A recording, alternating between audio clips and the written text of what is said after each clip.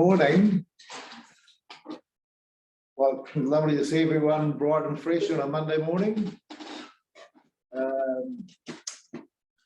So in terms of today, I'm just wondering whether any of the mana whenua would like to start us with a karakia. Manahiri Antoine has been doing it the last few times, but if anyone wanted to volunteer, turn your speak video on. No, okay, Antoine, you're up again, buddy. Hey, kia ora, Stephen, good to see you. Kia ora, David, o tira e mihi kawana kia koutou katoa. Just, I suppose one of these interesting things about doing this hybrid online is we probably need to just do a quick sound check. Can you hear me okay? Oh, that's great. Oh, the thumbs up, that's good. I should say too, to you, Mr. Chair, I'm always happy to start off the meetings with a karakia.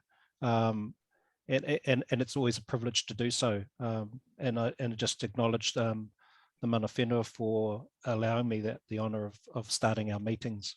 In Māoridom, there's if there was ever a race or there was ever positions, there's two most important, and that's the first and the last.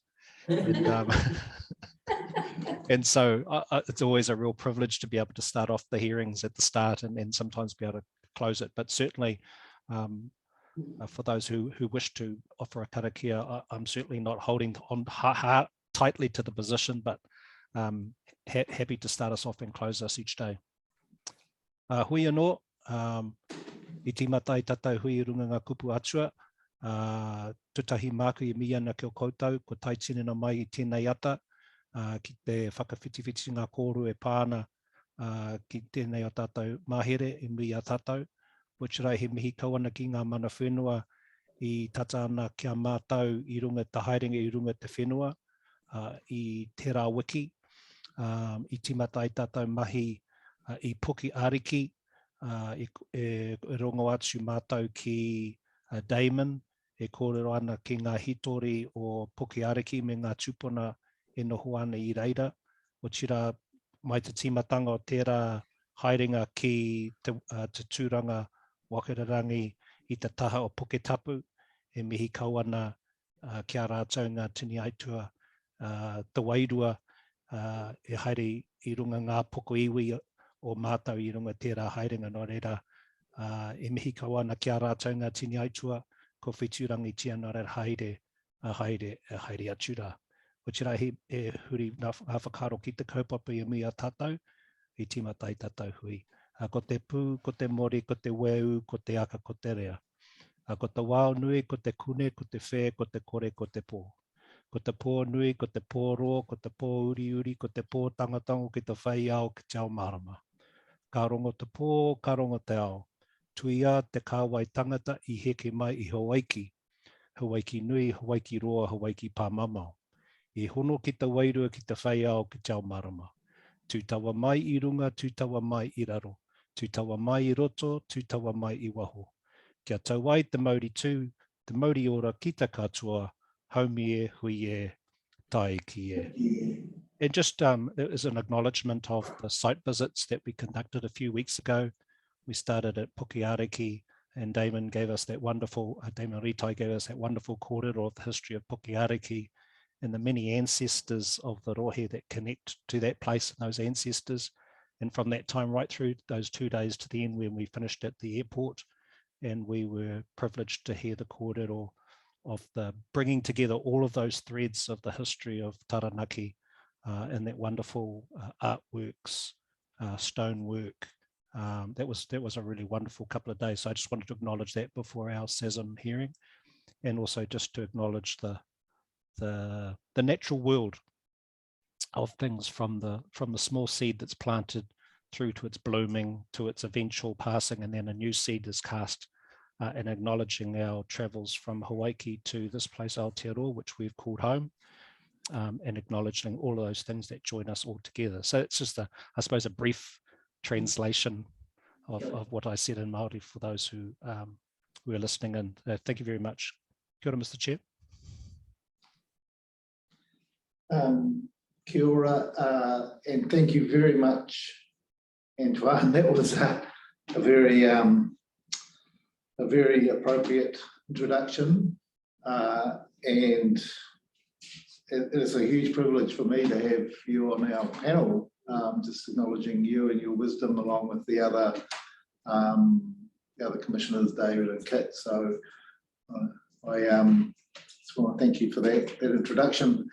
Right, I think we'll move now to just health and safety messages from Christine.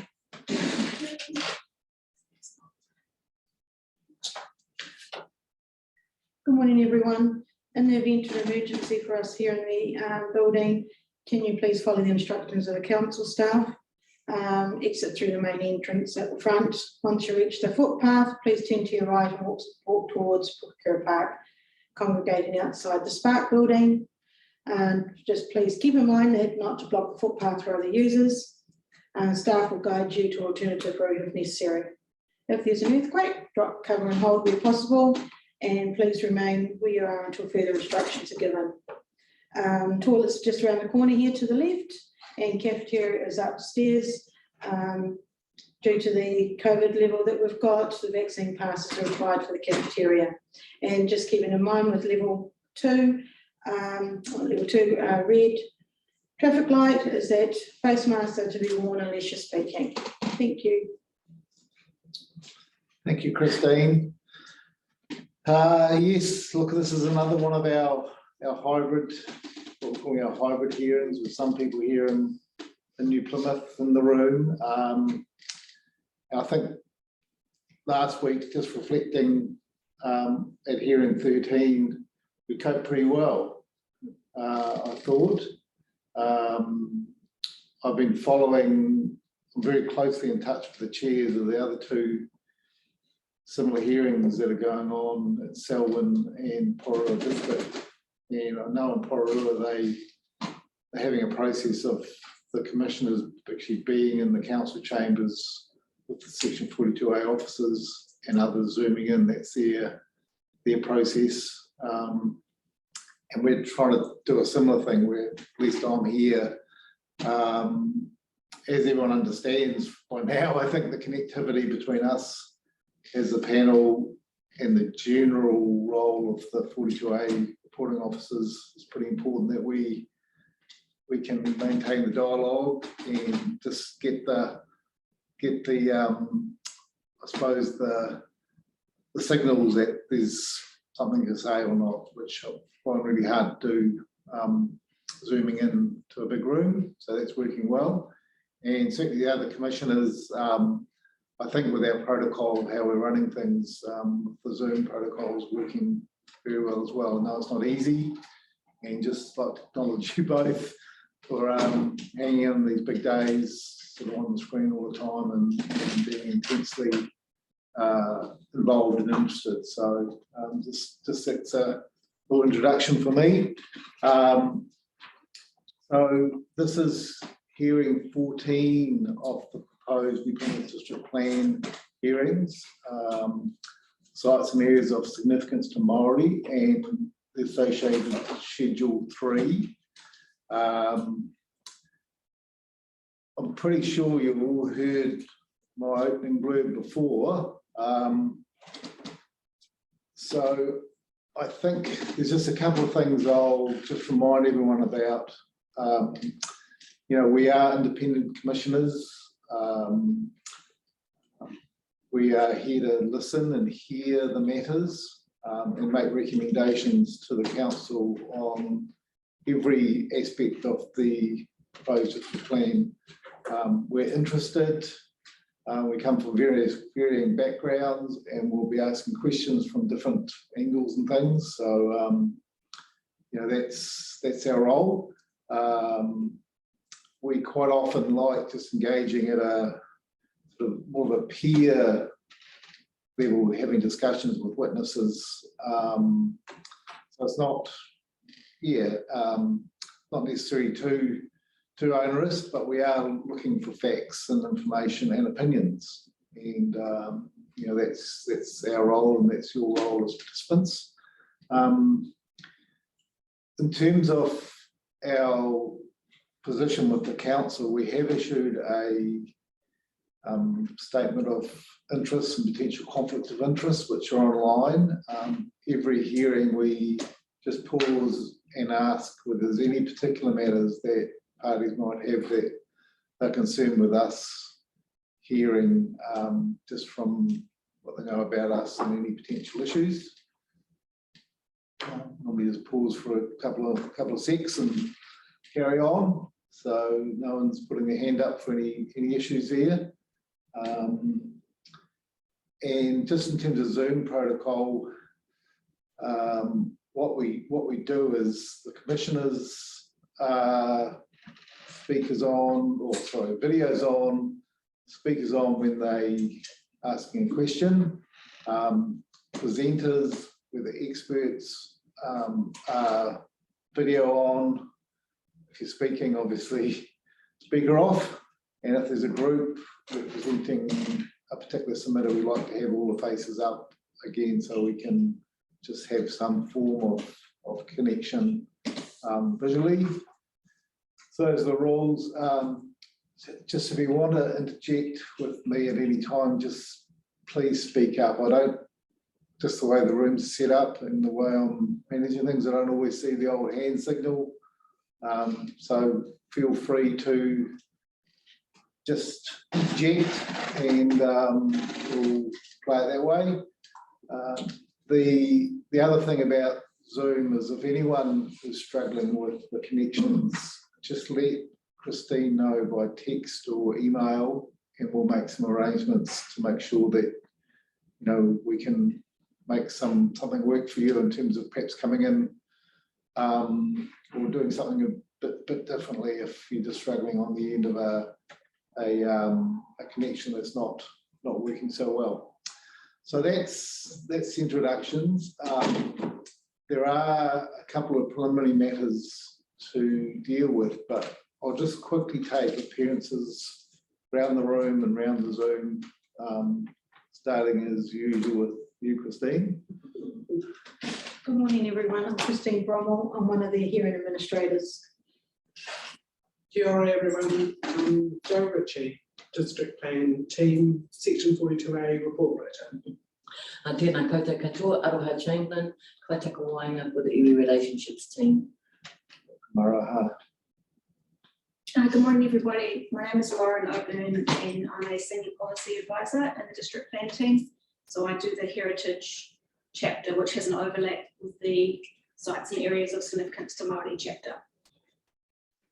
Kia ora everyone, my name is Sarah Edwards and I'm the District Plan Lead at the District Council.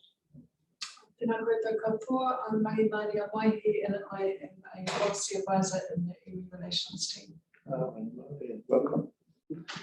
Yes, I should have introduced you earlier on, Antoine and David, but can you just say hello? Yes, good morning, everybody. David McMahon, Independent Commissioner and Planning Practitioner, based in Christchurch these days. Wellington, formerly Christchurch, coming up 11 years resident in Wellington, following the February 9th, 2011 earthquakes. So I moved up to Wellington and began the practice up there.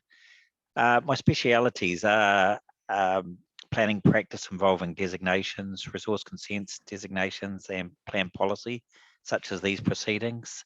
I've had a reasonable amount of experience in the historic heritage archaeological space, both as a practitioner and a decision maker, and really looking forward to the next 3 days. Thank you. Thank you, David. Antoine, I think we've had your intro. We know who you are. Yeah, it's always interesting introducing yourself about how many times now? It's about 7 or 8 times, and a few more to go, and trying to think of saying it slightly different. So perhaps I'll share some of my background in terms of cultural heritage. I was previously iwi Relations Manager in Auckland Regional Council, and worked on a number of kaitiakitanga projects across the Auckland region for a number of years, working quite closely with iwi and hapu, expressing kaitiakitanga. Also worked at what was Historic Places Trust. I was a heritage advisor north of Taupo up to Northland, and contrary to popular belief, I actually was an historic heritage advisor, and I specialised in World War II structures. So that might be something you don't know about me. So I had a bit of fun running around looking at pillboxes and marching yards and things around the North Island. I also obviously worked with my hapu and my iwi and tauranga, prepared a review of 126 sites for the Tauranga district plan a few years ago and helped facilitating the resolution of all the appeals. And have worked in New Plymouth on a couple of plan changes, plan change 40 and I think 43 from memory, and that included Ngāti Rahiri's, I think 86 sites, which they were proposing to include in the plan. So that's in the operative district plan as we currently see it, and some work on the definitions. And have worked both in the North Island and the South Island with a number of iwi in regards to cultural assessments, cultural values assessments, and mediation with landowners. So yeah, good to be part of this hearing. These types of hearings are always a highlight for me and really interesting. Thank you. Thank you, Antoine. Marlene, you're first off the rank in terms of others on the Zoom. Kia ora. Sorry, my camera seems to have given up the ghost today. Marlene Benson here on behalf of Turunanga o Ngāti Mutunga. We're appearing on Wednesday. Kia ora. Well, Marlene. Keith.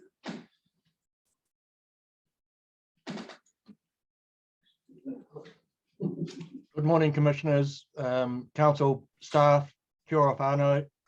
Keith Holswich, Ngāti Rahiri. I'm just zooming in today. We'll be presenting after lunch on Tuesday.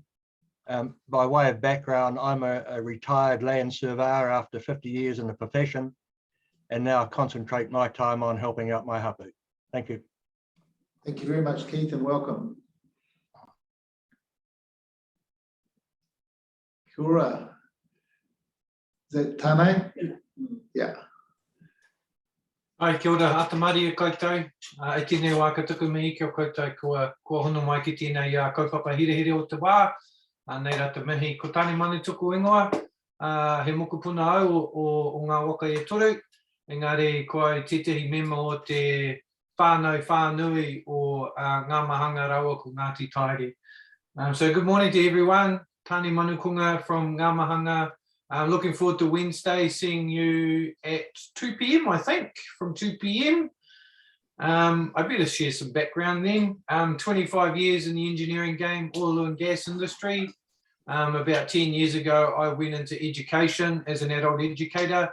I'm now a project manager for an environmental education kaupapa called Te Ara Taiao. Ai, ko ai tērā, mihi ana. All right, Hillary, welcome.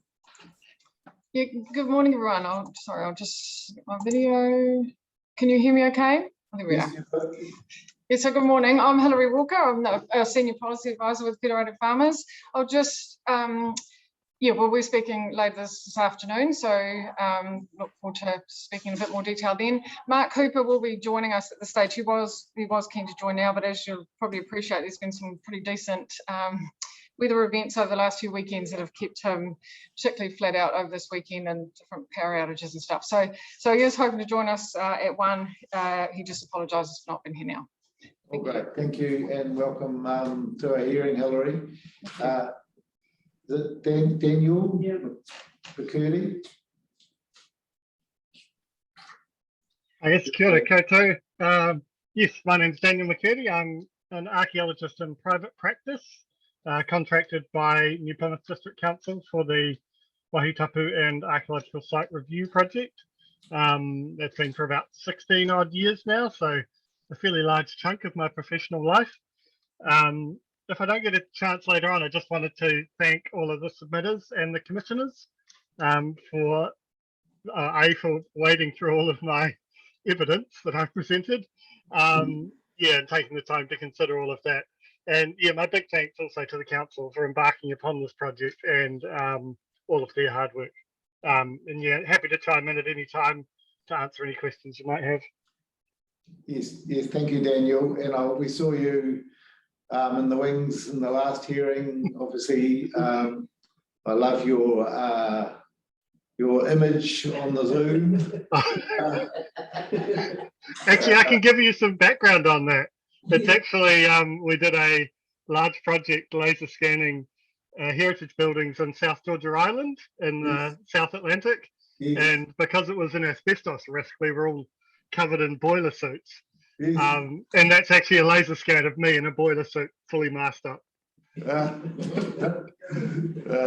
I knew there'd be a story behind that somehow. And yes, a big welcome to you, and we'll be hearing quite a bit from you through the hearing. So thank you, Daniel. Kia ora, thank you. Right, I think it's Maria. Kia ora koutou, ko Mari Hokupera tokunga. I'm a environmental planner for Te Kahui o Taranaki and presenting on Wednesday. Yes, well, welcome again, Maria. Dean from Heritage New Zealand. Tēnā koutou katoa, ko Dean Raymond tōku ingoa. So I'm a planner working at Heritage New Zealand, and I'll be speaking to some evidence. I think it's this afternoon. Kia ora. Okay, Sarah Marco.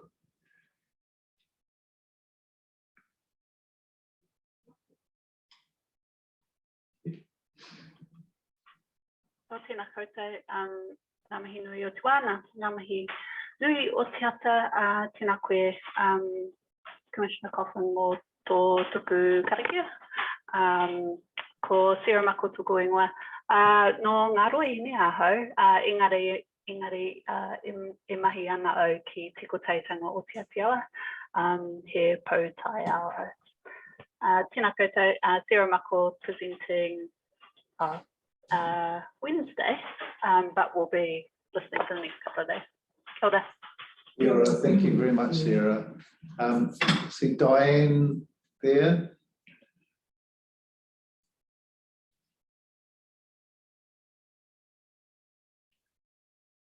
Diane, would you like to introduce yourself? I may have wandered away. Lauren, you're the last one I can see on my screen.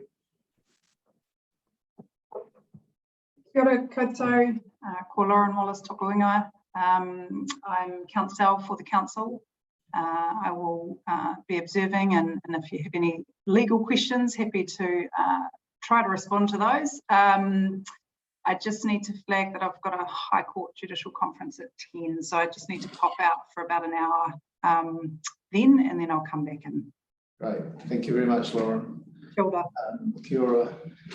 And look, before we get into things, just a little bit of background about my experience in this area of practice.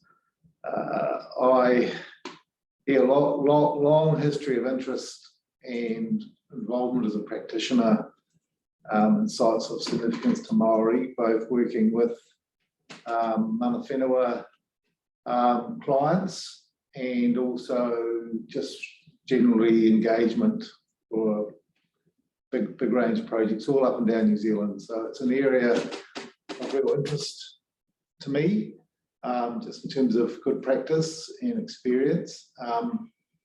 In Tāne, I'll need to come and pick your brains at some stage, because I am just currently establishing a charitable trust in Hawke's Bay around the Cape Sanctuary, which is a predator-proof area on Cape Kanapas. It's a private sort of thing I'm doing out of interest with the mana whenua there, and working with Ngā Whenua Rāhui, potentially feel very closely in terms of setting up an education trust where people can come, children and other people of all ages, for maybe a couple of days to stay in camp there and see the conservation efforts that are going on. So with your environmental education background at some stage, when we finish this process, so I'll probably come and knock on your door and have a chat. So that's just a just a bit of history. In terms of these sort of processes, I was on the Christchurch Independent Hearing Panel when Christchurch City had to revamp their whole plan post-earthquake. It was called a replacement district plan because obviously all their zones changed and they had a red zone and they had all sorts of issues. But this topic was a significant feature of those hearings and that plan. I wasn't on the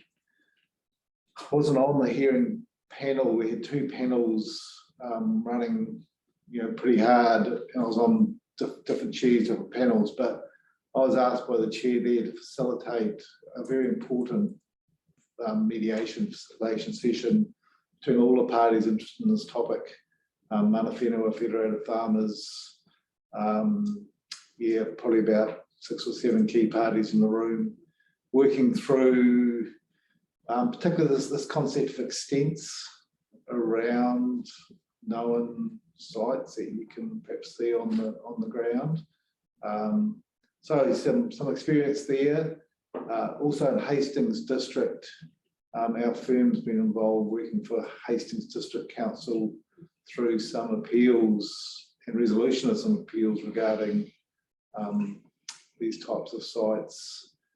Just very recent couple of decisions from Judge Thompson, again about the issue of how sites can be appropriately recognised, but other interests recognised as well, just that have got ownership or other interests in some of these sites. So I'm certainly very cognizant of those recent planning processes, and I know we'll look at the Taranaki situation very closely, and I think there's been a huge amount of work been put in by lots and lots of people, submitters, council team. So I just want to acknowledge everyone's efforts in coming forward and helping us towards working out a good decision about this topic.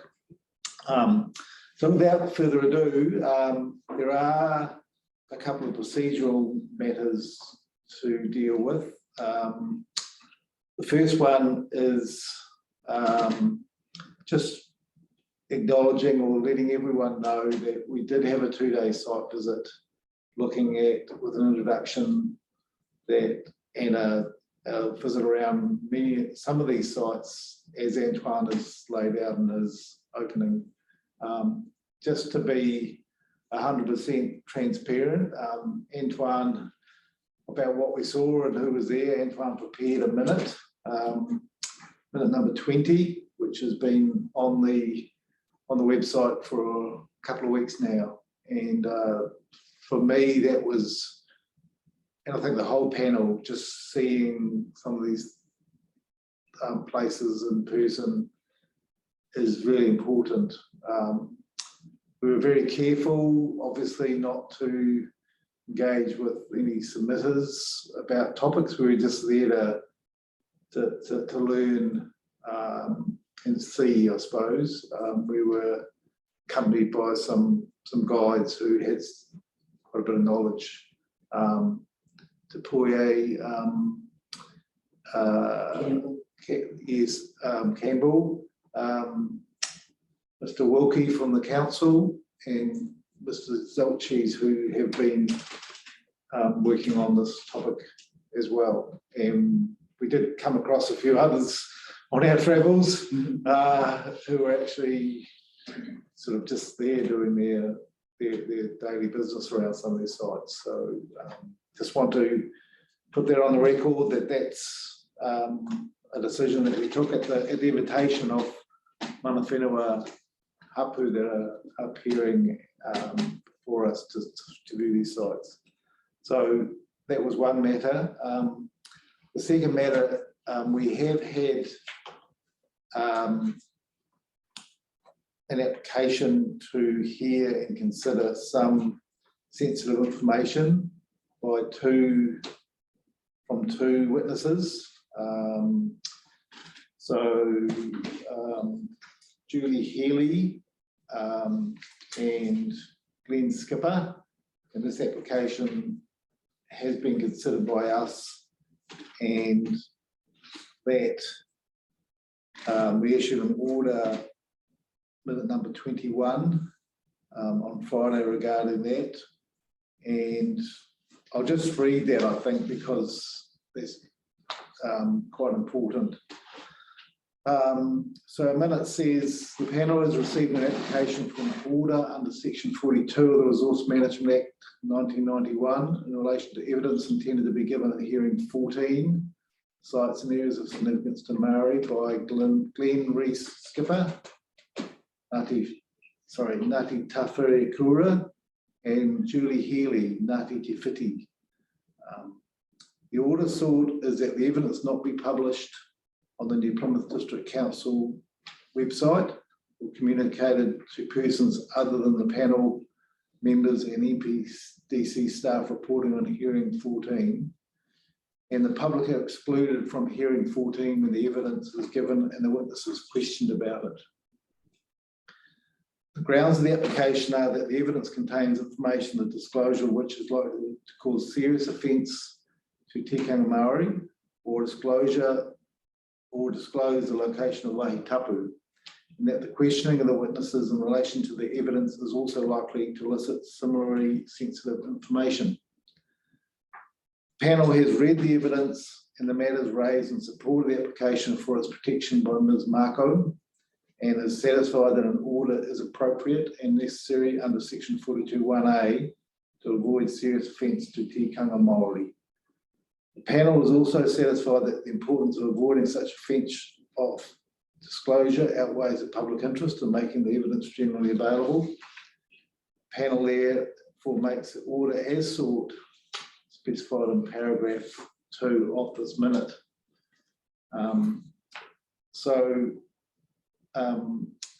These 2 pieces of evidence are in 2 parts. There's a part A that each of the witnesses will be able to give in open session. Each of them has a part 2, and when we come to those witnesses, I think on day 3, so on Wednesday, we'll just have to put in place the right arrangements to implement that order. All right, I hope that's clear. Any questions from any of the parties about either of those 2 matters before we proceed? My glasses on to see. All right, thank you. Well, I think we've come to the time now that Joe, you're on stage, so we'll just hand over to you to take us through the presentation on the 42A report. Kia ora, thank you, Commissioner Dash.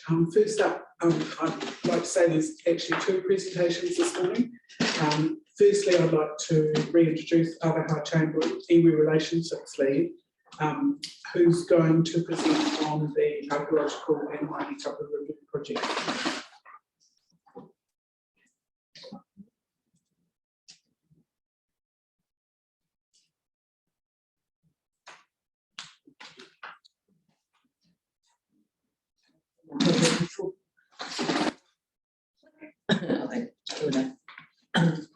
Tuia I runga I ranganui e tūnei, tuia I raro I a papa e takoto ake nei. Tuia iho te motu ngā hiri o tāne te waiora, tuia iho kia tangaroa te whatu o te moana e tuia rā taku kaha nei. Tuia ki uta, tuia ki tai, tuia kia rātou kua wehe atu ki te pō uri uri, ki te pō tango tango, ki te pō o te atu ki te pō. No koutou, te mana, te ihi, te wehe, te tapu, I uta, I tai, I te puke puke, I te mānia. I te tai ao e pakanga tia nei, kia tū, kia ora, hei taonga tuku iho, mā te uki whaimuri ka te ake rā tihei mauri ora. I just wanted to kōrero that mihi, which was given to us as part of our, as an introduction to the Mana Whenua Mana Moana position paper that was developed as part of the coastal strategy.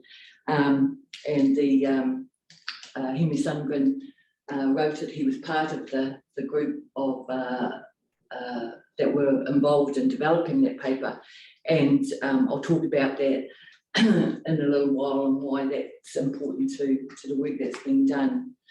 Tuatahi he mihi mahana ki a koutou, i ngā kai komihana o te taiao, tēnā koe Stephen, te matu o te roku komihana, ki a koe Ngāti Rangi Nui, me Ngāti Raukawa Antoine, ki a koe hoki David.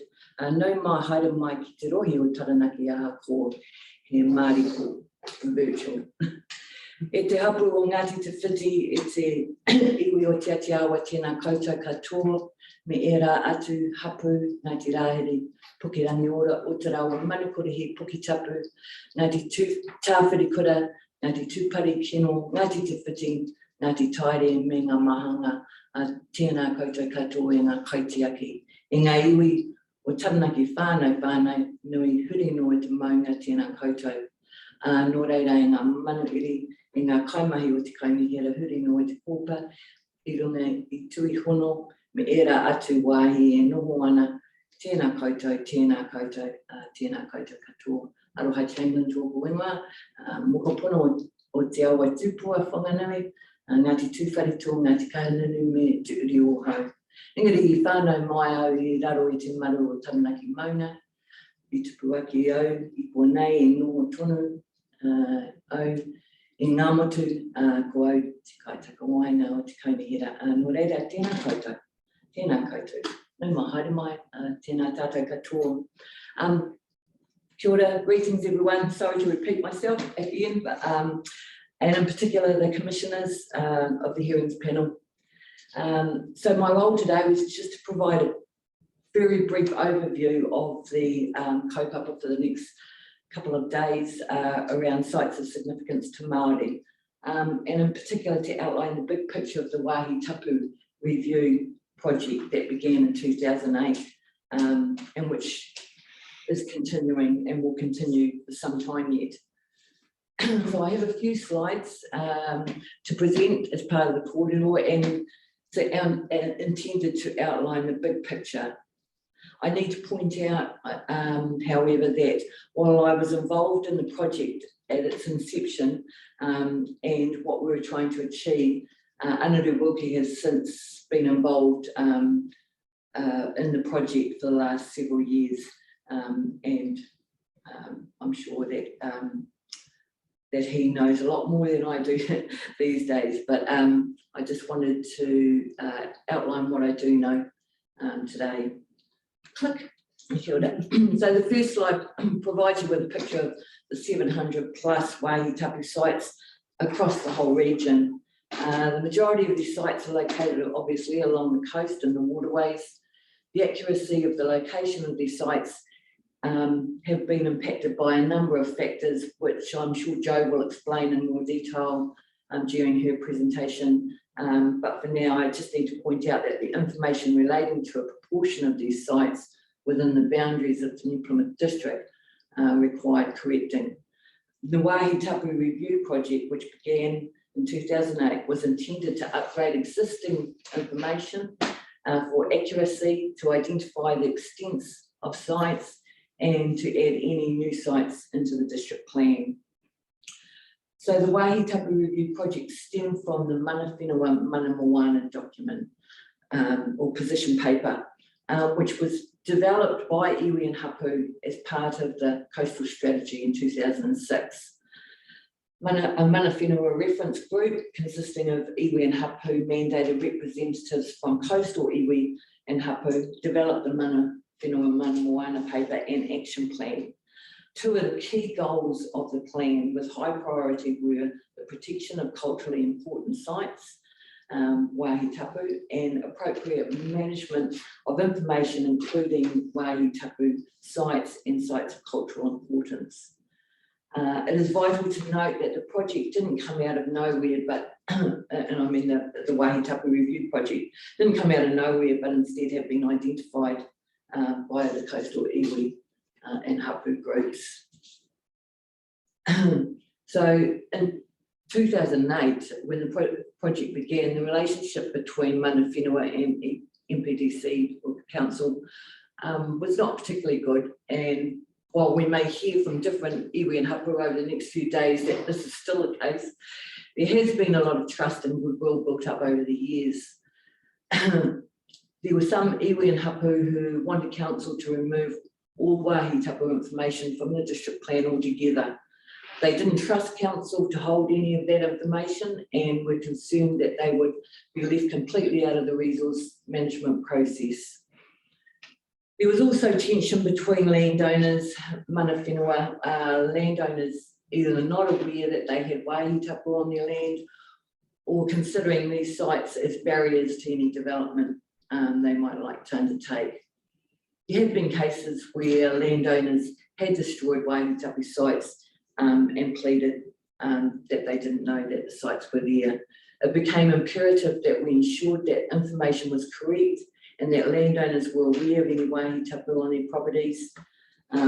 Unfortunately, there is not enough time to go into all the detail about the many issues that were on the table at that time. The Wāhi Tapu Review project formally began, and I need to reiterate that the project is ongoing, so it's currently there is kind of no end point.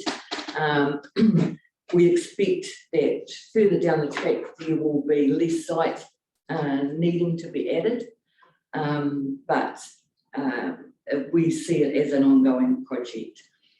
The combination of iwi and hapu involvement in not only providing that information but participation and engagement with landowners has laid a foundation for much better relationships and hopefully a new level of understanding and appreciation by the landowners regarding the importance of the wāhi tapu sites. Click. So this diagram above shows the various stages of the project for each of the iwi and hapu, and we've probably moved on a little bit since this, but roughly where we currently sit. There's some iwi and hapu haven't really even begun to identify their sites. So we expect that the number of existing and new sites will increase quite a bit. So to finalise, I guess, this overview. Araha, can we just pause back on that? Sorry, yeah. And just get a, if you could just take us through in a bit more detail about where each of the hapu are at and just a little bit of an overview. Yep, so there's various stages, I guess, to the process, and represented by each of those 4 boxes there. So the archaeological assessments completed by Dan, then the verification by the iwi and hapu of those assessments. So they have to go through and check that the information is correct. Pre-notification and consultation with landowners. So this is around getting in touch with the landowners, going on site visits. I'm not sure every site gets a visit, but certain ones do, depending on, I guess, the level of information that it has been given, how, whether there's, how much evidence there already is for iwi and hapu. You know, some of these sites have been identified a long time ago, and so there's sort of no question about those sites. But there's others maybe with less information or evidence provided. And then the idea is to have a plan change process for the iwi and hapu to ensure that those sites are put into our district plan. Also, of course, as part of this, it's identifying not just the site and the correct location, but the extent of the site. So when it comes to the assessments, Waiu and Hapu, that, you know, that does take quite some time. The whole process takes a lot of time, I guess, at the end of the day. And we've got a number of groups there at different stages, and that's normally, or that has been in the past, sort of relating to the level of resourcing from those hapu or iwi, how much time and effort that they can apply to their sites at any particular time. Some of them, like Ngāti Rāhui, who have some members who are very au fait with this type of process, have moved more quickly than maybe others with less capacity.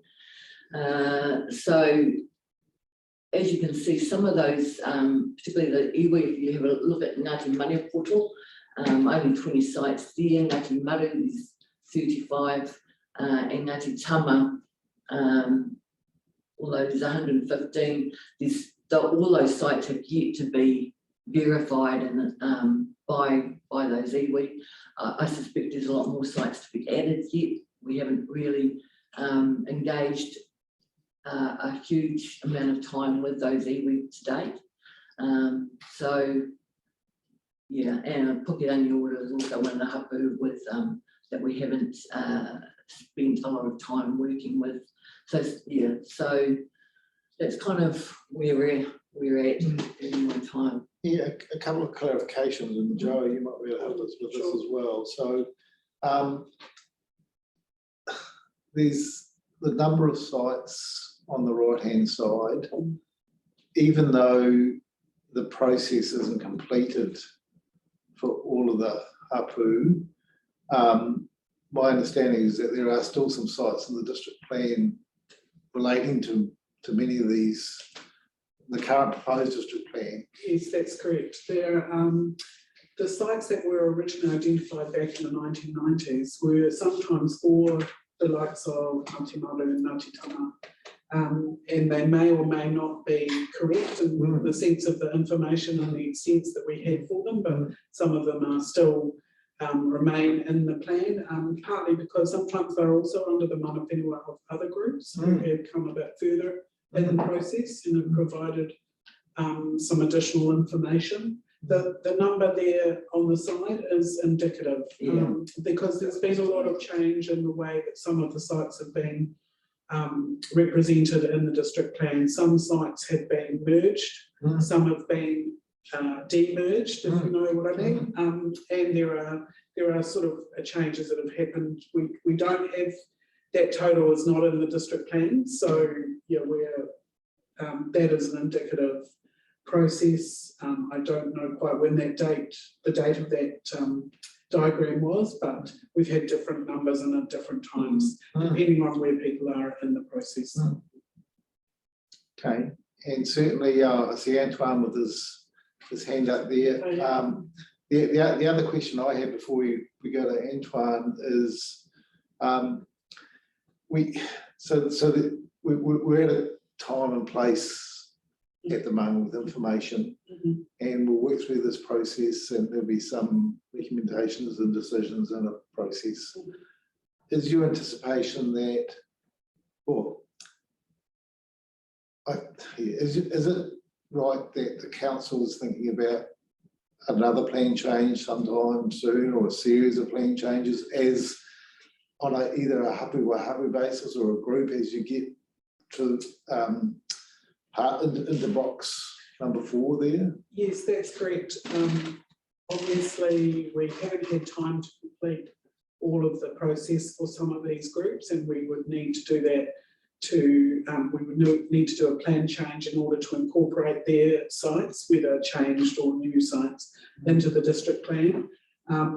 There's also the fact that we have identified that we've waited, and iwi and hapu have waited a long time for this last tranche of information to go into the district plan because of various reasons, and it is a little bit probably disappointing to them to have to wait so long between district plan reviews for the sites to be updated and the information updated, etc. It's also, you know, in my view, a bit of a natural justice issue, not just for them, but for the landowners who probably need that information. So our intention, and it's supported by at least a couple of the iwi that we do ongoing plan changes as often as we can to try and get some of this information incorporated into the district plan following this process. Yeah. Antoine. Hey, thank you, Mr. Chair. I had two questions. The second one of them has just been answered, just in terms of what we're considering now and what might be considered a little bit later in terms of plan changes for those sites that are being worked through. My first question was just wanting to understand, not specifically about the 1444 number, but the assumption I've made was that that number of sites which are in various stages of being assessed would also include some of the sites that are already in the operative district plan. Is that correct? That's correct, yes. Okay. So it's, I don't want to focus on the 1444 and how that correlates with the numbers that we have in the section 42A report. That's not necessary, I don't think, but just getting a feel for, there's a number of sites being identified by iwi and hapu. There's been archaeological assessments. That process is ongoing in terms of consultation with the landowners.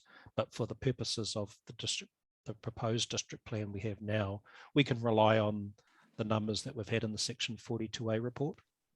Yes, that's correct. Yeah, those are the most up to date. Thank you. Stephen, just through you. Yes. Just a further question from me, Joe, and I don't want to put you on the spot. Do you have any sense of the timing in terms of any additional first schedule process, such as a plan change or variation, or is that yet to be determined? It's yet to be determined. Obviously, we would really like to engage with the groups that have not yet had any part in this process for various reasons. And we would probably identify Pukerangi Ora Hapu as one of those first cabs off the rank, if that could be given that term. But there are obviously, we've got Ngāti Maru waiting in the wings. They've just done their treaty settlement, as you'll be aware, and they are probably getting ready to get this process also underway. Yes. Just a supplementary question. And again, like Commissioner Coffin, I don't want to get bogged down in the numbers. But based on the 42A report, there's roughly 1035 sites captured in the notified plan, which is around, again, I said I don't want to get bogged down in numbers, but it's around 300 additional sites over and above the operative plan. Presumably that includes also the 86 sites that were included in the plan change back in 2016, 2017? Yes, it does. Yes, and the balance of those, the difference between 86 minus 309, whatever that is, 200 and something, presumably that does take account of some of the other sites other than those put forward by Ngāti Rahiri in 2016. There are new sites for other groups in the district plan, yes. Yes, okay, right, okay. And that's all been part of the ongoing review associated with the Wāhi Tapu review process? Yes, that's correct. For instance, if I can use them as an example, Ngāti Mutunga were ready in 2017 and had done their yes, I read that. Yes. Consultation process, and we have just now incorporated their sites and corrected their sites in the proposed district plan. Yes, okay, that's good. Thank you for that context. That's very useful. Thank you, Stephen. Thank you. All right, I've got some other questions just about, yeah, I'll do it now. Look, my understanding in terms of practice, the new mapping tools and information and everything is just, it's a huge leap forward in terms of the ability to map more accurately some of these sites, Joe, and obviously Mr. McCurdy could address us on that as well, but Yes, is it a real absolutely. step change since the operative district plan It really days? is. I think if Mr. McCurdy could give you, you know, more information on it than me, but as I understand it, over time, the quality and the clarity of the information has, you know, improved enormously due to GPS equipment as much as anything, but also the ability to actually give GPS coordinates to, you know, sites and the shapes of sites and things. So yes, we've come a long way, I think, in the ability to present the sites, and especially on the E-plan, when you can see them, they're very clear, and it's clear the extent and it's where there's an extent. So we have come a long way. There are still constraints on the technology. I checked after Mr. Coffin's question last week, I checked as to whether we could represent a different size of archaeological site as opposed to a certain site. It is technically feasible, I understand, but it would require a huge amount of work to configure the sites differently to be represented on the district plan. So, Yeah, I'm hearing from that, certainly not in our time frame we're well, working to. maybe, yeah, that's right. Yes. Okay. Well, I've got quite a few quick, just some questions for Dan when we get to Mr. McCurdy. So thank you, Aroha. And look, one last question from me.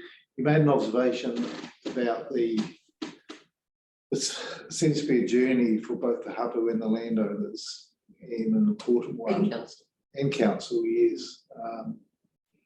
So we're making progress there, I think you're saying? I think so.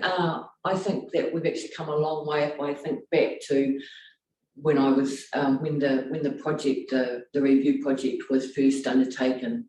And I think that the relationships and the trust has built up, well, I would say more so with between iwi and hapu and council, because they are comfortable with the waihi tapu being in our district plan, whereas previously they weren't, some of them were not keen on that idea. And I just think that the way that we've worked with iwi and hapu, we have tried to be as flexible. We are a local government at the end of the day, but we have tried to be as flexible as we can in order to accommodate their own capacity, because some of the constraints are with iwi and hapu, but some of the constraints are also with council. Yeah, so I think that the relationship has been and is continuously being built, and trust being raised between council and also landowners in iwi and hapu as well. And I, in particular, one particular iwi, you've seen the changes in that relationship within that community, because it's quite a small community, and it's been, I think, really good. I think both the landowners and the iwi would agree with that. So. Thank you for that. I'll just finalise my last slide there. So I think it is important to acknowledge that there have been, a number of problems with the process along the way, and we have made mistakes, but hopefully we'll learn from these. This project was never going to be easy, because we're talking about something so significant in terms of waihi tapu, that it was always going to be a challenging kaupapa, which is why the councils deal with waihi tapu differently. And I also think with your differing value systems, stretched resources, the arrival of COVID, and the restrictions that is placed on us, and changes in personnel and a host of other barriers, have all added to this demanding workload. So we will need to take stock with regard to the project once the proposed district plan has been adopted, and then we can move forward again. Our team, in terms of iwi relationships team, is kaitiaki, or owners of the sensitive information held here at council. We're currently working on a set of protocols to manage that information, and again we will sit down with iwi and hapu and talk through that they are comfortable about the way that we manage this information, and how decisions are made going forward. So we look forward to developing that set of tikanga for our organisation. Mō reira, tēnā koutou, tēnā koutou, tēnā tātou. Thank you very much, Araha. Commissioner Coffin's been waiting patiently there with his hand raised. No, that's fine. It was really for the end, so I was probably doing it early because I knew there was one last slide. My question is, and Aroha, apologies if you're not the right person to answer it, but it's in regards to the sensitive information, silent files, and I'm just interested in your perspective about how that's managed. I'm interested in the practical application of how, I don't like using the word silent files because that engenders that it's silent, but it's sensitive information in the way that that's carefully managed in the council. I'm interested in just how the internal process works. So we've seen, I think it's gone down from 16 down to 8 or 9 sites, I think, from memory. So it's not a great number of sites, but they're the kinds of sites where there's a lot of sensitivity. And so often you'll get in a process where something happens and it's, I wouldn't want to call it emergency management, but there's usually a time constraint, and then there's sensitivities, there's a number of different parties. And I know this came up in the earlier plan changes around that process, and I just want to check in to see if that's changed, or it's, because in the Section 42A report, it does mention protocols are being developed. There is some work going on. It'd be just good, a good sense of what that actually is. How does it work for council? Well, currently we're working on the protocols because we don't have, I don't think that we have anything set in concrete around how that information should be managed. And so to date, it's been very much that if it's sensitive information, identified as sensitive information, we do not give it out. However, we have been challenged through other processes, like you have the issue of Lagoima requests, and whether we should be providing, we have to provide that information as part of that process. And we haven't, but we need to be quite clear about what our legal responsibilities are, and what iwi and hapu are comfortable with us providing, if anything, in terms of sensitive information. I think that's one of the problems, is that there's no clear-cut understanding of what our legal obligations are, although there has been, I understand it, some work done in terms of asking for a legal opinion on that. But I don't think across the organisation we're very clear about what our legal obligations are, and also how iwi and hapu feel about providing information, sensitive information, if they know that it might then be open to access by third parties, I guess. So that's kind of what we're working on, Antoine. That's really helpful. I suppose the reason why I was, I suppose, sharing my personal view around silent files, there's actually no, if you give something to local government, there's no such thing as silent file. No.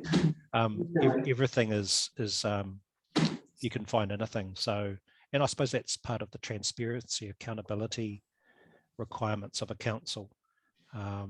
So I can, I can take it from what you've shared with us. There currently isn't a standard operating procedure at present, but that's something you're going to be working towards. Okay. Yes, that's exactly right. And Rangi, who's here today, her role is actually starting to look at the process and how that is managed. It is difficult because we need to have something in place so that everyone is on the same page. And also, as a council, I think when we get given information, regardless of whether it's sensitive or not, we tend to think of it as it's public information. If we have it, then everyone should have access to it. And that's not necessarily should be the case in terms of some of the information around Wāngi Tapu sites for sure. Yeah, I've certainly seen systems around the country that are reasonably sophisticated and they're sensitive to the types of information the council holds, the information obviously that the iwi o hapu or particular experts hold, and the process by which that's managed. So I've seen some quite sophisticated systems that do that, and they work quite adequately, mostly because there's usually a finite number of sites. So you're talking about a limited number of sites. So that's something that can be quite manageable and quite personable. And I think Mr. Holswich is on our line. I certainly remember Mr. Holswich setting out what the Ngāti Rahiri view was in regards to sensitive information. My memory's starting to fade me, but it seemed quite a sensible approach around, there's a trigger and much of the very sensitive information is held by the hapu, but there's a potential to have a relationship between the representatives and the landowner. So that sort of there's a closed loop of making sure that the landowner is in the know, and there's some process for developing an understanding about how those sites are managed. Yes. And you've got the plan. It's a little bit of sometimes a blunt instrument, but it certainly can really be helpful for triggering a process. Yeah, I thank you very much for that.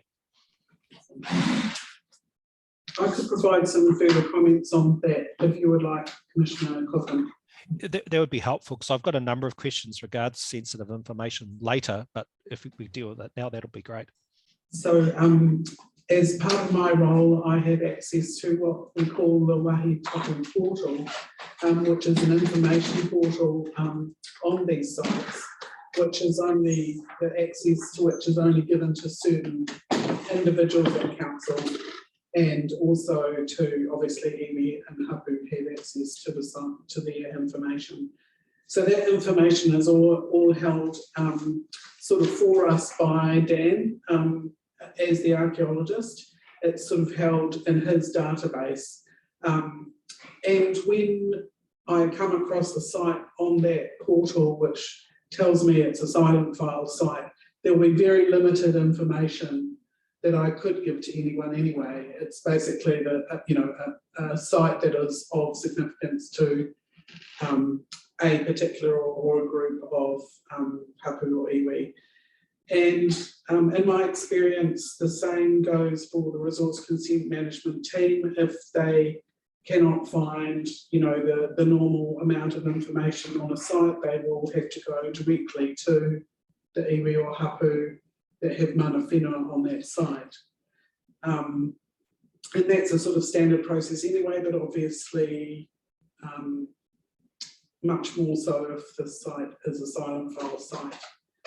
And the only other thing I'd say is that I think I might have said when I was talking about site visits a while back that if Dan is very well placed, obviously, given his oversight over the information, to know when there is sensitive information that may be available on the site that we wouldn't want to necessarily give out to people without asking for the permission of iwi and hapu. And that's usually what we do.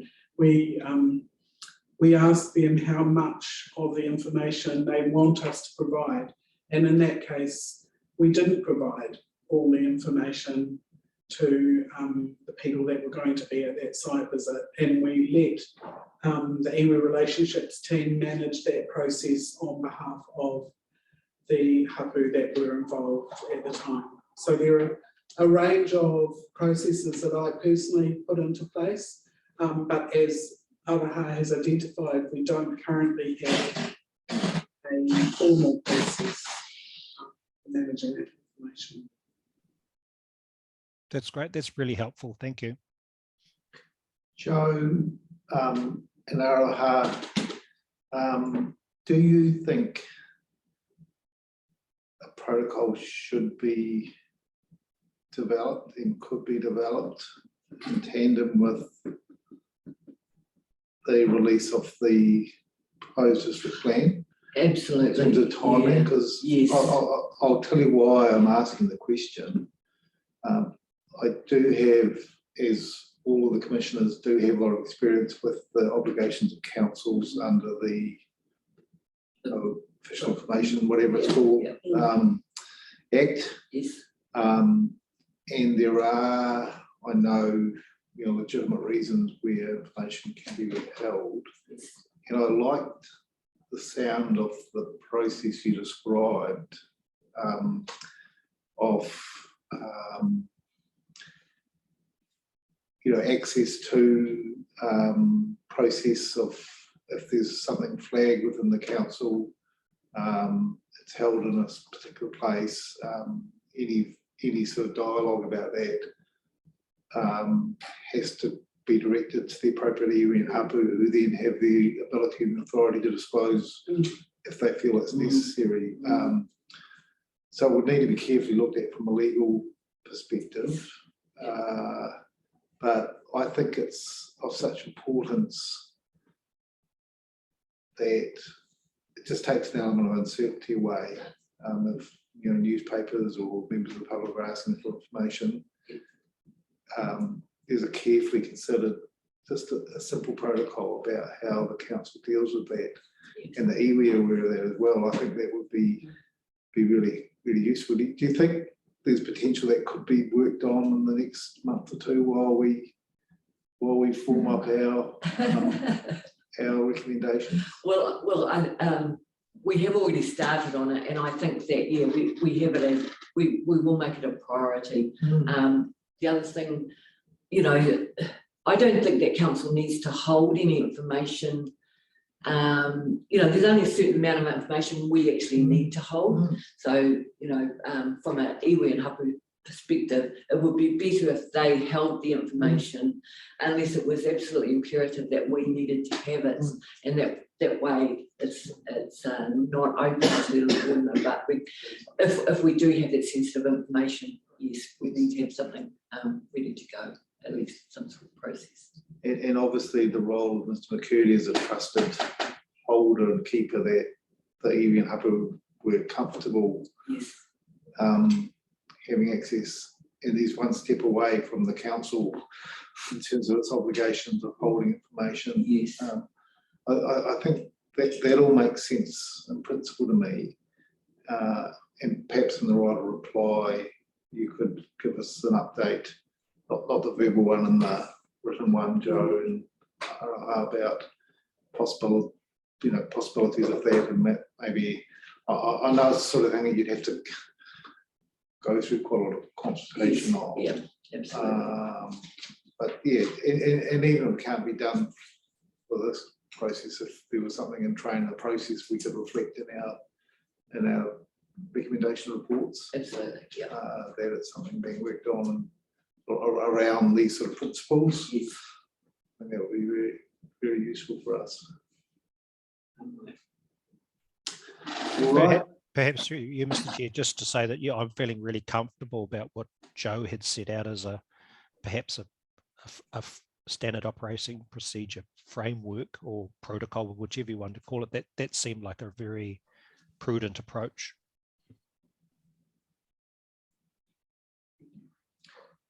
David, did you have any other questions for Aroha before we move on? Is there anything else you'd like to say, Aroha? It's been a really, really good introduction. And yes, we were quite clear on the pathway when, obviously it started a long time ago with the sites themselves, but in terms of recently being picked up by the council and the iwi and hapu, it's 15 years of work, or 14 years if I get my maths right, of focus work. And yes, so thank you very much.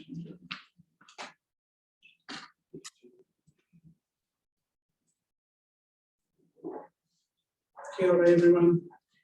We're here at hearing 14, sites and areas of significance to Māori. And I'd just like to make some opening remarks as the person who's been responsible for this work since I came to council in 2018.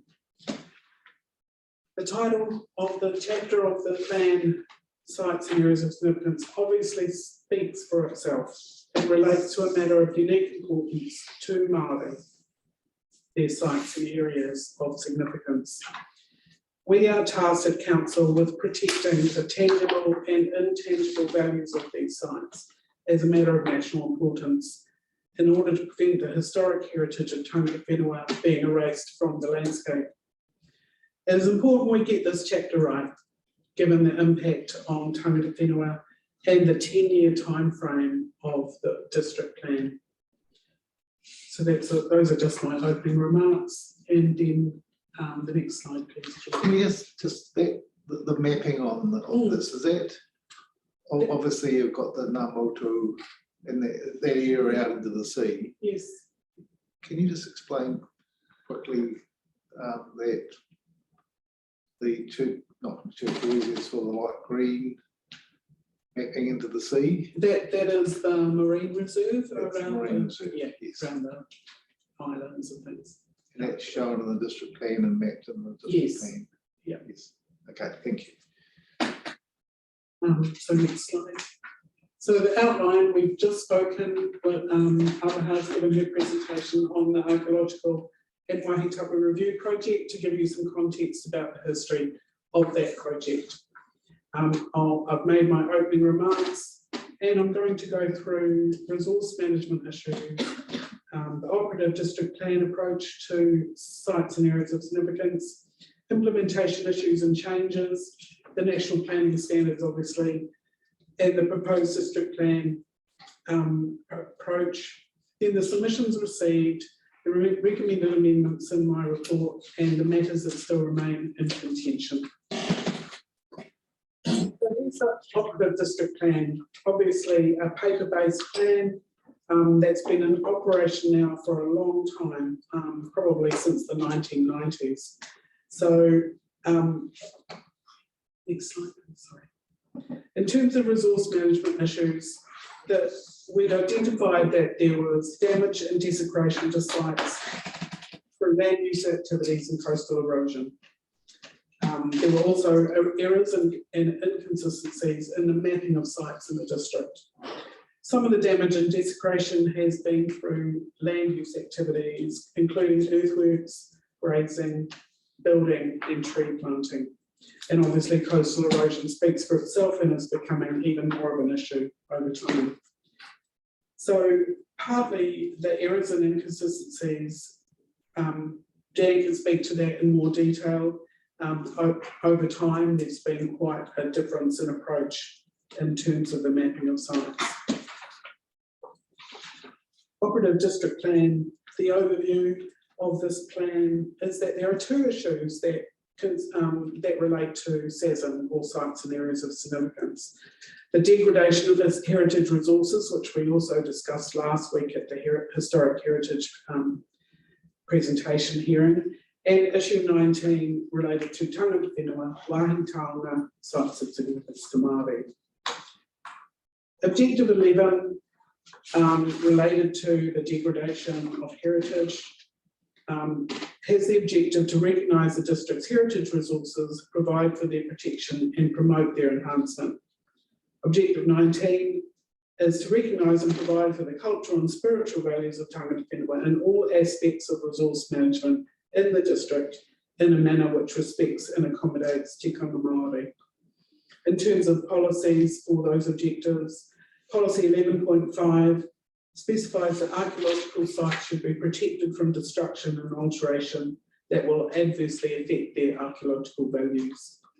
Policy 19.2, subdivision, land use or development should not adversely affect the relationship, culture or traditions that Tangata Whenua had with Waihi Taonga and or sites of significance to Māori. In terms of the rules in the operative district plan, there were four major ones. I'll just note again that the operative district plan doesn't refer to zones, it used environment areas or uses environment areas. In terms of erection of structures, there was several subsets. On any site in a rural industrial open space environment area within 50 metres, it was restricted discretionary activity status. On any site in a rural industrial open space environment area within 100 metres up to a maximum height of 10 metres, unless the environment area specified its lesser height, or it was the activity was for the erection of lines. And then the final one for erection of structures on any site in residential or business environment area, it was restricted discretionary, and noting that there was no trigger distance of 50 metres in the urban or residential or business environment areas. So you can see also excavation and filling and clearance of trees on or within 50 metres of the site, depending on environment areas, minor upgrading, where the notice of works was provided to mana whenua, and subdivision of an allotment containing a site where there is no smaller than the minimum lot size specified for a discretionary activity. Right, implementation issues. Obviously, the two major ones, the objectives and policies were considered to be quite generic. They lacked a lot of specificity and they needed to be stronger to properly provide for matters under the RMA. And there are several matters under the RMA that fall within this chapter specification. Two Section 6 matters, the relationship of Māori and their culture and traditions with their ancestral lands, water, sites, wāhi tapu and other taonga, and also the importance of historic heritage of archaeological and wāhi taonga sites. Section 7 of the Act is also important, maintenance and enhancement of amenity values and the quality of the environment and any finite characteristics of natural and physical resources. And Section 8, that the Council is required to take the principles of the Treaty of Waitangi into account. So the other implementation issue was that the age of information about the sites was old, it was uncertain, and it needed investigation and updating. So the 726 sites that were scheduled in Appendix 26 of the Operative District Plan, some of them date back to the 1990s. Joe, I wonder if we just pause there and see if there's any question on the operative plan. Land final, David.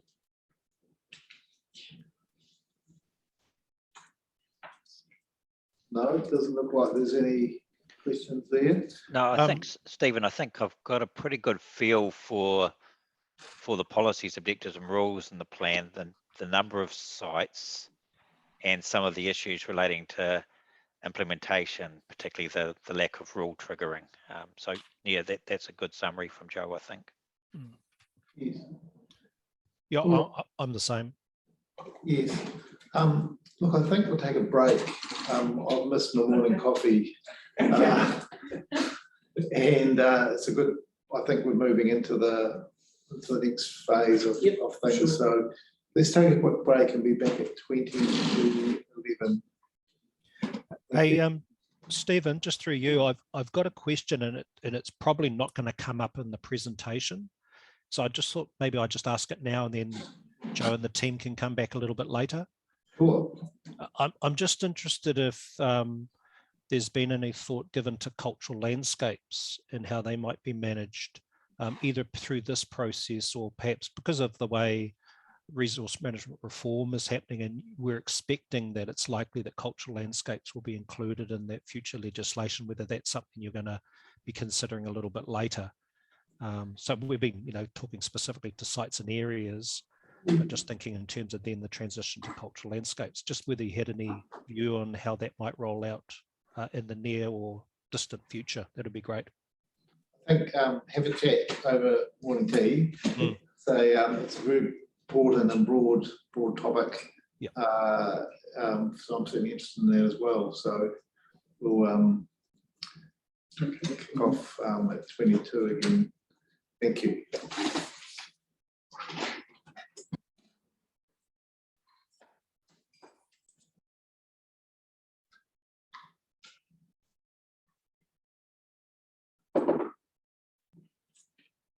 Just, yes.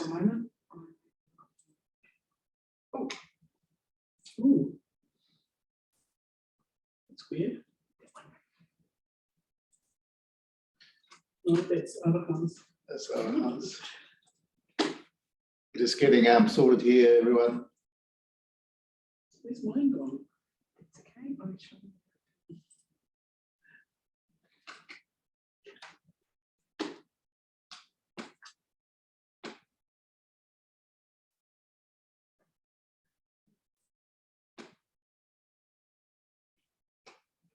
Final presentation right here at the bottom, second to the top.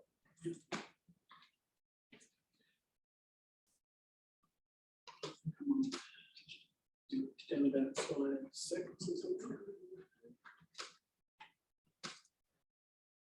Mr. Chair, I just think it probably prudent for me just to provide some apologies. One of the benefits of being at home is I get good service from the cafe just down the road. So just apologies, I'm going to be drinking cafe coffee in the next 5 minutes when it arrives. And sorry, I can't offer anybody else any coffee. I'd like to just say that is approved, Commissioner Coffin. No, seriously, I've still got my coffee from upstairs. I make a very hot coffee. So mine's still just getting back down to temperature here. Julie, can I ask about just this protocol for the masks? Noting both Joe and I, we've got glasses and we're faffing back and forth and talking quite a lot. What do you think? I have to wear glasses to see the screen. Should I just The keep rule is, faffing? well, it's in a public space, it's Yes. mandatory to wear a mask. Yes. But I do note that there are no public in here at the moment, so you may wish to exercise your judgment. Okay. If you don't care. I know that Joe and I will be talking quite a lot. So, You can take the mask off when you're addressing an audience, so Yes, I a question understand and that. answer session Yes. is probably appropriate. yes. Okay, we'll proceed on that basis, and we'll just see how we go. Yes, we've got to balance some practicalities with things, and we're certainly doing our very best. So, Joe, underway. Yep. Thank you, Commissioner. Commissioner Coffin, I've discussed the issue of cultural landscapes with some of my colleagues in the team. So what I understand is that initially they were intended to be a part of the Wahitapu review project.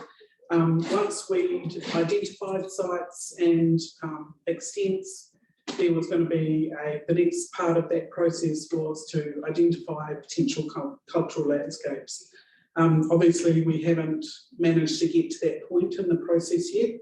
And we're thinking that probably we would need to, ideally it would be good to engage with the group called Ngā Kaitiaki to have that discussion, to talk about where they would see cultural landscapes occurring in the region or the district, and to discuss those before we can start to sort of prepare provisions or whatever for incorporation into the district plan. My feeling is, and the other members of my team would feel, it would probably be several years away before that could happen, given the time frame of the current district plan and the other work involved in continuing the site work for the district plan Wahitapu project. But yeah, that's the information I have to hand at the moment.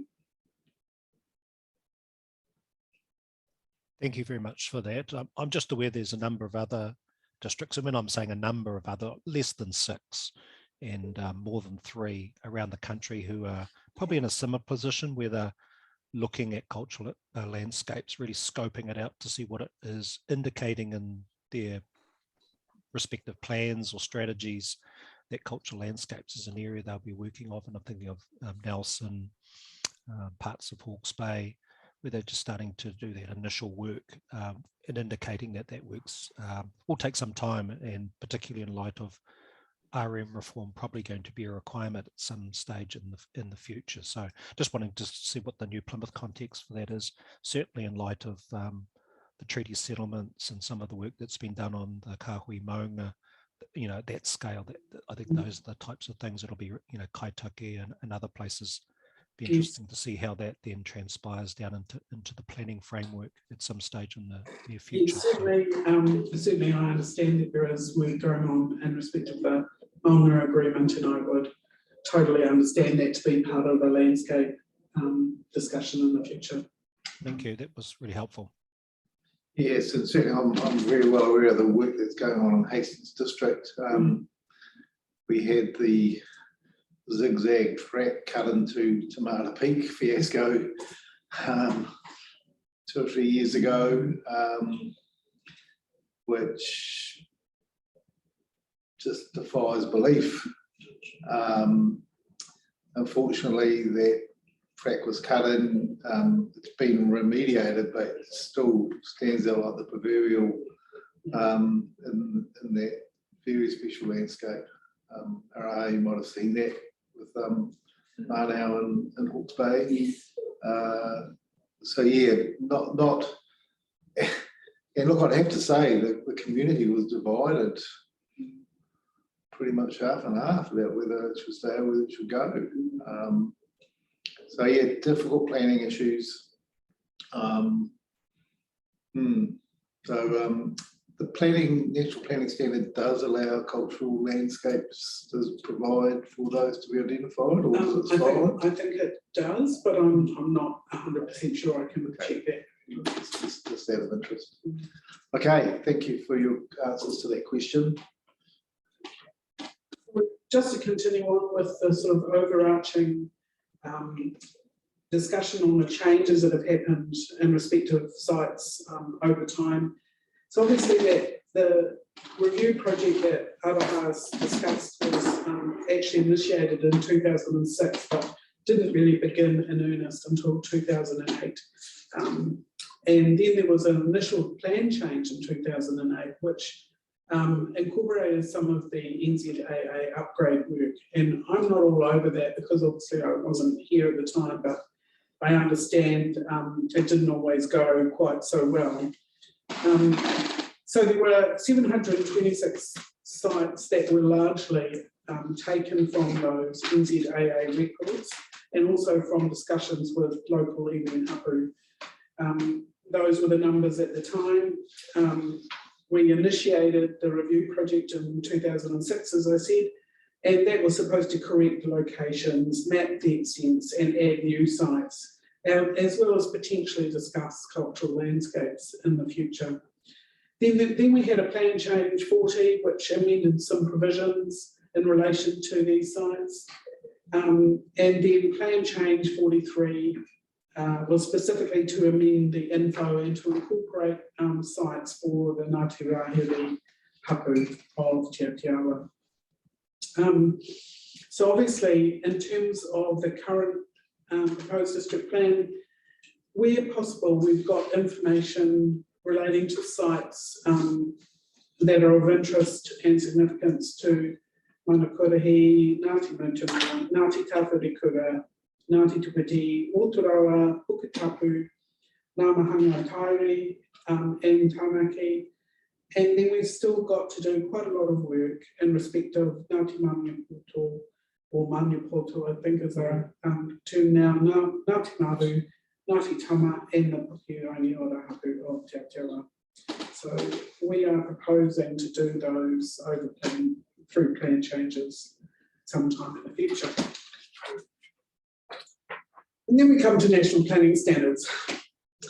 So the national planning standards changed the naming of these sites.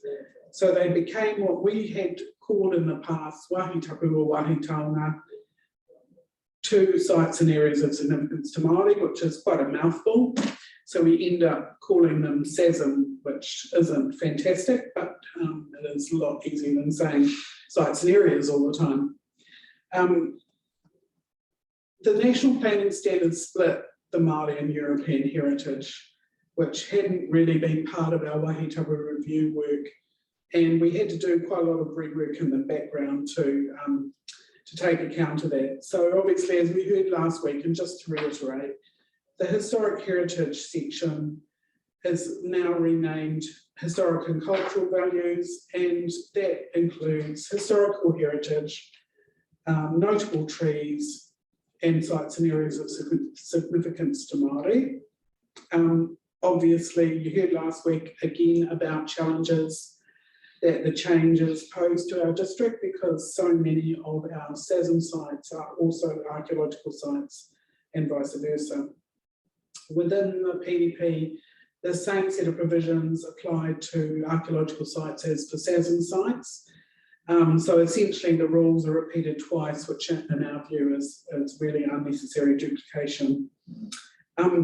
As we said last week, this approach was checked with the Ministry for the Environment, who was over the national planning standards at the time, and we checked with them the reason we did that, and they were happy with what we did. We explained that approximately 80% of the sites in Schedule 3 are both archaeological sites and SASM sites.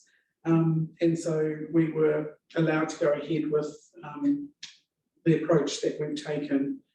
So it is a wee bit tricky though, obviously, because although the provisions for archaeological sites are located in the Historic Heritage chapter, the actual archaeological sites are shown in Schedule 3, which is also linked to my chapter. So it's a wee bit of a logistical challenge and also confusing to people. There were people who rang during notification to wonder why their archaeological site was of interest to Māori when it was actually just an archaeological site. So there's been confusion as a result of that change. Joe, you used the term that the Ministry for Environment were over the planning standards. Do you mean they were over them in terms of sick of them, or? No, I just mean they were that was the, you wouldn't have necessarily thought, but that was the entity, the Crown entity that we were discussing the national planning standards with. And obviously I arrived once I'd made these sort of decisions, and we were just grappling with the implications. So they weren't open to any further practical solutions at the time? My understanding is that we had submitted that this would be quite difficult for us to undertake or to achieve in terms of the proposed district plan. My understanding is that they did not accept our submission and just maintained their proposal to split the two parts of the historic and cultural values section. And so we just felt we had to obviously go ahead with that. And so we've done the best we could. In your experience, would it be unusual for a district to have 80% of their archaeological sites as SASMs?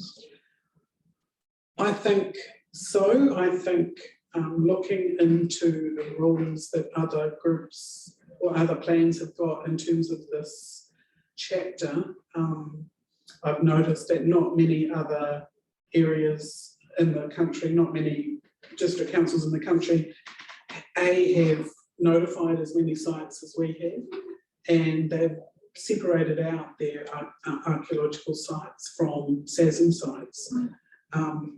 And I think that's just because they haven't completed the full task yet of identifying all of the values that are associated with some of the sites in their district. Okay.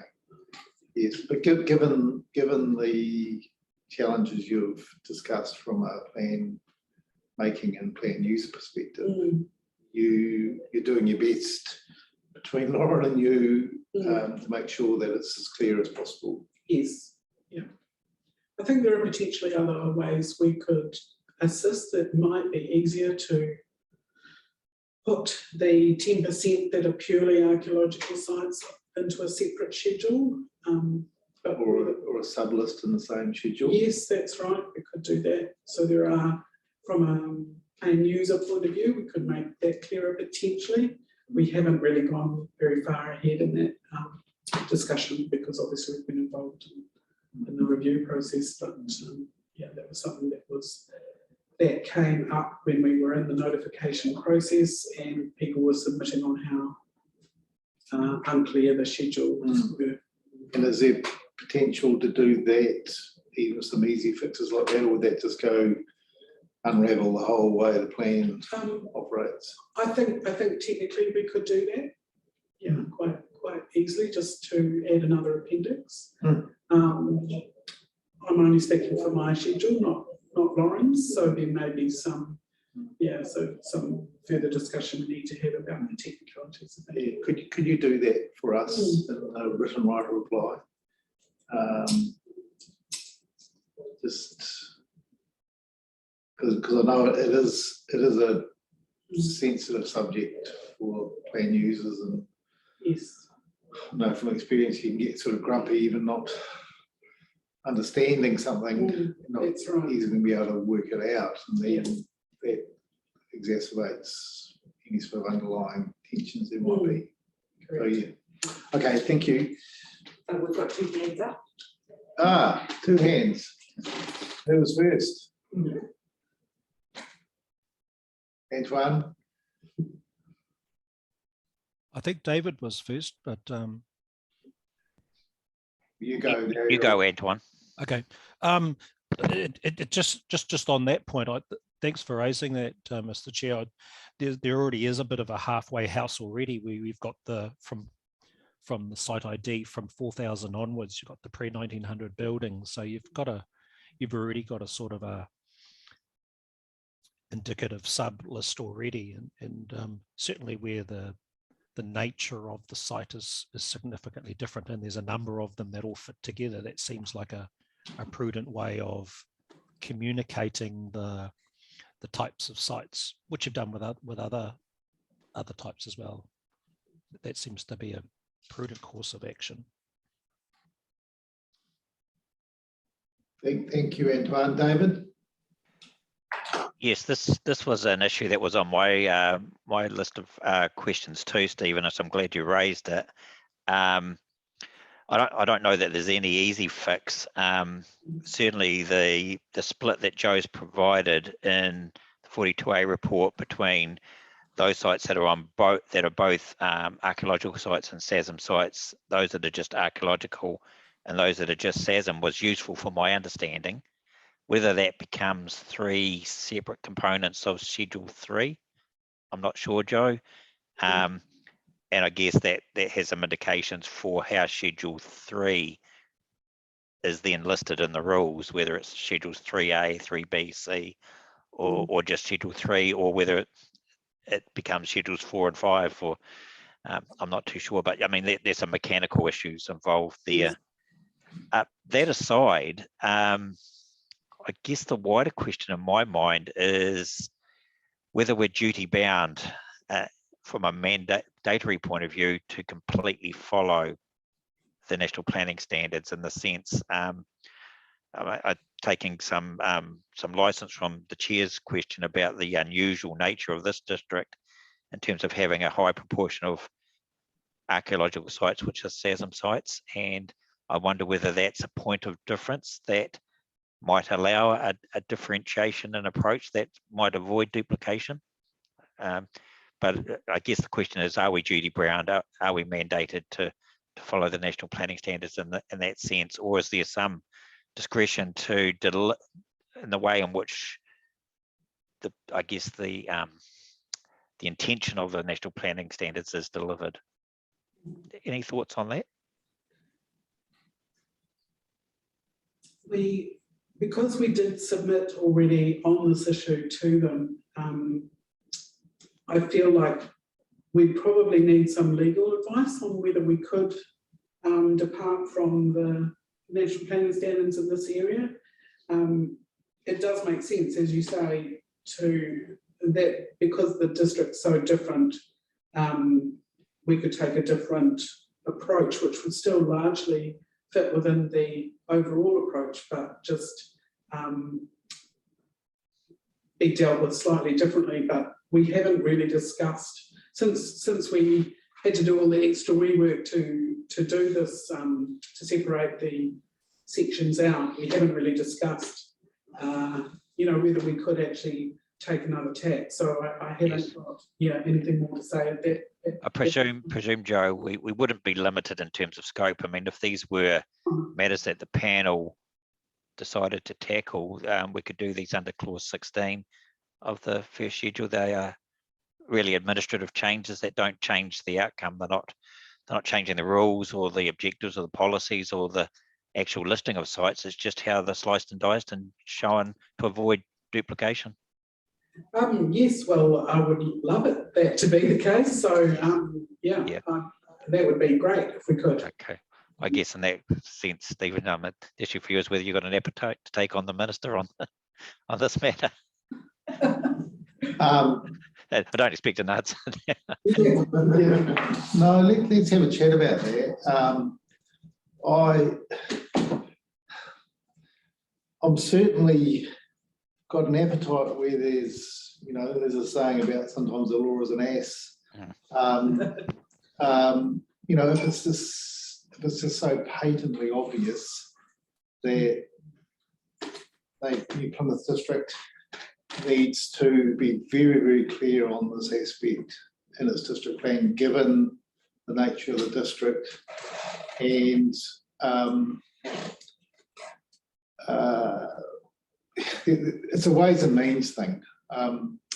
We may decide as a panel that we might approach MFE ourselves, given if we felt strongly enough of it. I would certainly like the panel to have an opinion on this matter from Lauren, just about what scope we might have. We seem to have, section 16 is one thing, but there seems to be scope to make things clearer. So I don't think we've got any problems with scope in terms of submissions. It's really just, national direction is national direction, and you normally have to stand up and kowtow. But yes, I think some analysis of that question and the panel's opportunities would be helpful, I think.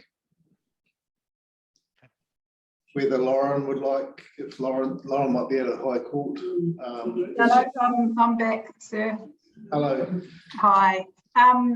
Yeah, look, happy to do that. I'm just having a quick look at the National Planning Standard now, and I mean, it's that same issue that we've had with all of the overlay chapters, where it directs that if you are dealing with historic heritage, it must go in that chapter, and if you are dealing with sites in areas of significance to Māori, it must go in the other chapter. It does say that any additional chapters to address other historical and cultural values are included. You can include that alphabetically, so there might be some scope there. And just in terms of a clause 16 variation, I mean, that is, correct minor errors. So we'd just have to be careful around, whether there is scope within that clause. Yes. Sort of fundamental structural change to the plan. Yes.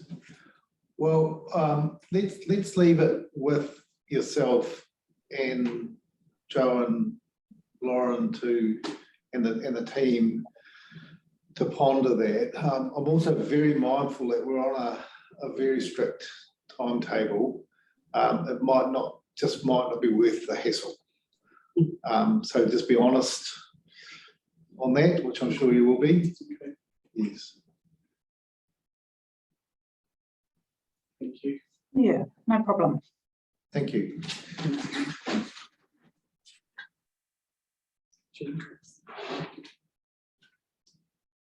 So the Waihi Tapu project introduced 309 new sites into the plan, and 374 sites had extents that were modified that had already been listed.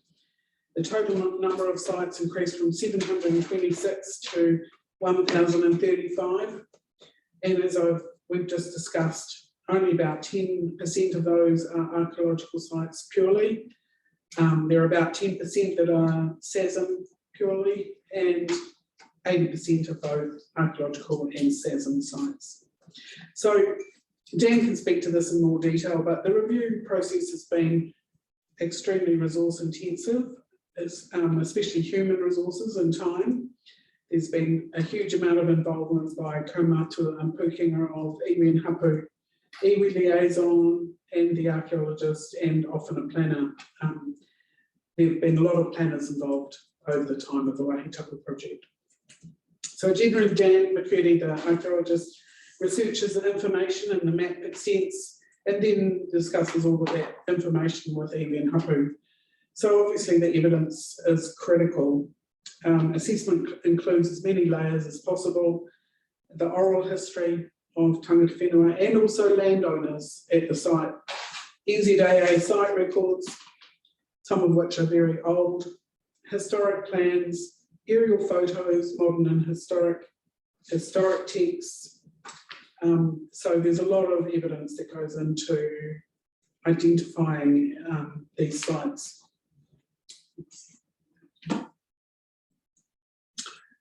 So this is just an example of a site. This is actually one of Ngāti Mutunga's sets of sites in the area. They're both described as middens, and you can see from the aerial view and the district plan view, the E-plan view, that they're very closely aligned with what shows on the E-plan. Identifying new sites requires point mapping. It needs extents mapped, and then obviously the rules come on top of that. The good thing about identifying the sites is that it obviously provides clarity for the council and for owners, developers, network utilities and earthwork companies, and it also provides certainty for iwi and hapu that their scheduled sites will be protected. And if they have already been destroyed, and I put that in inverted commas, the council will work to find a way to memorialise the site in some way, if possible, through signage or other method. So obviously the identification of these sites is part of the way that council provides for the relationship of tangata whenua with their ancestral lands in Wāhi. So I've just provided another couple of examples, and I'm sure Dan can provide some more. This is an example of Hokore Pā, which is SASM site number 6 in the rohi, joint rohi of Ngāti Te Witi and Ngā Mahanga have mana whenua over this site. So one is the left-hand side picture is the aerial photo of the site with an extent drawn around it, and you'll see that extent is largely mirrored in the E-plan. And then on the side is the the left-hand panel information that comes from the E-plan, which indicates whether the site is an archaeological site, so it has a little A or a little koru symbol, and then whether there's an extent, which is the little hatching, dotted hatching for those sites. Gives the most, probably quite minimal information about the site. It gives a site description, and it provides the mana whenua of the site, whether or not it's a silent file, and then it talks about whether it's verified or not. And I'll get on to that at a later point, because I'm sure you'll have questions about that. Then there's the next slide is another example. This is a group of Ngāti Rāhere sites. There's a whole group together. Site 549 is Parehaki Pā. Site 550 is Puketapu Pā. And site 399 is an artifact find spot. That's the little round one at the right-hand side of these sites. And you'll see again the left-hand panel information gives the information as to both extents, whether it's archaeological and Waihi Tapu. Right, so we're on to the interim guidance for historic and cultural that was as finalised by minute 9 issued by the commissioners. Sorry, we've just had a hand go up. Oh, sorry. Sorry there, Joe. Through you, Mr. Chair. I've got a question, and it might be more for Dan, but I'll just raise it now, and you can either choose it now when Dan gets to speak. It's just in regards to correlating the extent of the archaeological sites and the SASMs. Just the move from having an individual archaeological feature and then going to the extent of where the archaeological values are. I'm interested in just understanding that thought process. I'm not necessarily disagreeing with it. I'm just wanting to just understand it, because for me, the context of aligning both the SASM and the archaeological sites extent is quite important, just to understand that. Commissioner, if Dan's online, he could possibly speak to that himself. I'm not sure if he is. Dan, are you online? Yeah. Yes, hello. Yes, I can speak to that. Yeah, it is. This is an issue that's been raised in the other hearings as well. Yeah, that's right. From my view, yes, the archaeological and the seismic sense are very different. Archaeology, by definition, deals with physical stuff in the ground and physical evidence in the ground. SASM, by its very nature, can be very ephemeral and non-physical. Obviously, I can't speak to the nature of SASMs as an archaeologist and not tangata whenua, but so early on in the process, we recorded those two types of sites separately. So archaeological, a site that was both archaeological and a SASM were recorded with different extents and different numbers. But I believe it was during the National Planning Standards stuff that came through where everything became merged. So in my view as an archaeologist, it's possible to map them separately because they have different effects, but obviously that's a kind of a rules question that's a bit outside my expertise. So I'd pass that on to Joe to comment on the effects. I suppose, Dan, and thanks for your qualifiers. I'm not asking for necessarily from a management planning point of view or necessarily from the SASM. I'm really for you, I'm interested in the correlation between going from an archaeological feature. So some of those were interesting, like a midden. So you could think about a shell, if it's a shell midden or other type of refuse, it's particular resource in a particular area. But then there's the site of occupation, which that midden is representative of. And I'm just wanting to understand the methodology for the extent in that regard. It was a really good example. So you picture in your mind, here's a shell midden, it's a representation of occupation in this area. And from your archaeological experience, you'll be able to say, hey, the context for occupation and settlement is in this area. And you'll be drawing on that experience to know that there are other archaeological sites which may or may not be recorded, but your knowledge of the values and what you're likely to find there helps inform the extent. I'm just wanting to understand that bit. Yes, yeah, that's a very good point. So obviously, I think in the first instance, it was always the archaeology, well, generally the archaeology that started the conversation about sites with iwi and hapu. Iwi and hapu generally always had a knowledge of these sites anyway. The archaeology is generally the easiest to define because we have some pretty strict criteria on just how large an extent we can go to, which is driven by the evidence in the ground or on independent historic evidence. But yeah, that really feeds into a discussion with iwi and hapu about defining that generally larger extent for the SASM. Okay. So yeah, it's very much an iterative process. So starting from a place of the minimum recording and going backwards and forwards to ensure that everybody's, both the archaeology and the SASM values are captured adequately. Thanks for that. Thanks, Stephen. Thank you. Joe, could you just go back to your previous slide, please? Sure. So it's a question of terminology, and I recall a discussion in hearing one about the different terms, tangata whenua and mana whenua. And we had pretty clear direction I did that the Taranaki way was tangata whenua.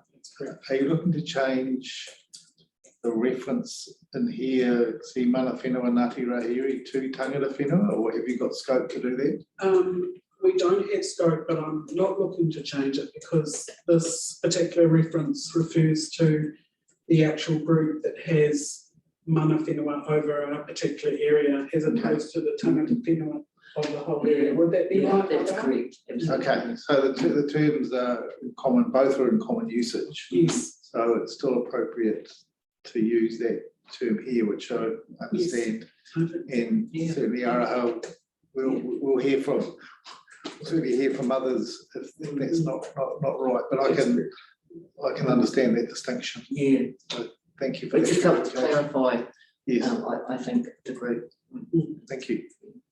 All right, back to your next slide.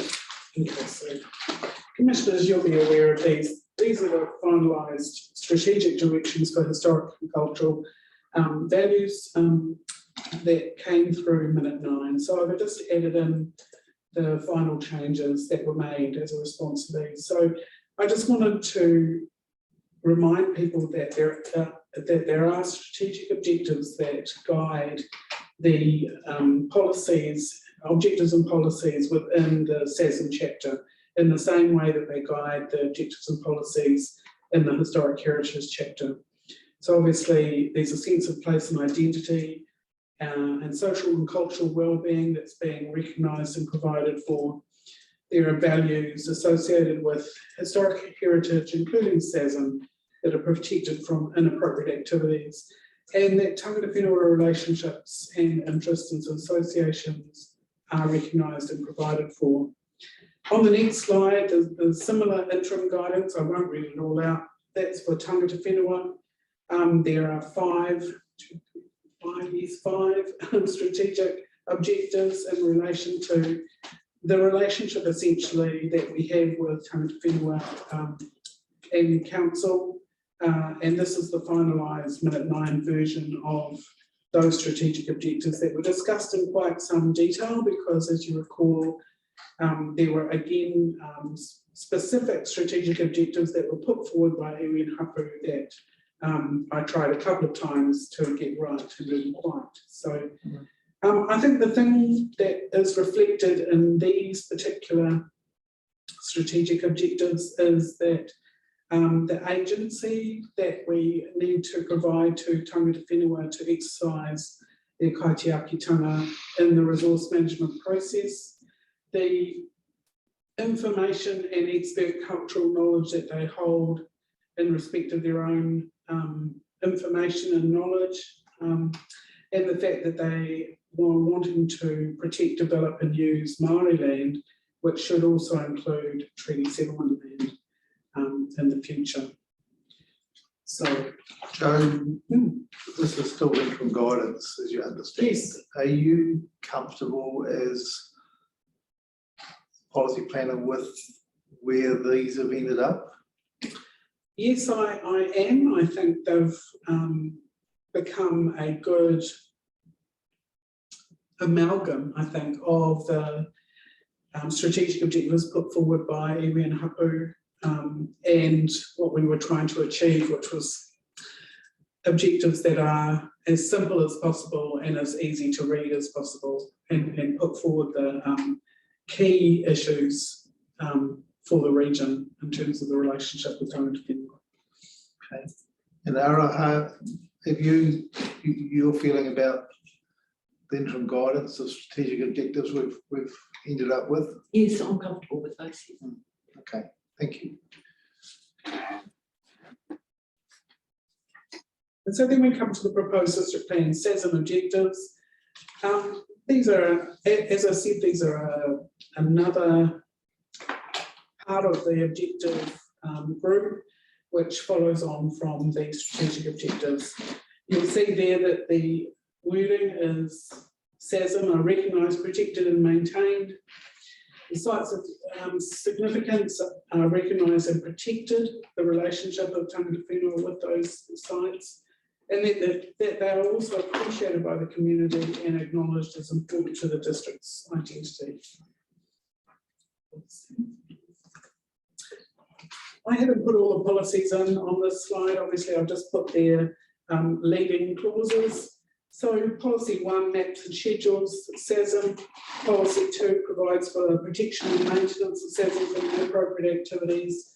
Policy 3 allows certain activities to occur on or in proximity to SASM, while ensuring aspects will not compromise the areas of importance to tangata whenua. Policy 4 manages the activities that occur on or in proximity to SASM that have the potential to compromise those values. Policy 5 ensures that activities avoid adverse effects or where avoidance is not possible, appropriately remedies or mitigates the adverse effects on them. Policy 6 ensures that any structures that exceed permitted height limits on or in proximity to SASM are appropriately located and adverse effects are avoided, remedied or mitigated. And finally, policy 7, supportive of landowners to manage, maintain and preserve SASM on their property. And then, policy 8, promote the provision or development of access to the sites for tangata whenua. Joe, I know that we're probably going to hear quite a bit about this, but it'd be good to actually, I've read your 42A report, it's very detailed, thank you. But in terms of the introduction, your appendix 1 does to a bit with the policies. Yes. And you've lost the numbering after 4, but the following one says PX has a significant public benefit. This is the one that we had a lot of discussion with in the last hearing, policy HHP7, I think. So yes, and I've taken note of that. Yes. And I've discussed it with Lauren, and we have got to do some work on how that will be represented in both policies. But that's the mirror policy. Yes, it is. Yes. I just it was something that I thought we should just deal with now, just as a matter of record that that's the linking policy in the SASM chapter. Yes, we've still got to deal with that, and we'll be dealing with it in our written right of reply and discussing it also with Ms. Wallace. Yes. Before we do that, before we finalise it. Okay, thank you. Just carry on. SASM rules is notified. So essentially we had 3 permitted rules: land disturbance on a scheduled SASM, demolition or removal of a structure, and alterations to a structure. And then we also had a controlled rule for maintenance, repair or upgrading of a network utility structure on or within 50 metres of the site.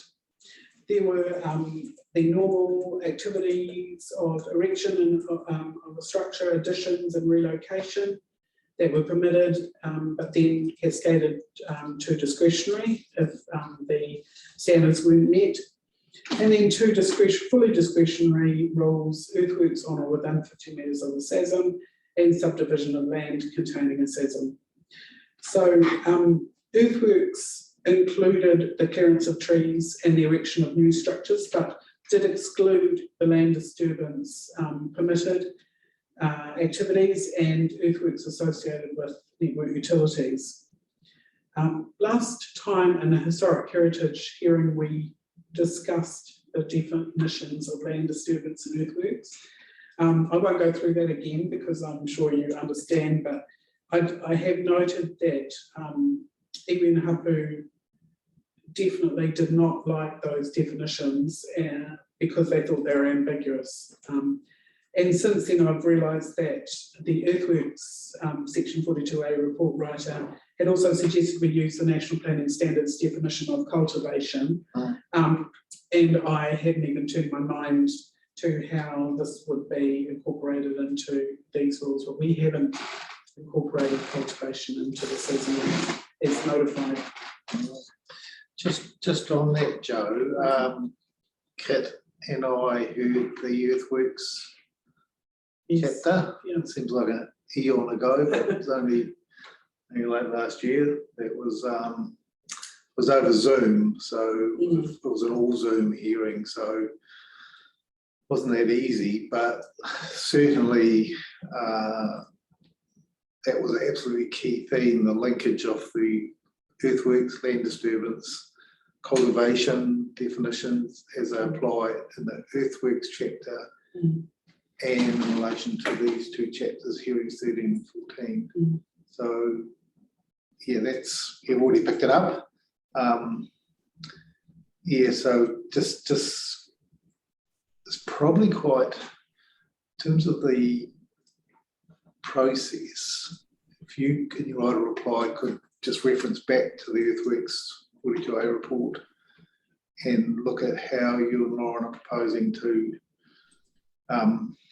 deal with that particular issue. It seemed to be and there was a lot of discussion about wording, also a lot of discussion about the specific wording around archaeological discovery and input from and we'll probably hear again similar points in this hearing. Yes. How that relationship between those three parts of the plan and they just have to be, or need to be tight. Yeah. System. Thank you. There's a question. David. Yes, thanks, Stephen. Just for you, two questions. Firstly, Joe, this table is really valuable, and I'm keeping that to one side just as a reminder as we go through the rules. So thank you for that. Could you just remind me? I didn't get it down. The second entry on that table, the demolition or removal of a structure on a scheduled SASM. What's the default status for that? And it was permitted, and Heritage New Zealand had opposed the activity status on that rule. Yes. Because for obvious reasons, because they thought that was too permissive an activity status. Once we clarified that we were actually referring to removal of structures that weren't part of the scheduled site, they were more happy with the activity status in relation to that. And that's how it's come through. That was one of our recommended amendments. Yes. To add whether the structure was on or off. Yes. So it's a little bit like one of the setting rules for the heritage objects hearing, isn't it? Yes. Yes. So where's the rule in relation to destruction or removal of a SASM? There wasn't one in the rules, and we have proposed one. Yes, as a discretionary activity later on, I think. Well, in actual fact, yes, there's a bit of discrepancy in my report there. I initially had considered it possibly could be a discretionary status, but as the rules went through a legal process, we decided we'd make it non-compliant. So I recognise that as part of the hearing last week, we discussed that situation quite a lot. So Lauren and I again will be looking to discuss that further during our right of reply. Right. So is that a change to your 42A report that's come in via your addendum? Yes, it is, and I've made a note of it in my addendum. It's on page 1. Okay. Okay, well, I'll have some questions on that later. The second question I've got, and apologies if this sounds repetitive, but I just want to understand in relation to the definitions of land disturbance and earthworks, where cultivation fits in. So I think you said last week that cultivation was not part of land of disturbance. It's definitely excluded in the definition of earthworks. It says, but excludes gardening, cultivation and disturbance of land for the installation of fence posts. But the land disturbance definition doesn't actually refer at all to cultivation or anything else. It just talks about alteration or disturbance of land or any matter constituting the land, etc., that does not permanently alter the profile, contour, or height of the land. But it doesn't actually exclude any of the other elements, like cultivation, for instance. So given that these rules had legal effect from the day that the plan was notified, how are the consents team been interpreting and implementing that? That's a good question. I'm not sure about that exactly, although they were quite keen to include, or to be able to refer both to land disturbance and earthworks, but I suspect they may not have turned their mind to the cultivation aspect. Okay. Do you have a view on whether cultivation is captured by land disturbance definition as an activity? I think, and I've had other conversations with people about this, possibly sometimes it does and sometimes it doesn't, because you could theoretically cultivate and not permanently alter the profile of the land potentially, but other times you would. It depends on the method of cultivation, I suspect. I think probably that federated farmers or other planners would be, the iwi hapu planners would have a view of this. Yes. So would you agree that this is purely a definitional issue? Yes, potentially. Yeah, yes. I think definitely they're not as clear as they could be, and my understanding is that these definitions are sort of the opposite of what was in the previous RMA definitions. So they've kind of turned things on their head slightly, which has been very confusing for people. Yes, it would be useful through you, Stephen, to if you could capture between now and your verbal right of reply on Wednesday, what the practice has been in the planning consenting team, at least in terms of cultivation, and what are the key, I guess, determinants of whether it's deemed to be part of land disturbance or not when an application comes in for something.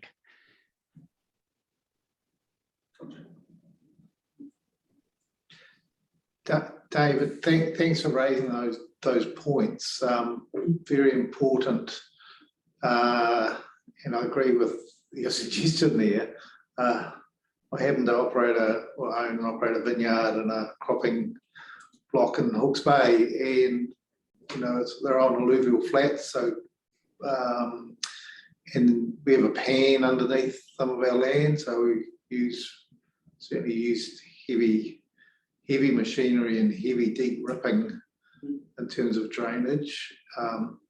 Not really know an archaeological site. I would just like to, or SASM, I'd like to hasten to say, but yes, and look, the practical issues around cultivation in a farming community. Hilary, you'll be alive to this as well if you're still listening there. So we just like to understand that as best we can.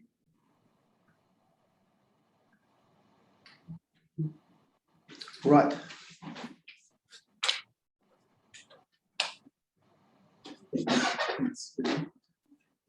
So then there's the other aspect of the SASM chapter, which is Schedule 3, the schedule of sites. So this is just a screenshot of the first page of Schedule 3.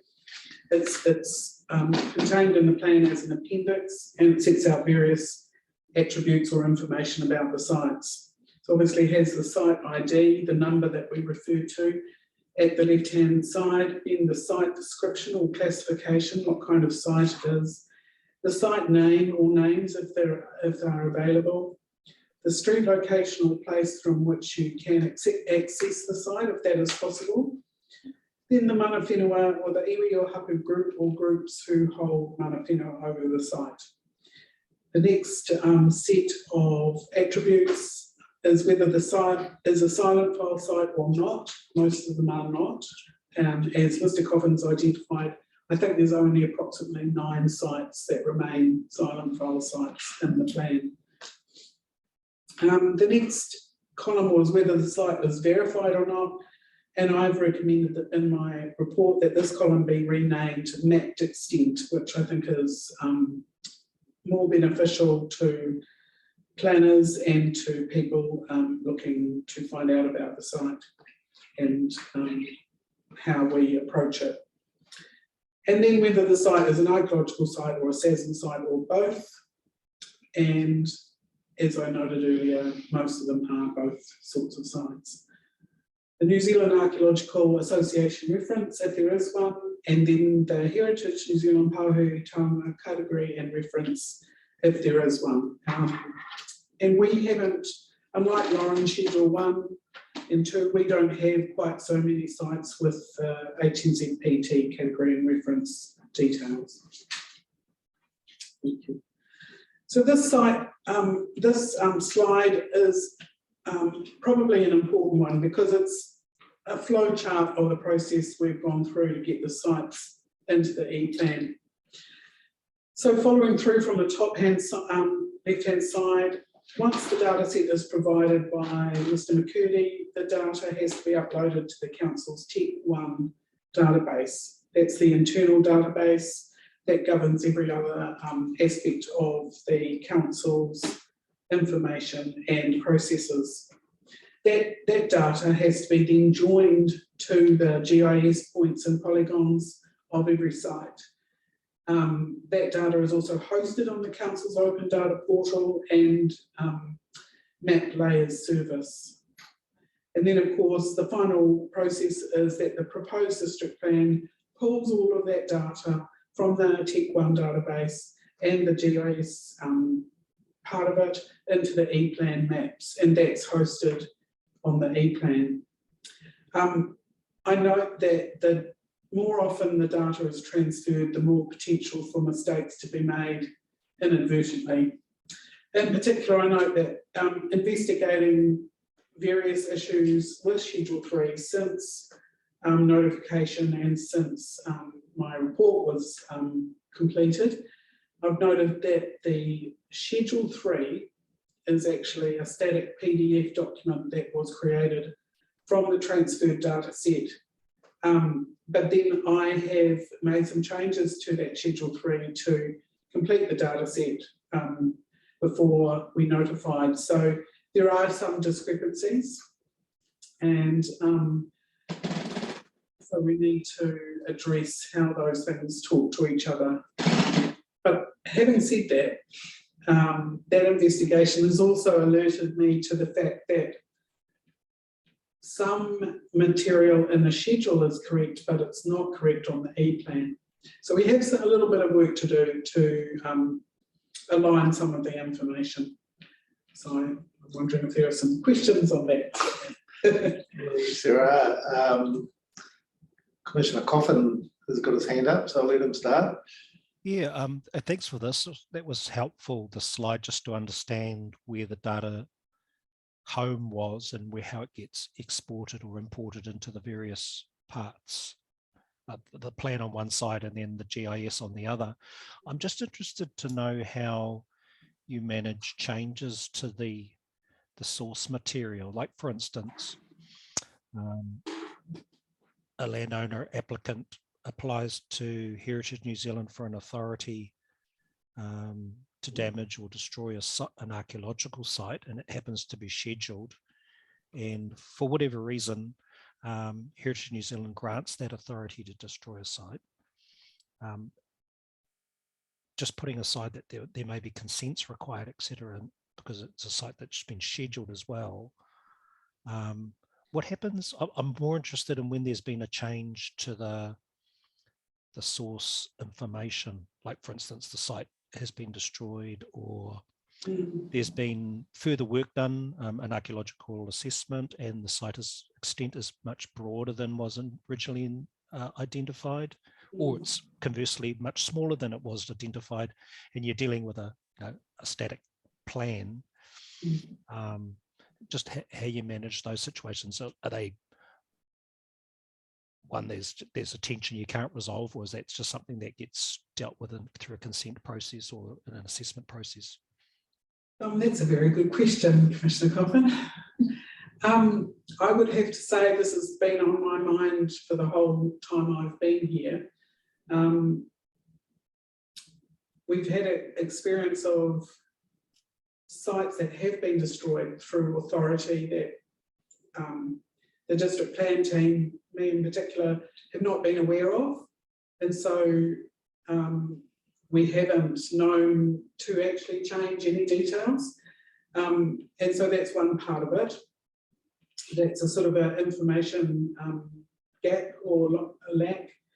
And in terms of other sites, my understanding is that we cannot change the data unless it's minor. And if a change to a site entails the need to notify a new owner, for instance, we would have to probably do that through a plan change process, possibly. And so that makes updating some of these sites quite problematic. And I think you'll hear similar views from some of the iwi hapu about the time it takes to amend site details as we go along in the, in the life of the district plan. And I think it has been a problem in the past, definitely with the operative district plan, because sometimes sites are still there on the schedule and we tell people about them only to find that they've been destroyed, and so theoretically they should be, well, if they're archaeological only, they should be potentially removed from the plan, but that's a process that that we're not, I wouldn't say that we're fully over at the moment. Yeah, that's certainly it's probably a practical implication for all plans in New Zealand, Aotearoa, where things are in a schedule, and when the authorities receive an application or are made aware of something, and you go out to the site and go, where is it? And they say, oh, that left 8 years ago. We're the new owners. We're never part of it. So all of those types of situations can occur. So I was just interested in how you might manage that tension. It's a very practical issue, particularly when you're trying to process consents and things and do your monitoring and enforcement across the district. So yeah, I appreciate it. It's a difficult area. Joe, I've got a question about your arrow with the red cross through it down the bottom, the minor discrepancies. So you'll work to fix those as section 16 items? Yeah, absolutely. My feeling is, and I'll be guided by you on this, commissioners, but my feeling is that some of this data is only of importance to mana whenua groups. We need to get the details right, obviously. And that would be something that I would view as a minor detail on the schedule. It doesn't actually affect the owners at all, the information in the schedule. The only thing I would point out is that it does, there are some areas of impact in the council, because obviously we want to get those details right for the resource consent planner, who is dealing with those on a day-to-day basis potentially. So thank you for that answer. I'll signal forward that any of the submitters that might have a different view on making these sorts of corrections under section 16, we'd like to hear any views on those. Certainly Federated Farmers, other farming submitters, if there's any thoughts about that, and through you, Sarah and Maria and others on the mana whenua team, if Maya could maybe turn her mind to any issues that she might perceive with section 16, minor discrepancies as between schedule 3 and the mapping being done as part of our tidy up process. We are now in a process of decision writing or recommendation report writing, and liaising quite closely with Juliet and Ashley and is it Leo? Wade, yes, sorry, Wade, Lob, just in terms of making sure the E-plan correctly captures our recommendations, which will lead into the proposed or the E-plan decision or recommendations version, which will be adopted ultimately in due course by the council. That's a long-winded thing to say.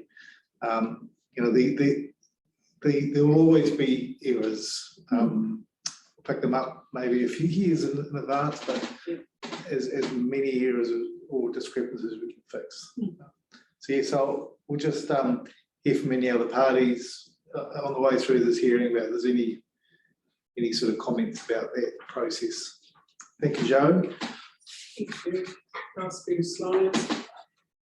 So the submissions received on the SASM chapter, there were 231 original submissions, 399 submission points, and 352 further submissions on the SASM chapter.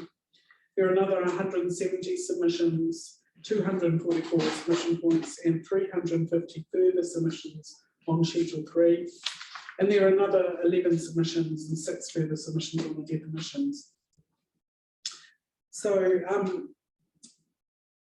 the difficulty is that, as I said before, the archaeological provisions are in the Historic Heritage chapter, but the archaeological sites themselves are included in Schedule 3.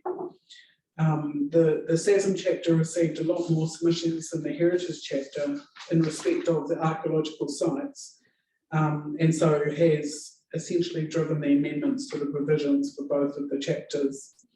The only difference is in respect to pre-1900 buildings, as we called them in the unnotified plan, which are now excluded from the historic heritage rules, aside from an earthworks rule and a total demolition rule.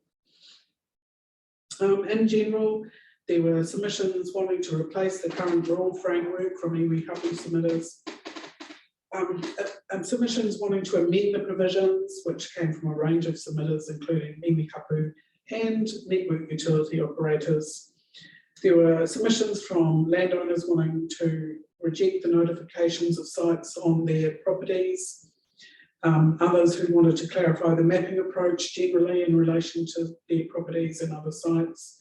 And then there were submissions wanting to correct the information set out in Schedule 3. And then from a site-specific perspective, we had Heritage Taranaki submit to add approximately 100 new archaeological sites into Schedule 3. Joe, can I ask you about that? Heritage Taranaki were down to talk to us, but they're now not attending. Any of those 100 new archaeological sites, you're recommending that they don't be adopted because they haven't been through a land. That's right. Yes, essentially it's the same recommendation as Lauren set out in her chapter. Obviously, Lauren's got the provisions in her chapter, but I needed to have a similar or mirror those comments because I have the actual sites in my schedule. Okay, all right. Thank you.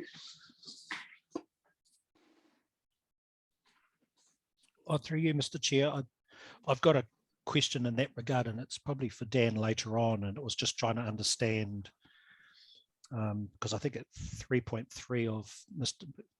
Murdy's evidence, he gives a detail about a number of those sites which were recommended by Heritage Taranaki, and he hadn't been able to verify the status or evidence of those sites. And so that was a question I've got for a little bit later. Perhaps that's Dan's question. I think we'd like to talk to Dan. Obviously, I've got quite a few questions for him. Not a heap, Dan, don't worry too much. But certainly interesting evidence which we'll want to have have a talk with Dan before we get onto the submitters. Mm. So we'll hold that for then. Okay, so the only other comment I'd make about the submissions is that my overall summary is that those who oppose the sites on their properties often did so not because of the site per se, but because of the impact of the rules. Yes. Section 42A recommendations. I don't know whether it's worth reading all through these, but obviously we made a range of recommendations. The largest one was to amend and reframe the suite of rules, obviously, in response partly to the iwi hapu submissions, but also because we did consider that the rules as stood were not really totally fit for purpose. And there had been some issues identified by the resource consent planners in relation to the way that they were working. There are obviously changes to the policies in terms of taking out the word scheduled and replacing adjacent to within proximity. And we've added a policy for avoiding demolition or destruction, which obviously has that wording in it, significant public benefit, which is contested at the moment. Probably the other biggest issue or the biggest recommendation was that along with the change to the rules, we proposed several new definitions, a new definition for scheduled SASM and nested definitions within that overall scheduled SASM umbrella for mapped SASM sites with extents, identified SASM sites without extents, and for silent SASM. Yeah, and then we've also, I've recommended deferring some remapping of certain sites and scale range discussions to the planning maps hearing. This is probably a very quick answer. You used to nested definitions. So what's the difference between nested definitions and unnested definitions? So the National Planning Standards does have two sets of definitions, and the nested definitions are within another definition, the umbrella of another definition. I call them nested if that's not correct. No, I'm sure it is. It's probably just for absolute clarification. We see that term used. Yes. Yes. Yes, so those three definitions for the different types of site fall within underneath the definition for scheduled overall. Yeah, gotcha. Thank you. Questions? Sorry, the rules overall. So in general, they are similar to the notify set as they provide for the same sorts of matters. They were developed according to the proposed district plan framework. So there was, as you'll be aware by now after all these hearings, a drafting protocol that we tried to follow to redraft the rules.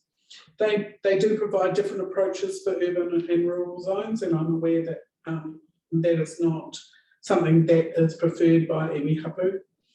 And that the new definitions actually provide statutory weight to the different types of site, which I felt was necessary because we had difficulties in the past trying to identify those by way of note, etc., which the planners downstairs didn't really feel gave them a lot of weight for those different types of site.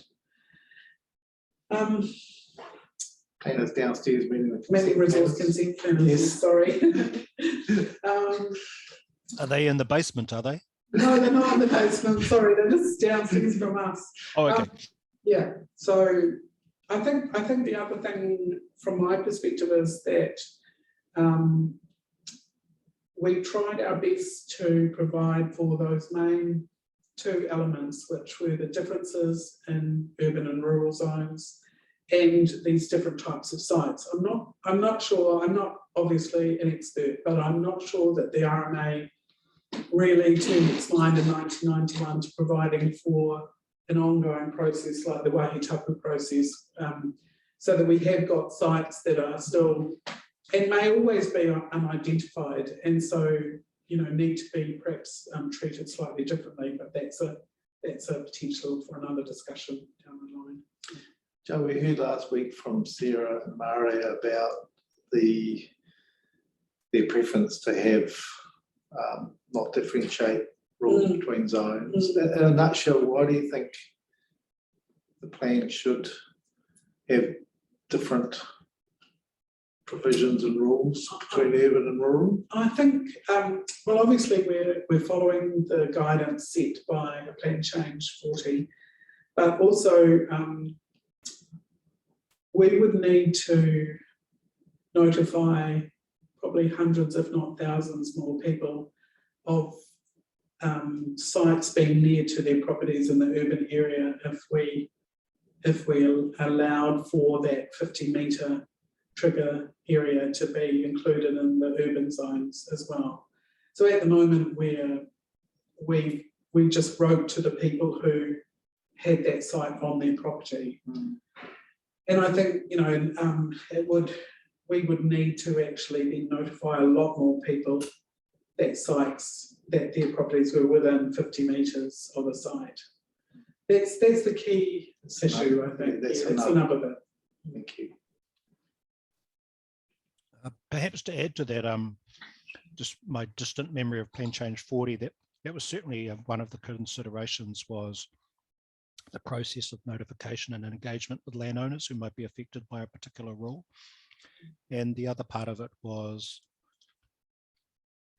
just in the context of trying to manage this resource where in a urban or residential situation where the lots are much smaller, and there was a particular issue that we were aware of at the time around the ability of residents to actually be able to occupy in a residential setting, residential activities. So there was a really strong tension in that as well that we were considering. Not as strong as necessarily the first one in terms of engagement, but it was certainly in our minds.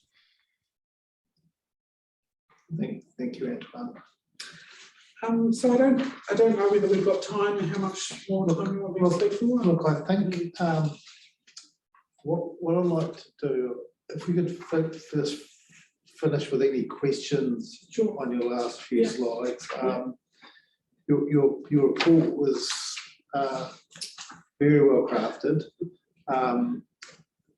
The presentation, just ideal really. It can be a little Bible for us as Antoine writes the draft decision on this, and as we go through, I'd like to propose that just if there's any other specific questions from you before we get into the submitters from David or Antoine, we take those now. I've got another conference at 12:10. So yes, just and then I'll propose to hear from Mr. McCurdy after lunch. So Antoine or David, are there particular questions you have before we have a break? Yeah, I've got one question, and it's perhaps in two parts. Go ahead. This just relates to partly to Section 6E and Section 8, and it's the issue is there's two slightly different issues. The first one is the tension between active protection and maintenance, and I think I appreciated you've got a fulsome discussion in your Section 42A report with that.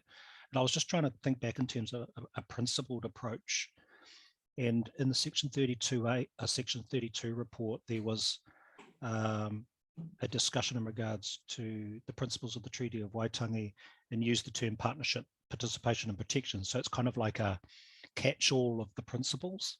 And I just wondered whether there's, thinking specifically about the active protection of Māori interests and rights and taonga, and how that might apply in this particular regard to the question of active protection, not being passive, not being a procedure or consultation, active. And even though the Crown delegates those functions to local government, there's still an obligation to fulfill those principles. So I just thought there was something there, and particularly in the first few slides where you've set out the interim guidance, which certainly in my view does encapsulate some of those matters, that might be something you could include in your right of reply, sitting alongside those comments that you've already made in your section 42A report.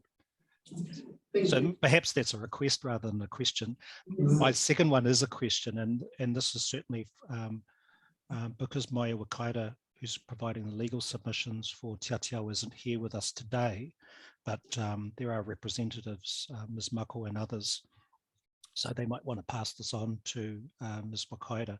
And this is just in regards to the tension between protecting SASMs on private land vis-a-vis protecting SASMs on Māori land, including treaty settlement land. And we've seen a number of submissions from iwi and hapu submitters, particularly in regards to the Māori purpose zone, but other areas as well where they'd like some discretion in regards to considering development proposals, which may be, building on and enhancing the relationship the tangata whenua have with those ancestral sites. They want to go and live where their ancestors lived, for instance, as an example. They want to be able to reconnect with those places in different ways. So they're not a glass house, they're actually a place where they're able to conduct ceremonies, activities, occupy, settle, et cetera, and providing a pathway that might be able to enable it. And within the context of Section 6E and also those principles of the Treaty of Waitangi. And the one I was thinking about was active protection of interests and rights from a slightly different perspective, but also the principle of development, which I think was developed out of the fisheries cases originally, where it was seen that deep sea fishing wasn't a right for Māori, and Ngāi Tahu very successfully said, well, actually, we've developed fishing nets and now we use them, so there was a development right. But seeing whether the development right was something that's applicable in this particular instance to Māori wanting to re-establish a connection on their Māori lands, including those Māori purpose zones. So it was just, that was just a question in that regard.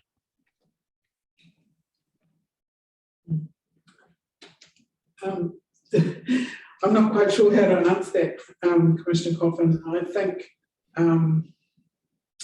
there is a tension there because there's a range of views of what can happen on different types of land, obviously. And I'm getting mixed up here in my head because I am currently writing a report for the Māori purpose zone.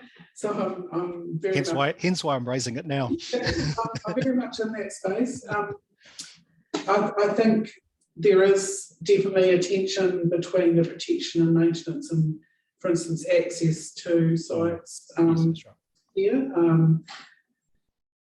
I don't have any extra comments on that, except that we daily work through that, and I'm sure that other people will comment on that as we go through this hearing. In terms of Māori land and treaty settlement land, I would imagine that we would definitely see that as being a very good way to further protect and maintain the sites, because we know that tangata whenua will be on that land and knowing what to do with their sites. So that's kind of my view of it, but that might be a simplistic view. Commissioner McMahon had already picked up on the little bit of a discrepancy between the discussion in your Section 42A report, which was thinking a considered discretionary approach may be able to consider a number of different factors, yes, and provide some, not necessarily flexibility, but a broad consideration of the issues in front of it, and be able to discern accordingly, as opposed to necessarily where I think you've landed with a non-complying activity status, which is really taking you down a particular pathway. You're not going to get consent unless you can get through these gateway tests, which is a very high bar. Yes. So just you can either come back to us now, or perhaps that's something just to think about. I do on my mind. Yes, I do totally recognise that tension after last week's discussion, and I have found out quite a lot about gateway tests that I didn't know before. So it's been a very good exercise for me from a planner perspective. And I do see that we need to discuss how to approach that overall, because it doesn't seem appropriate to not allow tangata whenua to deal with their sites as they see fit on their own land. That's probably where I've got to. Yeah, and I suppose there's an on balance as well, like Yes. that's the specific issue I'm raising here, but you know, in terms of landowners across the district where those circumstances they find themselves in can be considered in a Yes. reasonable way. So just it's a bit of a balance. Exactly, and it certainly does. One of the submitters in relation to an archaeological site has exactly that issue at the moment. So I've got him in mind. Yeah, okay, thank you. David? Yes, Stephen, look, I'm conscious of time, so I won't prolong this, but Commissioner Coffin's pretty much summarised in that last discussion an issue that's at the forefront of my considerations, and I must admit it's taken me a little bit by surprise that there's been a change in the recommendation and the addendum, and I just wondered why Ms. Ritchie was resigning from her paragraphs 243 and 246, which made plain sense to me on first reading, and raised a number of issues, or tended to a number of issues that were raised actually last week. So I guess what I need to know from Ms. Ritchie is what has changed in terms of her resigning from 243 and 246, because she was quite clear about the absence of a pathway, regardless of whether that was for Maori land or non-Maori land. And yeah, I really need to have her deep drill down more into that, because I guess one of the key points, and was one that Ms. Ritchie made, is that submitters are not necessarily opposed to the listings, but they're really concerned about the rules that underpin those listings. And you know, there was a point that Ms. Ritchie made just a few moments ago, and one that I wrote down, and it goes to the rules such as whether the destruction or demolition of, in this case, sites of significance should be a non-complying activity or a discretionary activity. So very much the same issue that we were dealing with built heritage last week. So yeah, there are a number of questions in my mind. I won't repeat them all now, given you need to head to a conference, Stephen, but I think we need to come back to that and understand what's changed. Yes. What's changed in the interim. Yes, but we will come back to that after lunch. And Mr. McCurdy as well after lunch. I probably need a signal that we're going to probably be an hour or so behind time, because there's a number of questions we have for Dan as well. So let's adjourn until 1 p.m. and we'll continue the discussion with Joe then. Thank you, David. It's really useful as a better practice to ask curly questions and have them serve them up front to let people ponder them. So I think that's a good time to break. So we'll be back at 1 o'clock.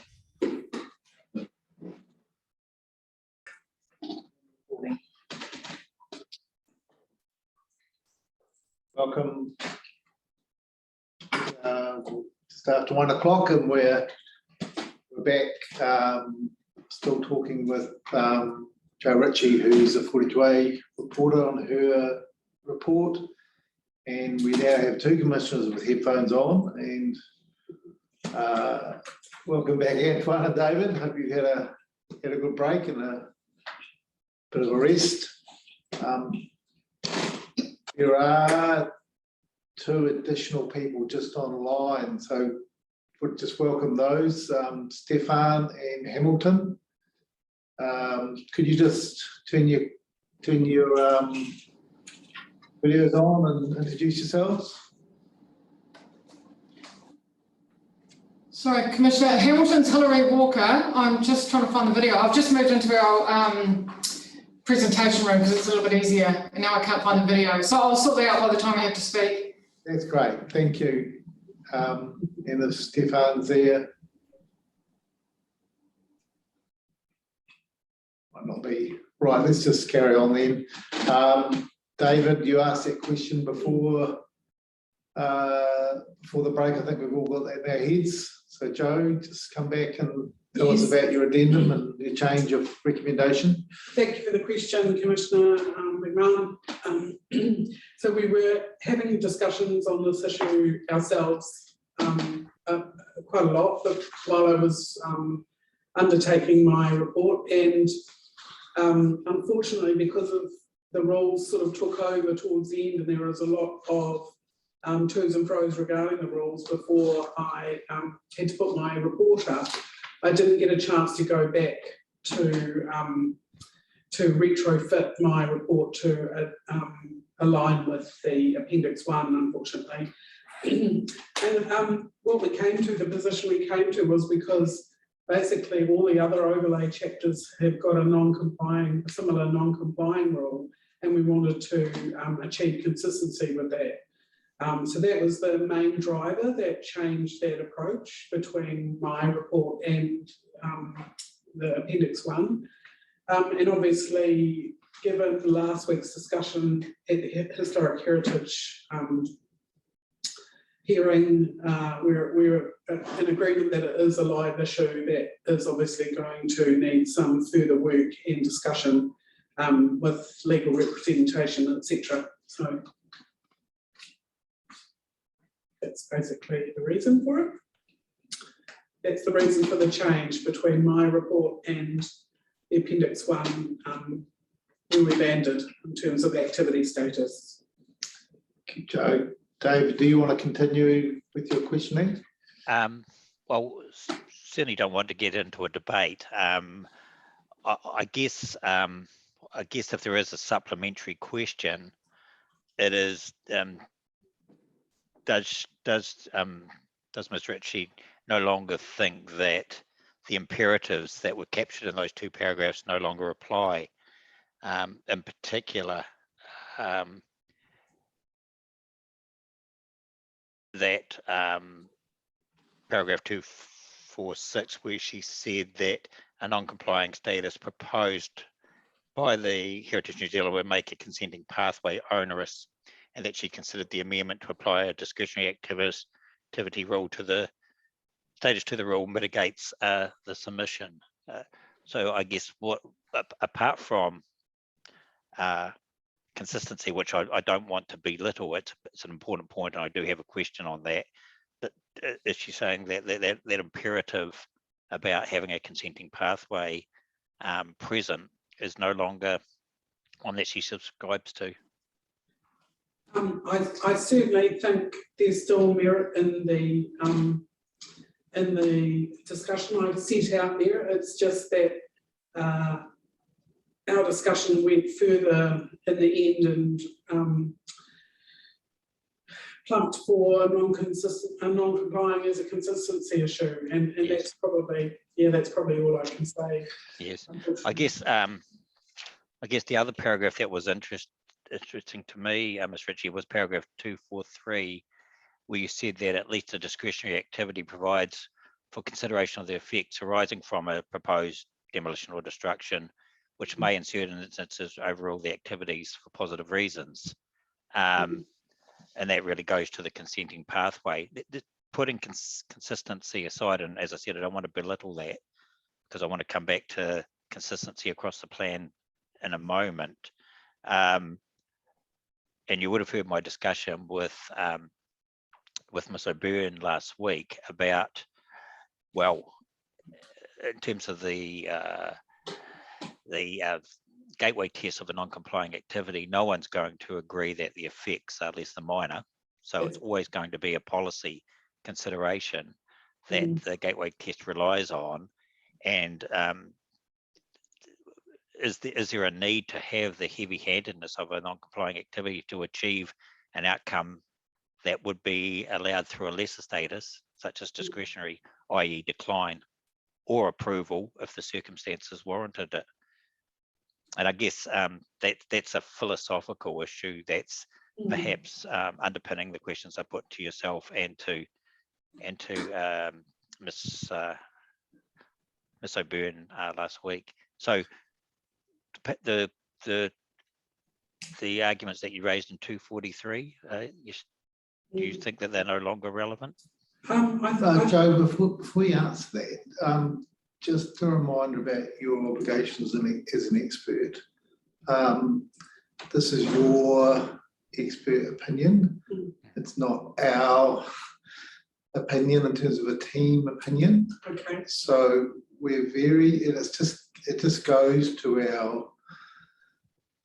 our decision making. Well, we can't just magic up our own solutions that we might think are a good idea as decision makers. We need to make decisions based on submissions and expert evidence. So while I know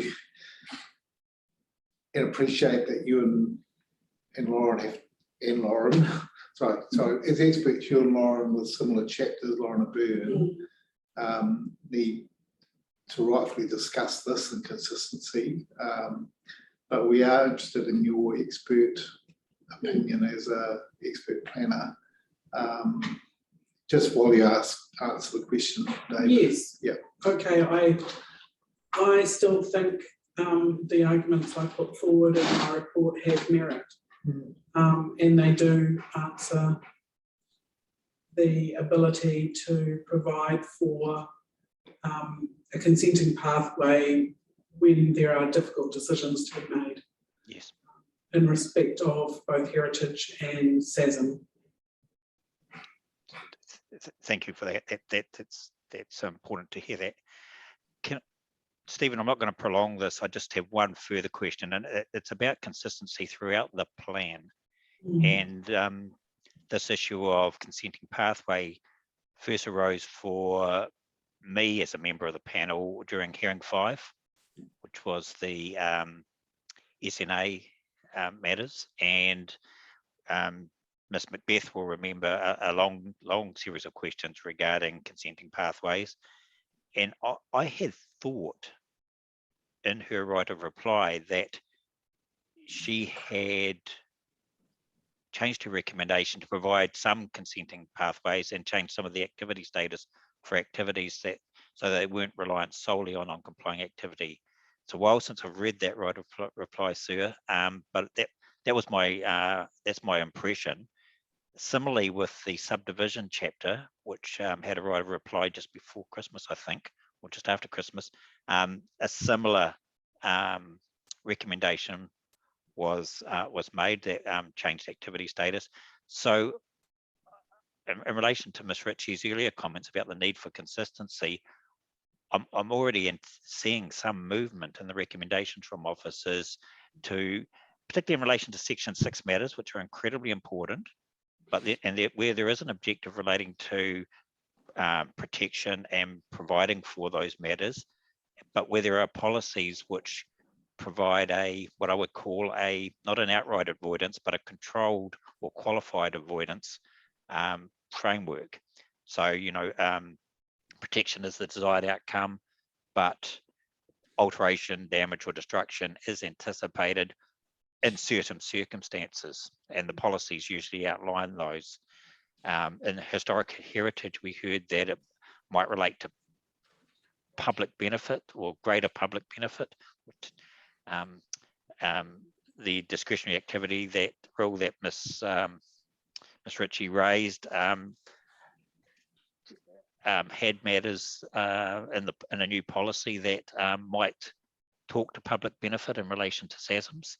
So that's a long contextual statement to say that there seems to have been some movement in other sections of the plan dealing with important Section 6 matters that still retain the ability for policies to be given effect to in a controlled or qualified avoidance way, and retain the ability for councils to decline consents where those policies were not met, but also appeared to give the ability for a consenting pathway where, on a case-by-case basis, there was a case put forward that warrants approval of such an application. So it's not really a question, Ms. Ritchie, it's just an observation over the last, I guess, 4 to 5 months where I have seen some movement on these matters that goes to that consistency issue. Thank you, Sarah. I will be looking at those rights for reply documents. Yes, thank you. And of course, I wasn't involved in the earthworks chapter that Stephen, you referred to. So yes, I appreciate that there might be some linkages there that I'm not aware of. Thank you, Stephen. Thank you. Antoine, back to you. Are there further questions you have for Joe? No, that was all of my questions. Thank you. Yes. I have a follow-up set of questions just about the practicalities of what the district's got in front of it with SASMs, Joe. And it relates to, I suppose, public works and the role of designations, which may be coming up.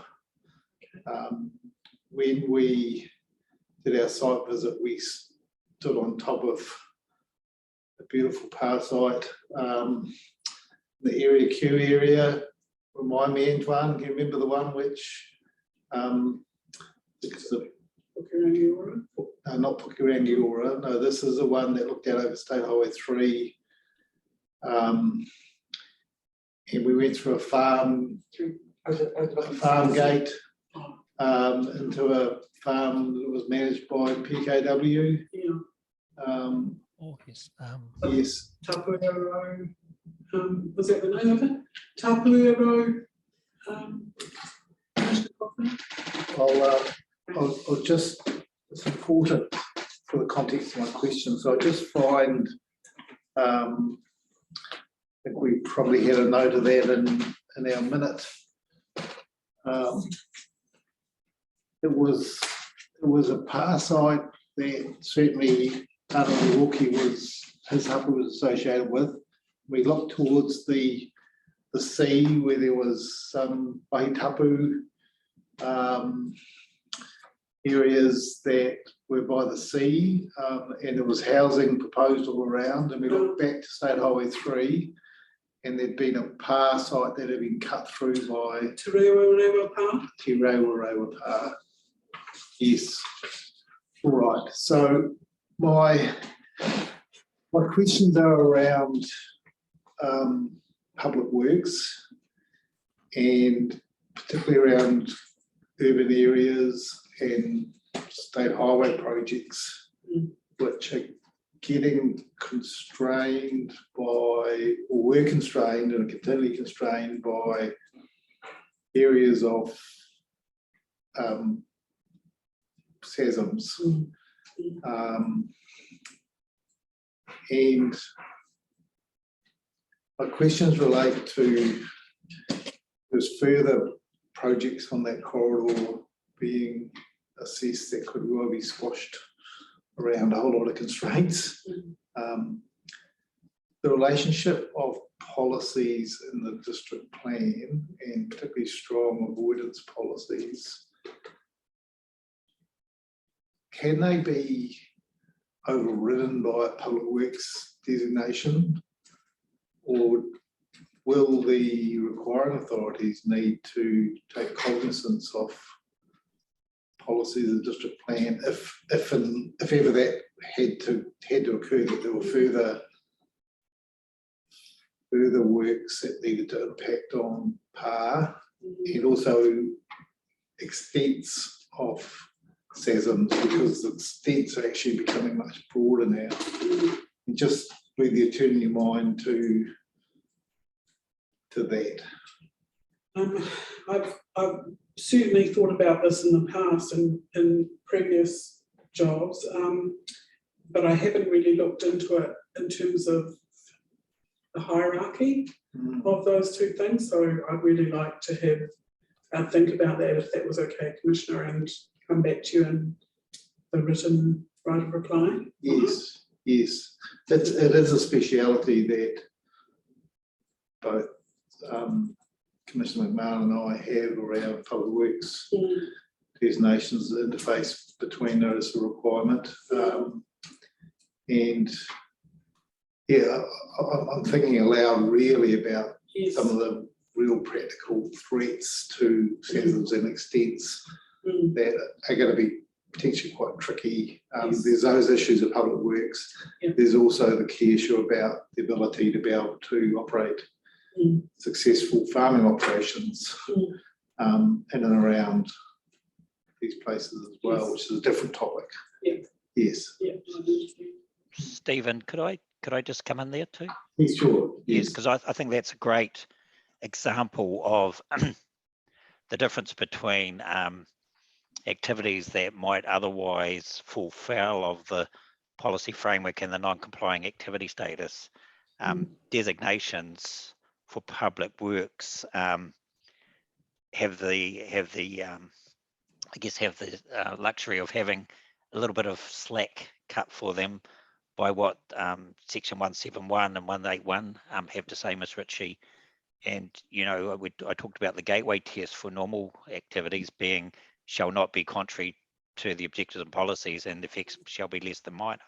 And having to get through that gateway, the public works designations under 171 and 181 are required, subject to part 2, to assess the effects through a lens of a number of matters that the decision maker has to have particular regard to, and that's the term particular regard.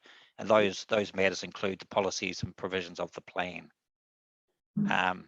They also need to have regard to things like alternatives, the objectives of the work, and how the work gives effect to the objectives of the requiring authority. But as far as plans are concerned, so this plan, public work, and intersecting with a SASM, they'd have to have particular regard, but it's not a knockout blow in the sense that the gateway test is, which is quite clear that you shall only approve it if either you meet one or other of tests of the gateway. So no question there, Stephen. And I noticed Lauren's popped up, and she might concern with my paraphrasing of the law, but that's my understanding of it. Commissioners, I have popped up. I was just conscious that we were perhaps straying into legal issues rather than planning issues. So I just wanted to flag that I am here if you had any questions around that. But I think you've summarised it well. And yes, the proposed plan provisions are relevant. But obviously designations also have that qualifier of being reasonably necessary. So there's a different test as well. Under 171. I guess I'm just, given that I might be asked to assist with this, just wanting to clarify what it is that you're asking Joe to do. Is it to have another look at the policies with a designation lens? Is that? Well, I'm really interested in the practical planning issues that are facing the district. I'm well aware that there is a State Highway 3 upgrade happening. Waka Kotahi and the council are involved in that. Yes. I'm reflecting on the evidence of destruction that we've seen on our site visit. And I'm just asking Joe to think about, and we'll just be aware of and think about the interrelationship between the district plan policies and how public works designations are sort of processed. And David summarised things very well.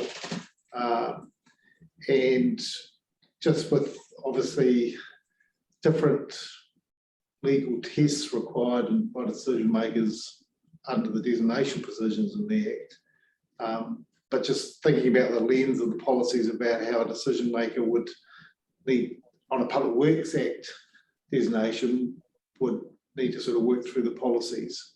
It probably doesn't change anything because the policies are seen to be quite strong, but I just wanted to relay the practicalities of SASM management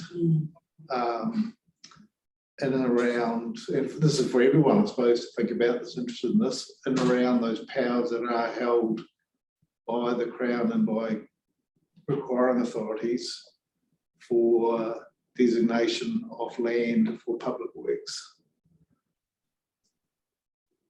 Yeah, okay, thank you. That's, I mean, yeah, it's a very interesting question.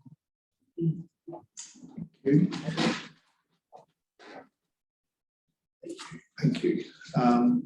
Look, I think that's all we have, Joe, and just appreciate your report and your addendum and your presentation. And I think Dan McCurdy would like to just have you present your evidence, and we've got a few questions to ask.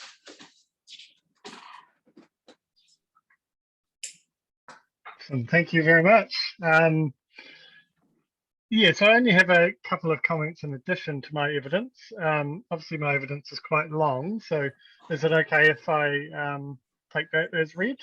Yes, take it as read, Dan, and we do. I think we probably do have a few questions. Given that your evidence takes up a whole Eastlite folder, pretty much, I don't think we want to drill down way down too deep, but just any highlights you have, and then we'll go to questions. Yes, thank you. Yes, I think we'd be here all week if I read it all. Yeah, so as just right off the top, I mentioned this before, but I'm not a planner and have no experience there at all, so I can't comment on any rules questions.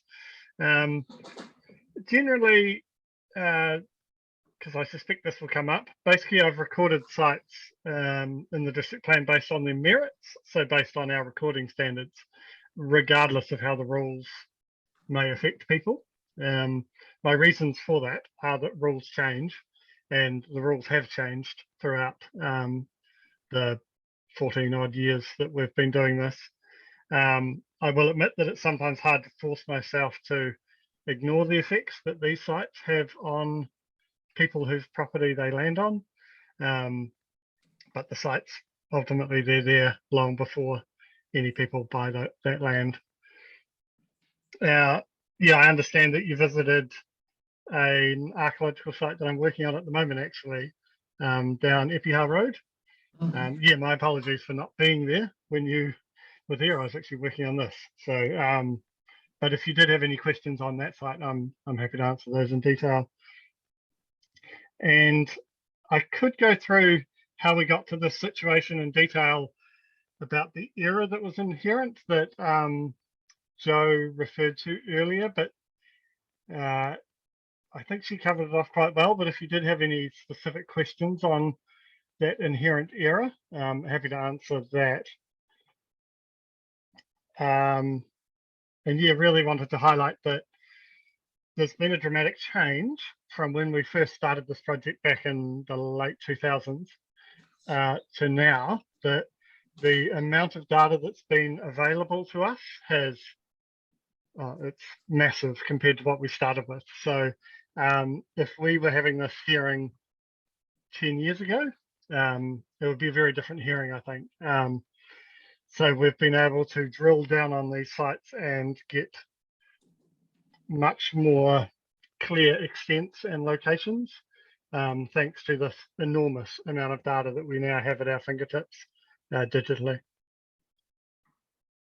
The last point really is that my work builds on the work of all of the other archaeologists who have worked within the region. Where possible, we've tried to take on the expertise of other archaeologists who have visited sites. If they've provided clear enough information and it seems reliable enough, we haven't tried to reinvent the wheel and redo their work unless there was some driving reason why we should have to do that. I'll also touch on we were talking about the storage of the data. This was specifically in reference to Lagoima requests and you know, how much of that information is available. I just wanted to make a note that at some point I would like to offload all of the information that I kind of have siloed in my computer, because obviously I may not be here forever. I may be, who knows, but I could be wiped out by a bus. And because I keep this data very secure, it would by necessity disappear with me. So at some point, there probably has to be a pretty good discussion about how the council or tangata whenua take over the control of that data that I currently am holding. And look, I think I'll just flippantly say I hope you've got good backup systems, but one of the reasons I really wanted to raise a point about this procedure and protocol was I'm very aware of the importance and the significance of the information and safekeeping. Safekeeping both in a digital form and also safekeeping around tikanga and protocols for its use. That's why for me it would be excellent to, in a priority, I think Araha mentioned, to actually work out this procedure and protocol both for its care and its dissemination sooner rather than later, which seems to be an important task for a number of reasons. So thank you for just saying, explaining that you're keeper of the holder of the key at the moment, how it's maintained in perpetuity. Yes, and I do feel very privileged to be put in that position, and I don't take that position lightly. But yeah, beyond that, I think everything else in my evidence is probably pretty clear, but I'm preparing myself for an onslaught of brutal questions. We'll put you through the test, starting with Commissioner Coffin. So Antoine, could you please kick off? Oh, my apologies. I think you might be underwhelmed. I'm not coming with a sledgehammer or any other type of weapon for this particular group of questions. I've got 3 questions for you. One is a very general question. One is probably more of a clarification, a process question, and the last one is using one of the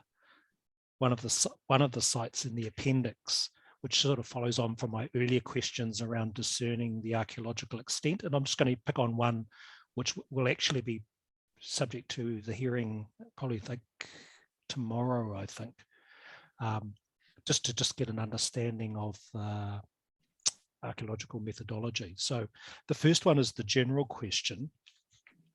And I was just wanting to test with you in your experience, because you're working here, but you've also got both international and domestic experience in archaeology over a long period of time. And I'm wondering what, in your experience, what are the most effective tools and methods for protecting archaeological sites?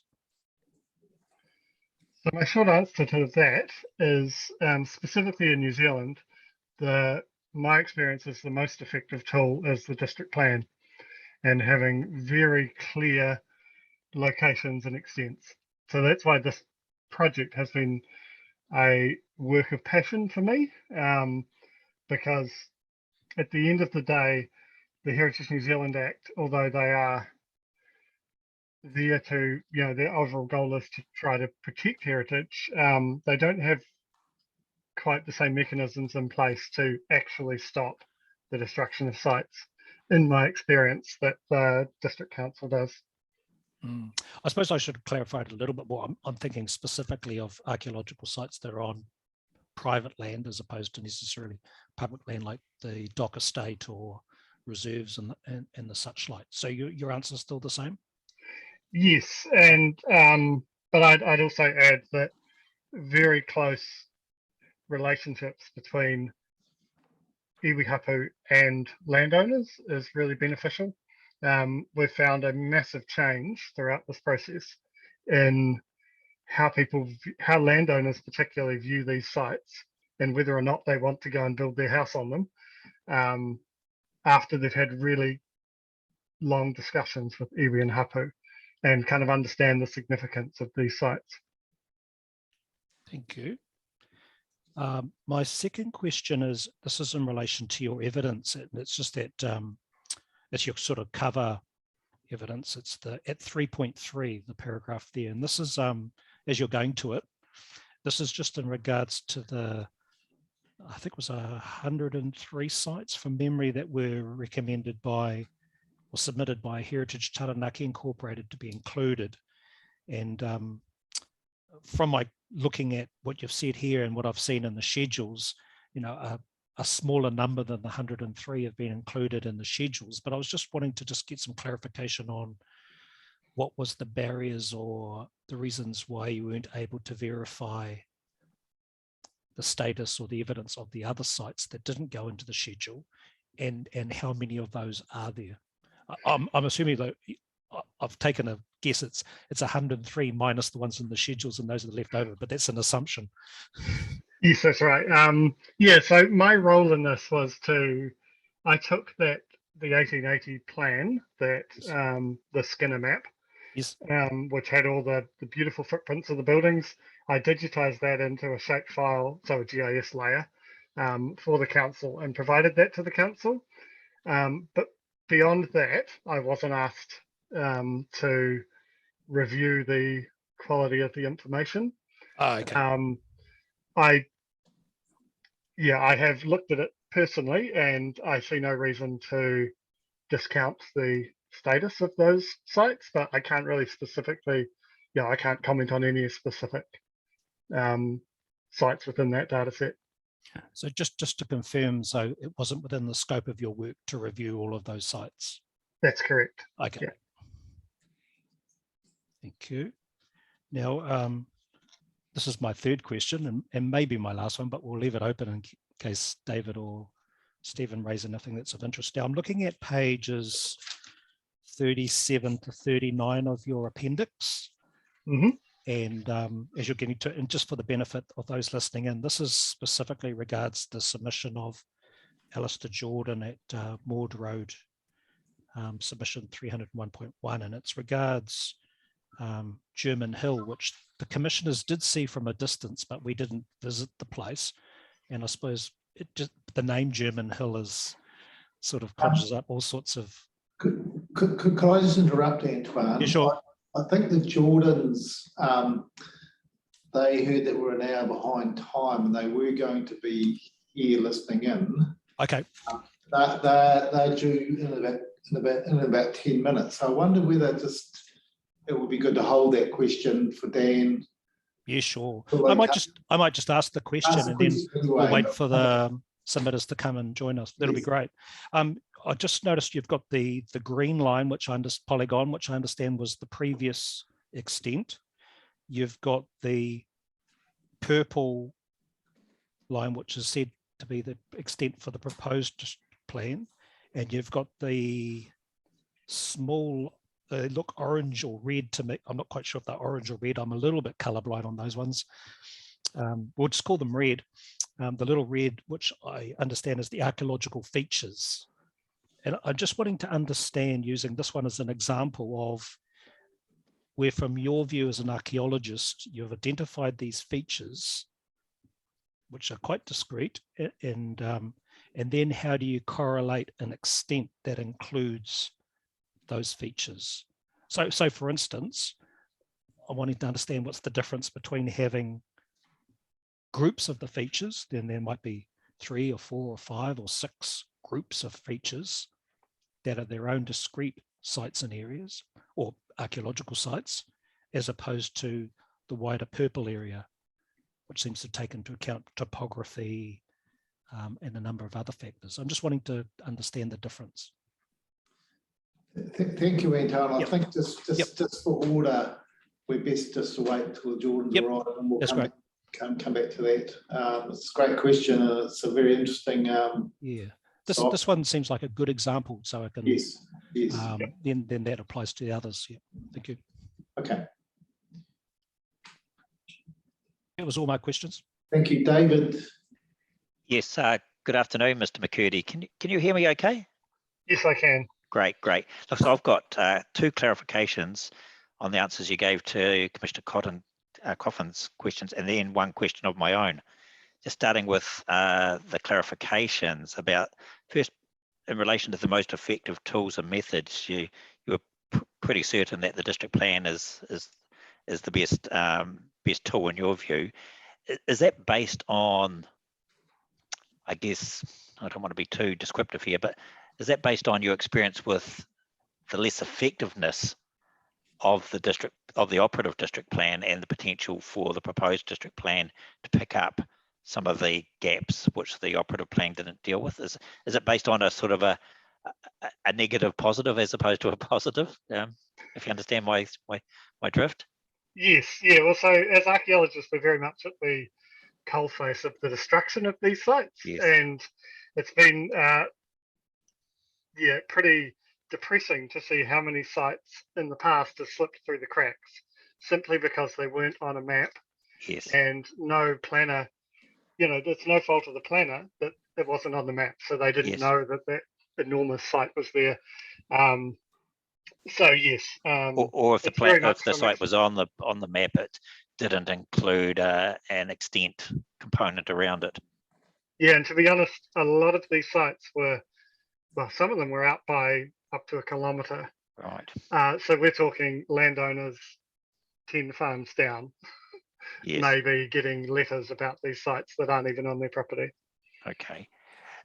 Regardless of what's in the district plan, do you still see an active role for the archaeological authority process under the Heritage New Zealand Act, presumably?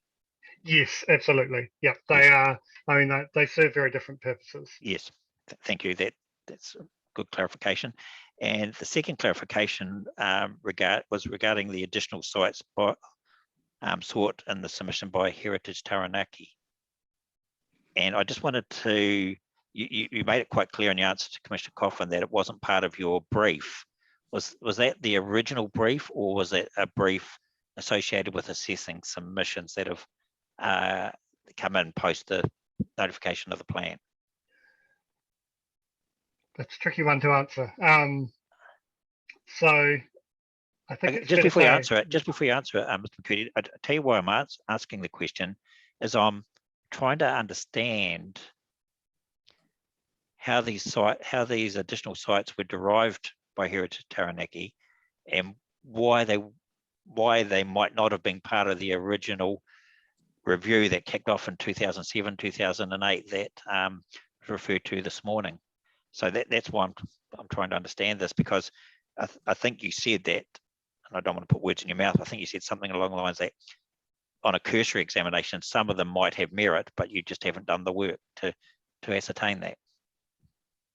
Yes, yeah, and that's a good summary. I am of the view that those sites should be in the district plan, but ultimately, yeah, it kind of, there's a difficulty in that the buildings themselves are one thing, but the archaeological footprint of those buildings is a completely separate thing. Yes. So my view on the archaeological footprint is that it very much has a place as any other archaeological site. Yes. Okay. Thank you. But I guess to answer your question, ultimately, I think it's when the submission came through, basically probably realistically there wasn't enough time for that to happen correctly, because all of these other sites that we've done have been with going and talking to landowners, iwi hapu, all of that just simply couldn't happen in this time frame. Yes, I guess that raises another question of clarification, and that is, why weren't, I'm not sure how many sites there were, I think Commissioner Coffin said 103, but let's assume it's of that magnitude. Why weren't they on the radar way back? In 2006, 2007, or were they? Yeah. Yeah, so they've always been lingering there. It's kind of a tricky issue in archaeology. The reality is, yeah, actually, to be honest, I can't really answer that question probably to your satisfaction. Okay. Well, that moves me to just my question. Some original thought here now.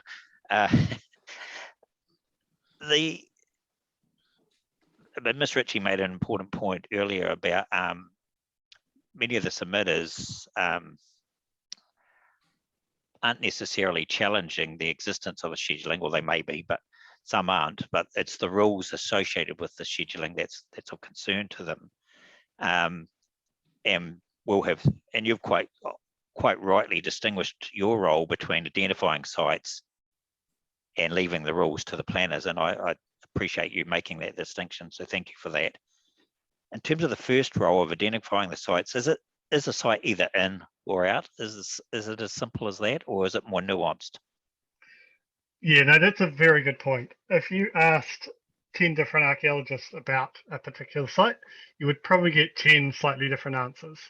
I would like to think we would all fall roughly in the same location, but the reality is that archaeology is a discipline that attempts to use scientific principles, but at the end of the day, there is always an interpretation involved. And so that's what I'm bringing in with my experience, is that interpretation. Yes. Is that interpretation more prevalent in relation to the identification, the points identification of a site, as opposed to the extent of the extent? Or is the interpretation valid across both of those identifications? I'd actually say it's the opposite. The interpretation is most strongly coming in with the extent. Yes. That is the most difficult part for an archaeologist to determine.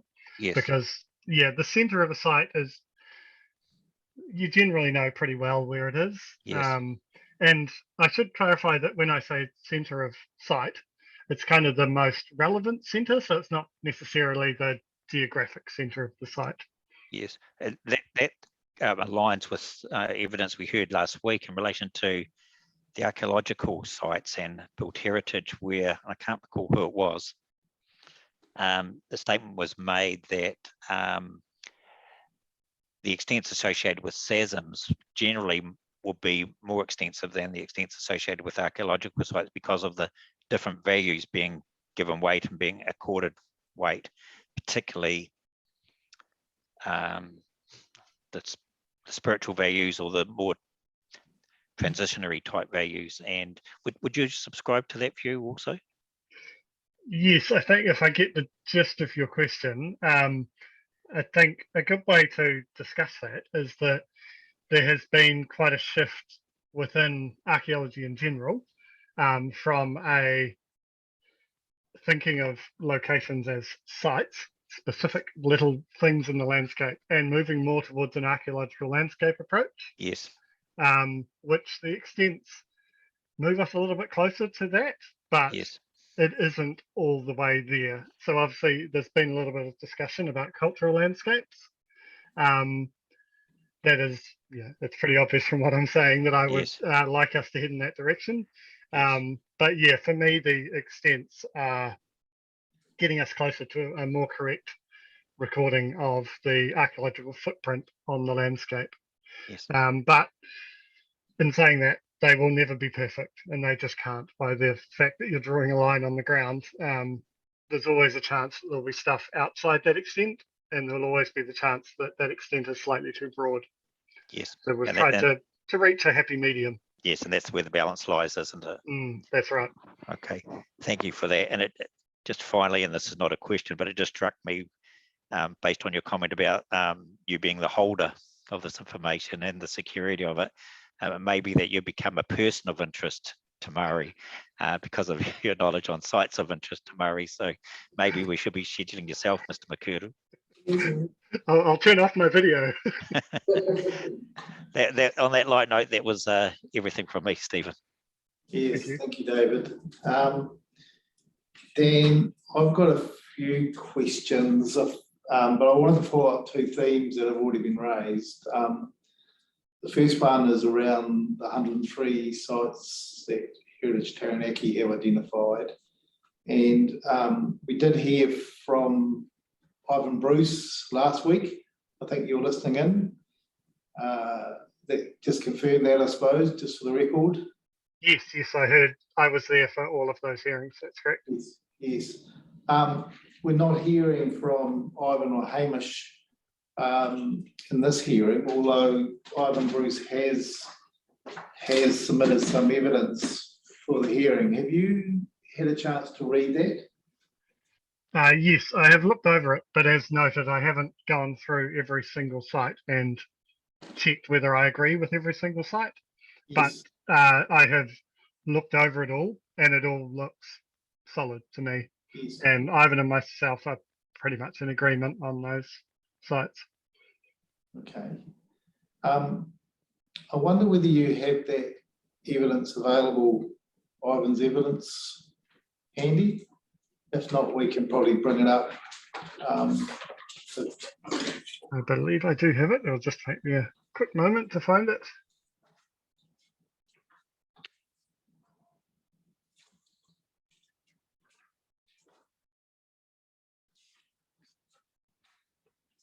Okay, this will be the submission 297, is that correct? Yes, and the evidence is that doesn't have a date. It runs to 5 pages. I'm interested in page 4. The evidence, 17th of January 2022. Yes, dated 17 January 2022. It's on the website and it's in the statement of evidence part of the website. Oh, okay, I may. Might be just as easy to bring it up on the screen. I think Julie should be able to find it. Oh, that'd be good, yeah.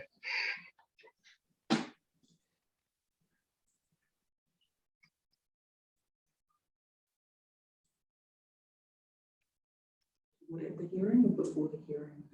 Table before the hearing.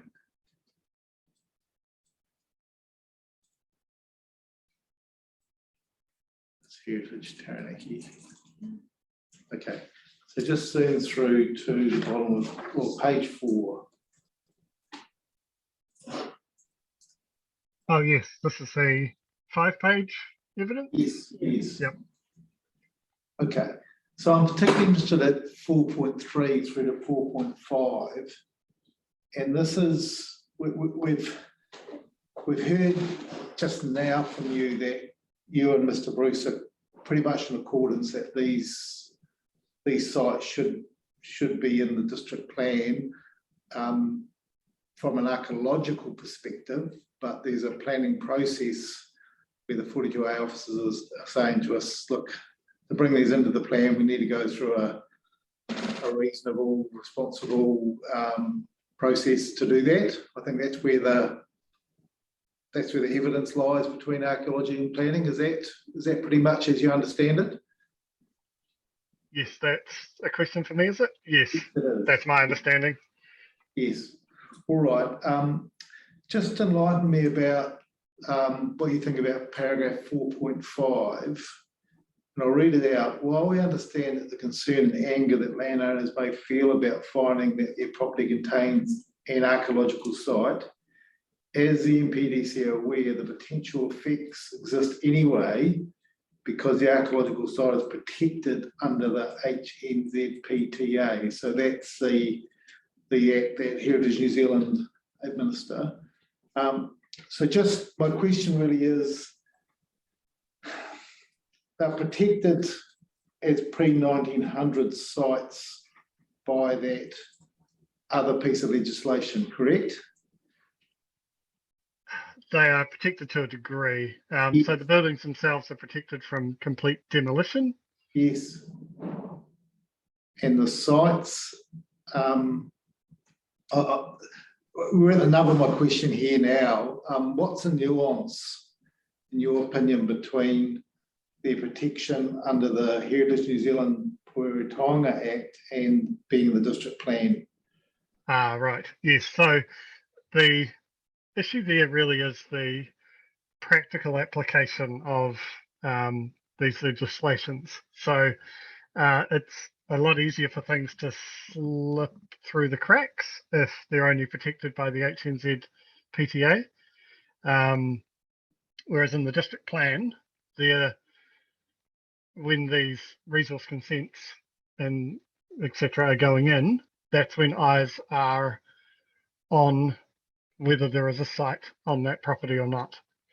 It's very easy if they're not, because if these buildings aren't recorded anywhere, they're only protected in principle rather than being protected in practice.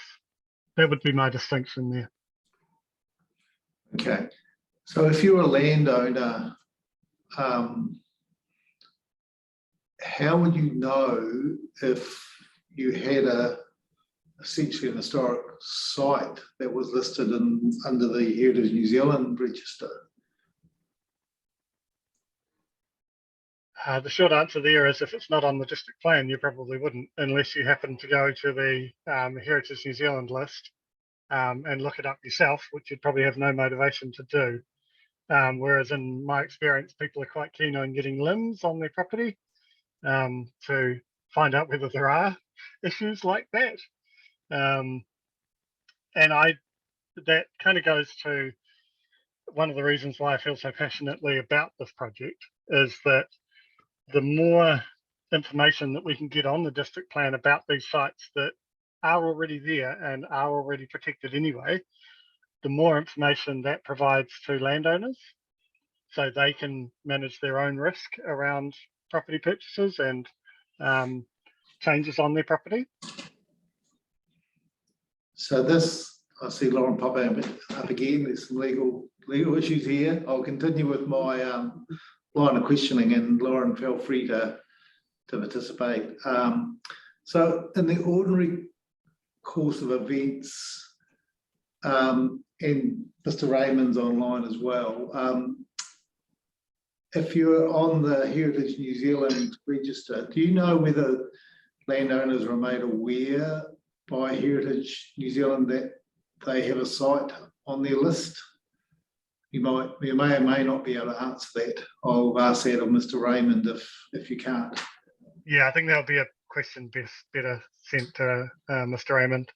All right, thank you. And again, this is probably a legal question, and maybe a planner's question as well. As a matter of course, when the council issues a limb, would it or would it not identify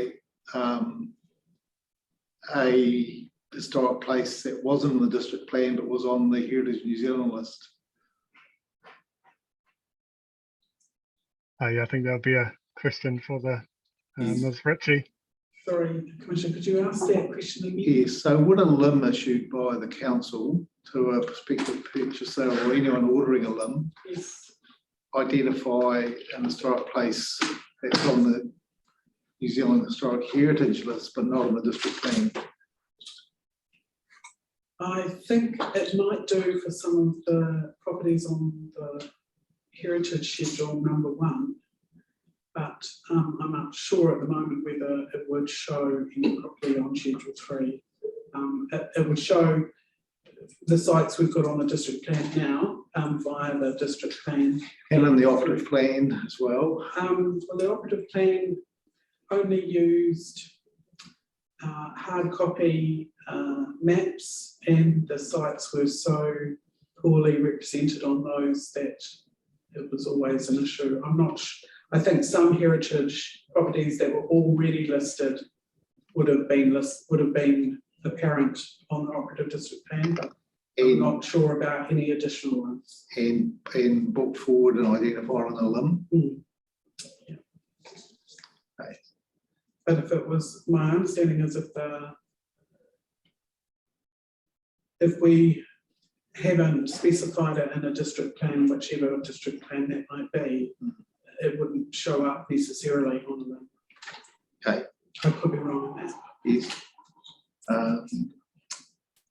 And I suppose my last question is there any practical reason, and this is probably for you, Joe, why these sites that are registered on the national database couldn't just be identified as not listed in the district plan, but they're on a national register? I suspect there's no technical reason why we couldn't do that. Is there any planning or legal reason why you couldn't do that? It would just be about whether we've actually done the due diligence around those sites per se, and spoken to the landowners and all of that sort of thing. I mean, I think providing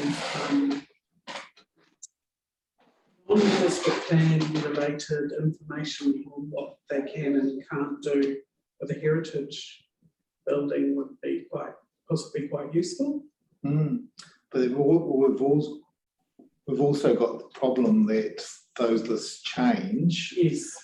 So might there be just a cross-reference on the district plan or on a limb that in addition to historic sites on the district plan, there is also a register held nationally, and maybe a link or something that, so lawyers that were investigating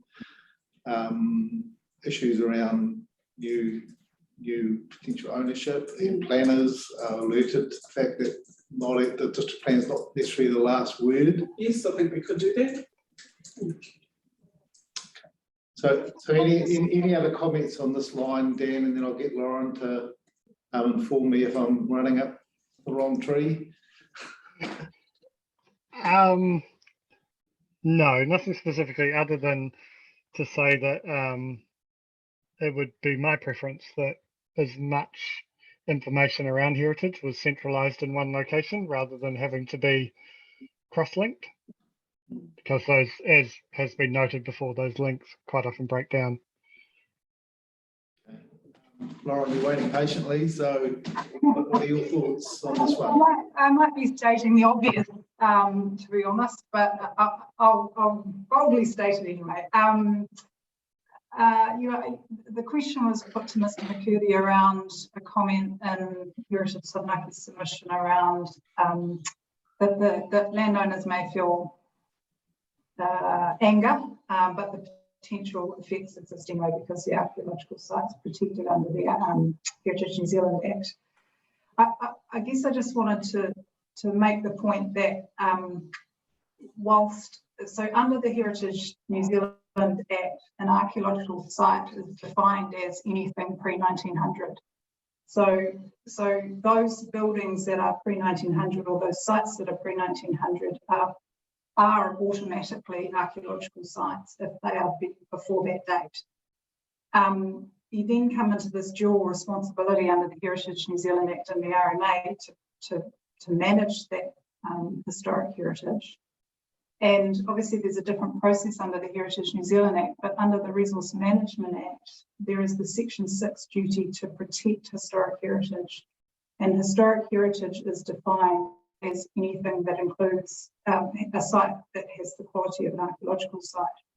So that you know, the definition of archaeological site in the Heritage New Zealand Act must inform that under the RMA. So for those sites that are archaeological sites, I would submit that there is a duty under the RMA to protect them. And by virtue of them being predating 1900, they fall into that category. If that adds anything to the conversation. No, it does, and that's quite a precise piece of advice. Certainly accords with my understanding and experience. Because of this dual management role and the crossover, on a day-to-day basis, I'm advising clients a lot on these sorts of issues, and it's sort of double, it's not double the effort, but it's just these twin processes where quite often the same evidence is required. And then, yeah, and as Mr. Raymond said, sometimes it's preferable from a practice point of view to work through perhaps some of the border issues through a resource consent that might be triggered first, and then seek an archaeological authority from Heritage New Zealand following that. Sometimes it might be preferable to do it the other way around, but this is just practice. There's no hard and fast rules, are there? Yeah, it is difficult, it's challenging, and as you noted, the lists change as well. But you know, if there is a duty to protect historic heritage, then that's one of council's functions that it needs to discharge. And you know, one of the ways to do that is by including them in the district plan. Yes. All right. Thank you for that, Lauren, and thank you, Dan. It's something that's obviously a live issue and it's food for thought. And I appreciate the answers from the team on this, because it is multifaceted. And I do. Sorry, Commissioner Coffin's got his. Commissioner Coffin's got his hand up. Thank you, Antoine. Thank you, Stephen. Just in a similar vein, just for Lauren, it's, I suppose, testing some of the assumptions I've got or have made. This area seems to be a little bit different to some of the other schedules that we've been looking at. So, for instance, significant natural areas, and I put emphasis in bold on the word significant, and sites of significance, or sites and areas of significance to Māori, where there's a two parts to it. One, does it have the values of that particular resource? Is it a natural area? Then there's the significance criteria. Is it significant? And then again, for sites and areas of significance to Māori, is it a site and area that has values to tangata whenua? And then the second part is it one of the significant sites? But for archaeological sites, it doesn't seem to have that qualification. It's does it have the characteristic attributes of or values of an archaeological site? Yes, no. Yes, it is. Therefore, there's a RMA imperative for protection of that resource. Is that my assumption correct? Even though a lot of districts they look to assess archaeological sites and rank them, I suppose, and say these are the most significant, or here is a diverse representation of archaeological sites resource in the district.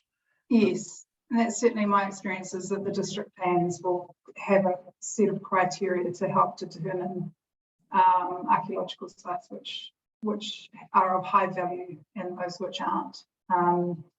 And generally speaking, you know, if you have a consent process for those, an archaeologist will go out and assess it and determine whether or not it is, you know, a site that's important or rare or significant, or one that, for instance, maybe submitted or something like that, you know, is not rare and is something that can be destroyed. Yeah, those are some of the criteria that you might see in district plans, but I'm just wondering whether that process of discerning significant or not is actually isn't necessarily in line with the RMA in terms of what it's intending. Yeah, you raise a good point, because the RMA doesn't specify the manner in which you might determine that's right which archaeology has value and which doesn't. Yeah, and I suppose it applies to pre-1900 buildings and other types of archaeological sites. I think, Dan, perhaps you wanted to add something. Yes, I was just going to comment, but yeah, obviously, if you're taking the definition of archaeology from the HNZ PTA, it is just very clear that archaeology is archaeology. Yeah.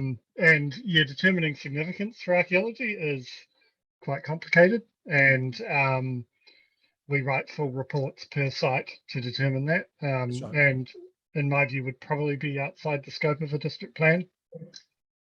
That was going to be my next question, so thank you. You anticipated it very well. Thank you.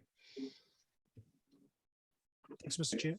Thank you, Antoine. Dan, I've just got a couple of final questions. The first one is at 1.16 of the evidence, bottom of page 3 and top of page 4. Are you there? Yes, yep, I'm following.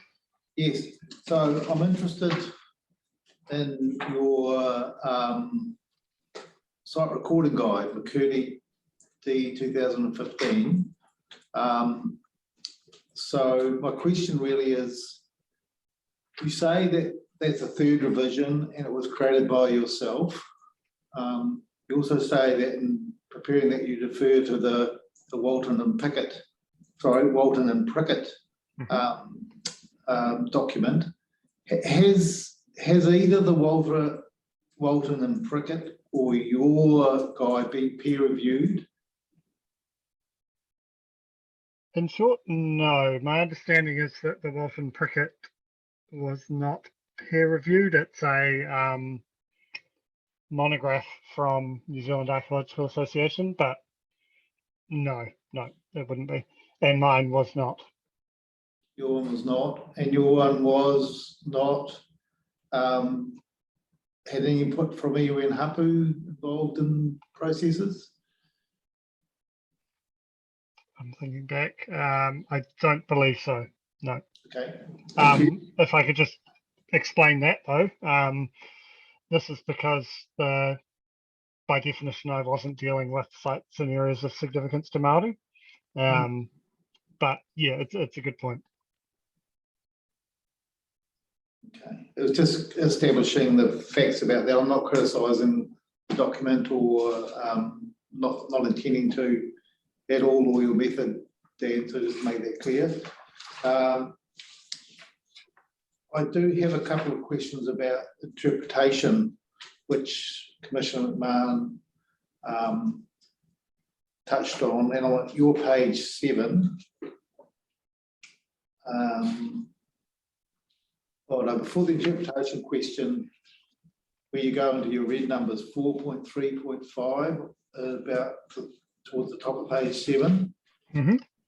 So this is where the site visit process went on, and site visits, as you note, were only undertaken where possible, and landowners were requested and tangata whenua were there when possible. You say at the end of there that sites were only undertaken if permission was provided by the landowner.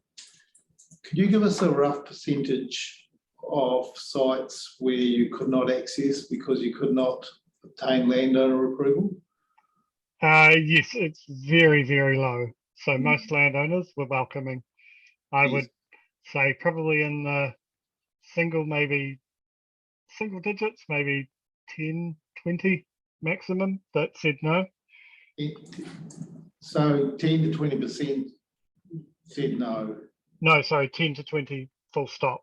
10 to 20, okay. Would be my guesstimate. I could potentially go back and find out exact numbers, but that would be my guess. I think it's enough just to get a feeling for. There was quite a big uptake, and landowners were happy in general terms to allow site access, and that's what I wanted to establish. But there were some that weren't. That's correct. Not every landowner who we met who let us onto their property was happy. I shouldn't say that. Yes. But they were happy to engage, or at least keen to engage. Okay, so you would characterise this as that there were some landowners who weren't happy, a few, 10 to 20 who weren't happy and would not allow site access. There was another group that weren't particularly happy, but were happy to engage. And I take it there were some that were happy to engage, and also interested in not interested, not happy to have a site, but not unhappy. How would you describe that? Yes, yeah, that's a good summary. And generally, whether people were happy or not, the degree to their happiness was probably directly related to how much of an impact that specific site would have on them. So quite often farmers who had enormous land, and that little extent that I'd drawn was actually relatively small, they were generally pretty welcoming of the whole process. It's fair to say that you get a different reaction from a landowner whose property is almost entirely taken up with an old par site, for example, where literally anything they do on their property is impacted by that site. They tended to be less enthusiastic. Yes, and I think we've got examples, we'll hear about examples of all that range today, tomorrow, the next day. So it's a continuum. Yes. Yep. All right, thank you. Look, I do have one other last theme of questions, 4.3.8. This is again on page 7, and you're talking about how you've looked at defining your centres and looking at the extent for each site. So that's, you explain that process. in your third sentence, you say this extent represents either the extent of observed surface archaeological features present or an interpretation of the site extent that best represents the site based upon my, as in your experience with these sites. So that's your judgment as a archaeologist, isn't it? Yes, that's correct. Yes. And in relation to the submissions that have been made and evidence in front of us, are there any other archaeologists, either on a general basis that operate in the district, or on a specific basis that have come to a different conclusion?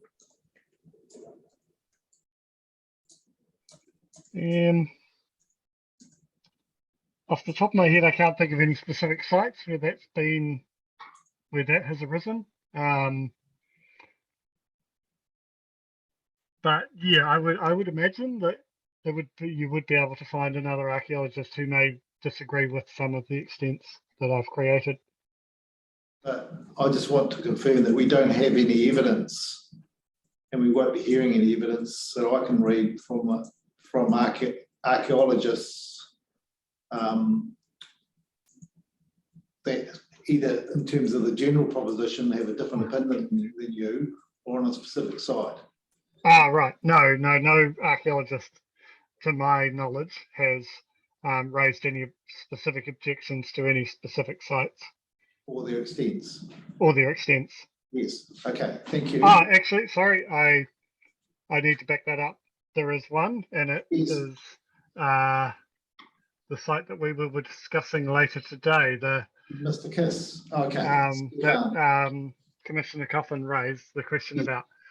So I have actually the other archaeologist in town, Mr. Bruce, has raised some concerns to me personally about my identification of some of those features. So I do need to put that out there. Yes, but I'm not sure whether we're having any evidence from Mr. Bruce on that matter. No, I just wanted to note that because you did ask if anyone had raised any issues around any of the sites. Right. Thank you for that. And my last question is one about interpretation at your 4.3.12. This is about the verification point. And I recall Jo has mentioned that she's recommending that we take this verification role, or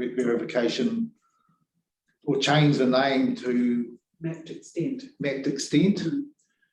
I just want to understand from both of you, between both of you, what the difference is and what the reason behind changing the definition. I thought it was verified by iwi and hapu, but that's not the issue. From my perspective, there are two parts to the verification. One is from Dan as archaeologist, and, and the next, if it's a SASM site or related to SASM, from iwi hapu.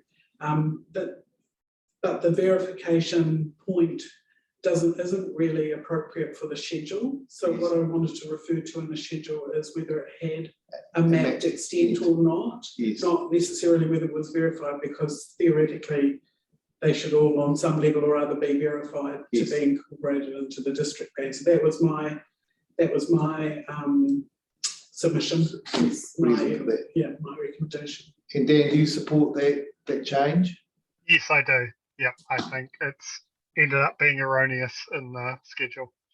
Okay. Thank you, and thank you very much for your work, for your evidence, for attending today and answering our questions. Found it very, very helpful. There was one question. There was a question outside. Sorry, from Commissioner Coffin with the Jordans in the room. Okay. Oh yes. Dan, before you go, Commissioner Coffin was using an example in the Jordans. He picked on the Jordans site as just a good example, and I said, look, let's hold that question until Mr. and Mrs. Jordan turn up, so we can hear what Dan has to say. It was just being used as as an example of how the plan maps things rather than anything particular. So can we just go to that and maybe bring that site up on the screen? Yep, so if we load up page 39 of my evidence, it shows the map.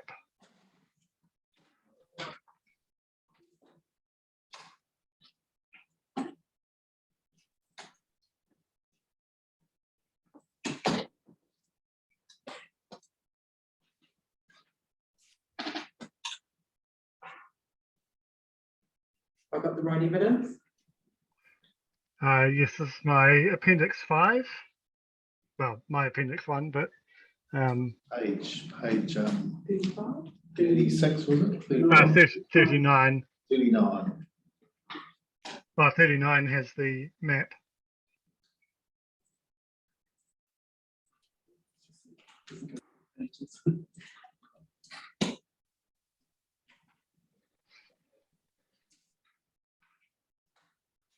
Here it is. Now just allow me to share that screen. Right. So Antoine, do you want to just ask the question again, and then we'll get Dan to give us answers? Yeah, just on reflection, I think my question was very long-winded, but effectively in 4.3.8, where you say the extent of these archaeological sites represents either the extent of the observed surface archaeological features present, or an interpretation of the site extent that best represents the site based on your experience of those types of sites. So that's quite a nice succinct way to ask, how do you correlate the archaeological features, which are clearly identified in the red here, to the extent, which is the purple line. So just taking me through the thinking process, using this one as an example. Yeah, great question. Thank you for asking that. So the way that I got to that extent, I suppose, is the key question there, isn't it?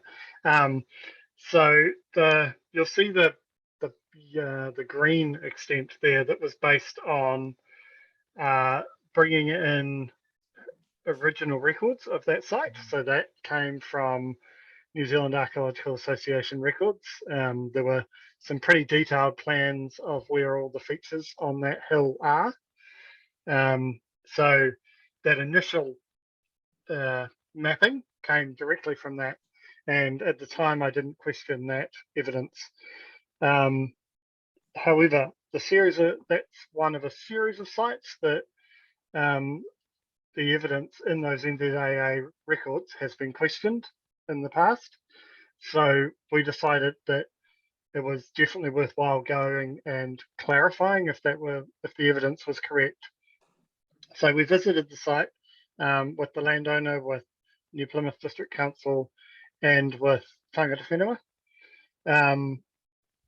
I then walked around the site and mapped it with a real-time kinematic GPS. So that's a survey grade GPS that's 1 centimetre accuracy.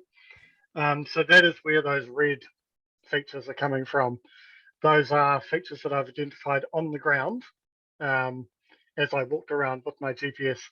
It's not all of them, I should say, because we had a limited amount of time, and so I kind of could only do the obvious ones and the amount that I could run around. It is a very large site. It's very prominent in the landscape, but that doesn't in itself explain the purple extent that I've proposed. So the purple extent comes from, yes, all of those red features that I've identified, but it's also bringing in the topography of that landscape, so the geology. And if we're looking at that site as a lived archaeological landscape, so going back in time, how people would utilize that land, it's bringing in an interpretation of how that would happen. So settlement pattern and occupation. Yep. That's right. Yep. And yeah, obviously there, it's basically, for simplicity, it's going down to the bottom of the large hill, which is German Hill, Atua Iwa. It's also worth noting that the site looks quite different in circa 1945, 1950 aerial photographs. That shows the features on the ground quite a bit more distinctly. It also strongly suggests that those features aren't the result of tree fall. So it can be quite easy to accidentally record a pit where a tree has actually fallen over and then been removed. I don't think that's the case on this site. Those features are pretty clearly archaeological to me. But as I noted, Ivan Bruce, another archaeologist, did visit that site, didn't visit the upper parts, but he saw some around the bottom and thought that they were probably tree throws. So there is still some question around the lower ones. I've also viewed the site in near infrared aerial photography, so that the way that works is that fast growing vegetation, so grass, will absorb the near infrared spectrum of light differently to slow growing vegetation. So that can help us pull out archaeological features Kind of that aren't. like a bit of a heat map. That's right. It is. That's exactly it. So that can allow us to see under the ground a little bit, so we can pull out features that aren't visible in the visible light. So for this site, we've basically thrown all of that at it. I would still like with this one to go back and continue the recording because, like I said, I wasn't able to record absolutely everything. And part of that process would be mapping it in 3D with a drone and producing a 3D model of the whole site.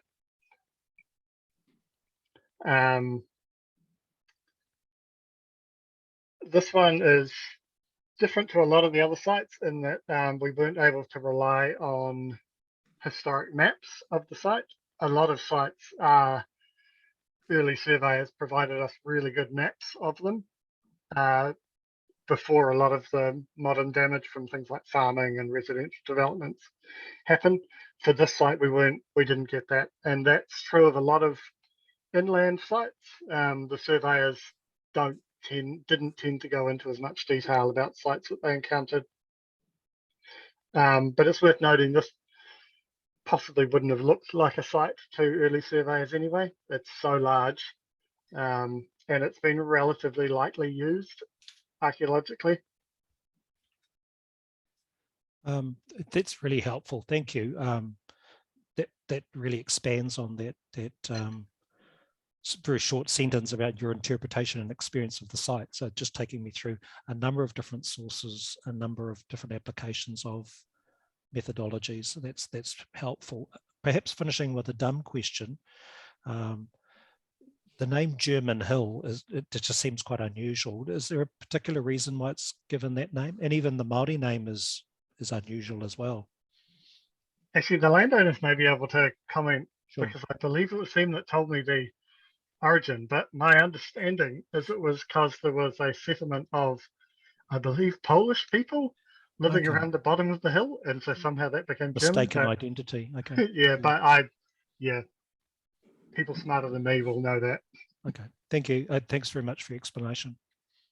So, sorry, just to finish that off. So that's the type of methodology you've used on a number of the sites in terms of extent, where you've recommended the extent. That's right. Yeah. So really, to summarize, it's about starting with what we've got to begin with, and then pulling in as many historic sources as possible. Yep. So that's our desktop study. And then if that isn't enough, or we want more clarity, we get out into the field and we look for specific features in the landscape. But it's very much a dual approach of a desktop study first, followed up by a ground survey. Okay, thank you. Thank you, Antoine and David. Just to let you know that I think there is quite a lot of knowledge in the room that you probably can't see across Zoom, that we'll hear from a bit later on when the Jordans talk to us. So thank you for that question. Dan, I have just a couple of clarification questions about your page 39, and I just want to work through the key that's at the bottom. So I understand the identified archaeological features, those are ones that you have seen and have mapped. Yes? Yes, that's correct. The term, the purple one, this is what it is an extent in the proposed district plan. So that is not currently in the district plan. So that is what I am proposing is a better extent than what was originally proposed. Okay. Based on my later study of the site. So this this term extents of discussion. Can you just clarify what that means? So that's extents that are discussed within the evidence was what that was supposed to refer to. Oh, okay, gotcha. I agree, that's not very clear, is it? Yes. New Zealand primary parcels, they don't apply that, they apply to some sites in terms of LINZ land, or is there some LINZ primary parcels on this one? So that's just the black lines there that show basically where the property boundaries are. Oh, cadastral boundaries. Okay. That's correct. Yep. Okay, so they are black lines, but in your key they're sort of grey, but that's what you're saying there. MPDC operative sites, a red triangle. And you will notice there's none of those here. Yes, you will notice there aren't any. That's because the proposed sites are above those operative sites in the GIS. So that green triangle is covering the red triangle because they're exactly the same. I thought that might have been the case. This is sort of one of these mapping dilemmas which we're working with the E-plan. So I understand that the proposed site location, there's a point you've got to pick, and the current MPDC site extents are the green, so that's what's in the proposed plan. That's correct. Yes. And this is just, again, the children will know this land like the back of their hands, I presume, but in terms of water that would have been used at that site, I can just see there's a few streams, one at the top and one at the bottom. In terms of the geography of this area, where would water supply have come from, do you think? That I can't answer off the top of my head, sorry. It's been a while since I visited the site. Yes. Right. Thank you for your help, and thank you for just answering those specific questions, and let's just help clarify both as an example of how you've mapped things in your as you've gone along, and what each of those terms mean. So thank you very much. I think you're done for the moment. Cool, thank you very much for your questions. Yes. All right. I think we're about an hour late, we're an hour and a half late, but it's just sometimes happens. We've got Heritage New Zealand Prohiri Tonga. Mr. Raymond, are you there?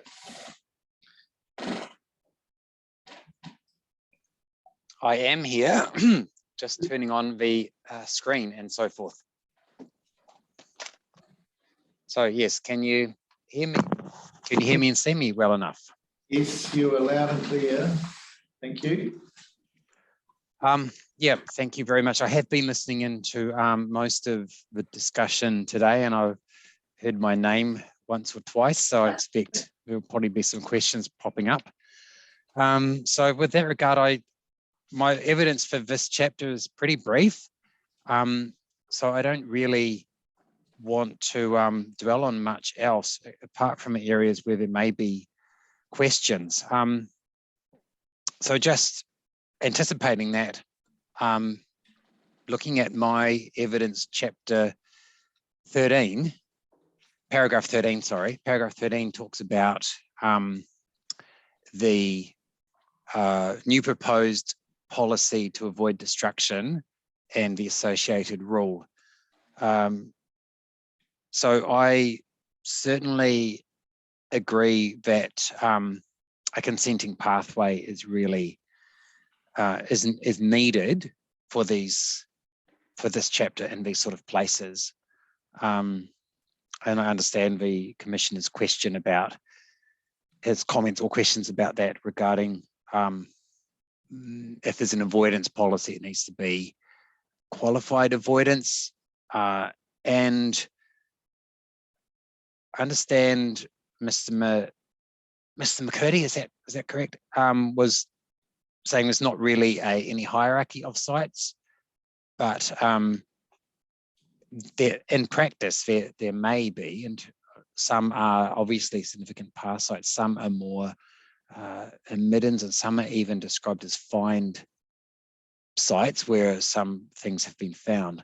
So in terms of if there's going to be any application for a destruction of those places, then is that always going to be avoided, or are there circumstances where, depending on the nature of a site and nature of the activity, where so yeah, basically what I'm saying is that I understand the need for a consenting pathway, and I have been thinking about it.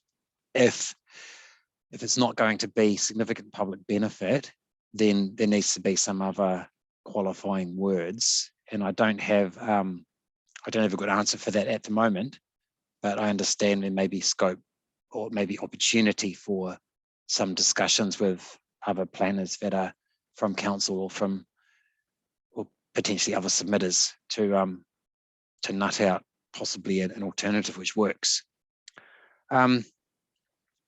So I'm happy to basically go for any other questions that is, or clarifications that I need to answer. Yes. Yes, thank you very much, Dean, and thank you for your evidence. You're right that there's a reasonable amount of crossover the way chapters 13 or hearings 13 and 14 matters are dealt with and amongst the overall historic heritage chapter in the plan. So we're going over some old ground. We talked with you some of it last week, but I do think the best way to proceed would be just take questions, and we'll get your advice and input that way. So starting as usual, leading off for us is Commissioner Coffin.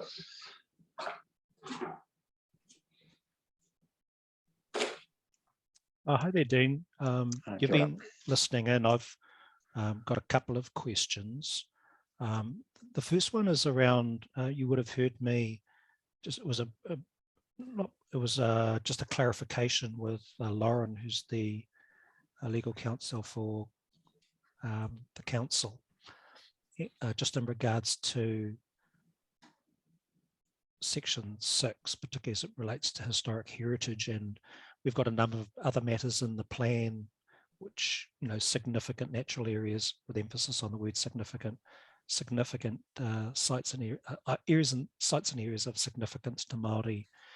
Probably the other one I didn't mention, outstanding natural features and landscapes.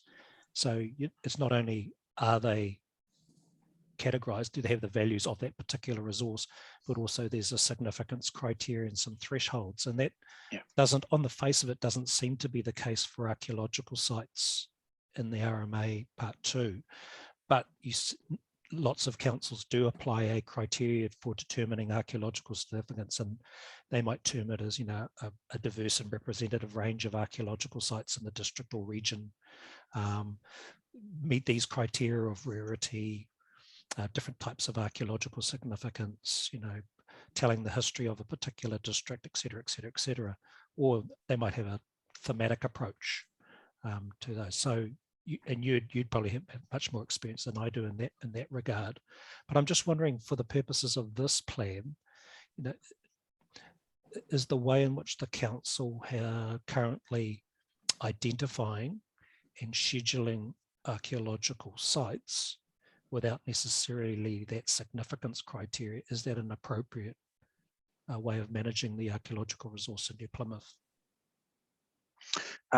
Yes, I certainly understand there is a lot of archaeology in the New Plymouth district, and sites of significance to Māori. As I think some of the opening slides from the council planner was showing us, it's you know, anywhere within a certain distance of the coast and the waterways. My preference when I'm comparing a number of district plans that I've been working with in recent times is that places are assessed in terms of significance, and the ones that are deemed to be significant are the ones that are included in the district plan. And that's the same when you look at built heritage. Not every old building is included in a schedule of heritage places, but it's ones that are significant in terms of history or association with people. Similarly, there are a lot of other councils have determined these are the significant sites that we want to have that layer of protection. Acknowledging there is also the Heritage New Zealand Act, which provides a level of protection. At least that's the intention of that act as well, in terms of not being able to destroy archaeological site without an authority.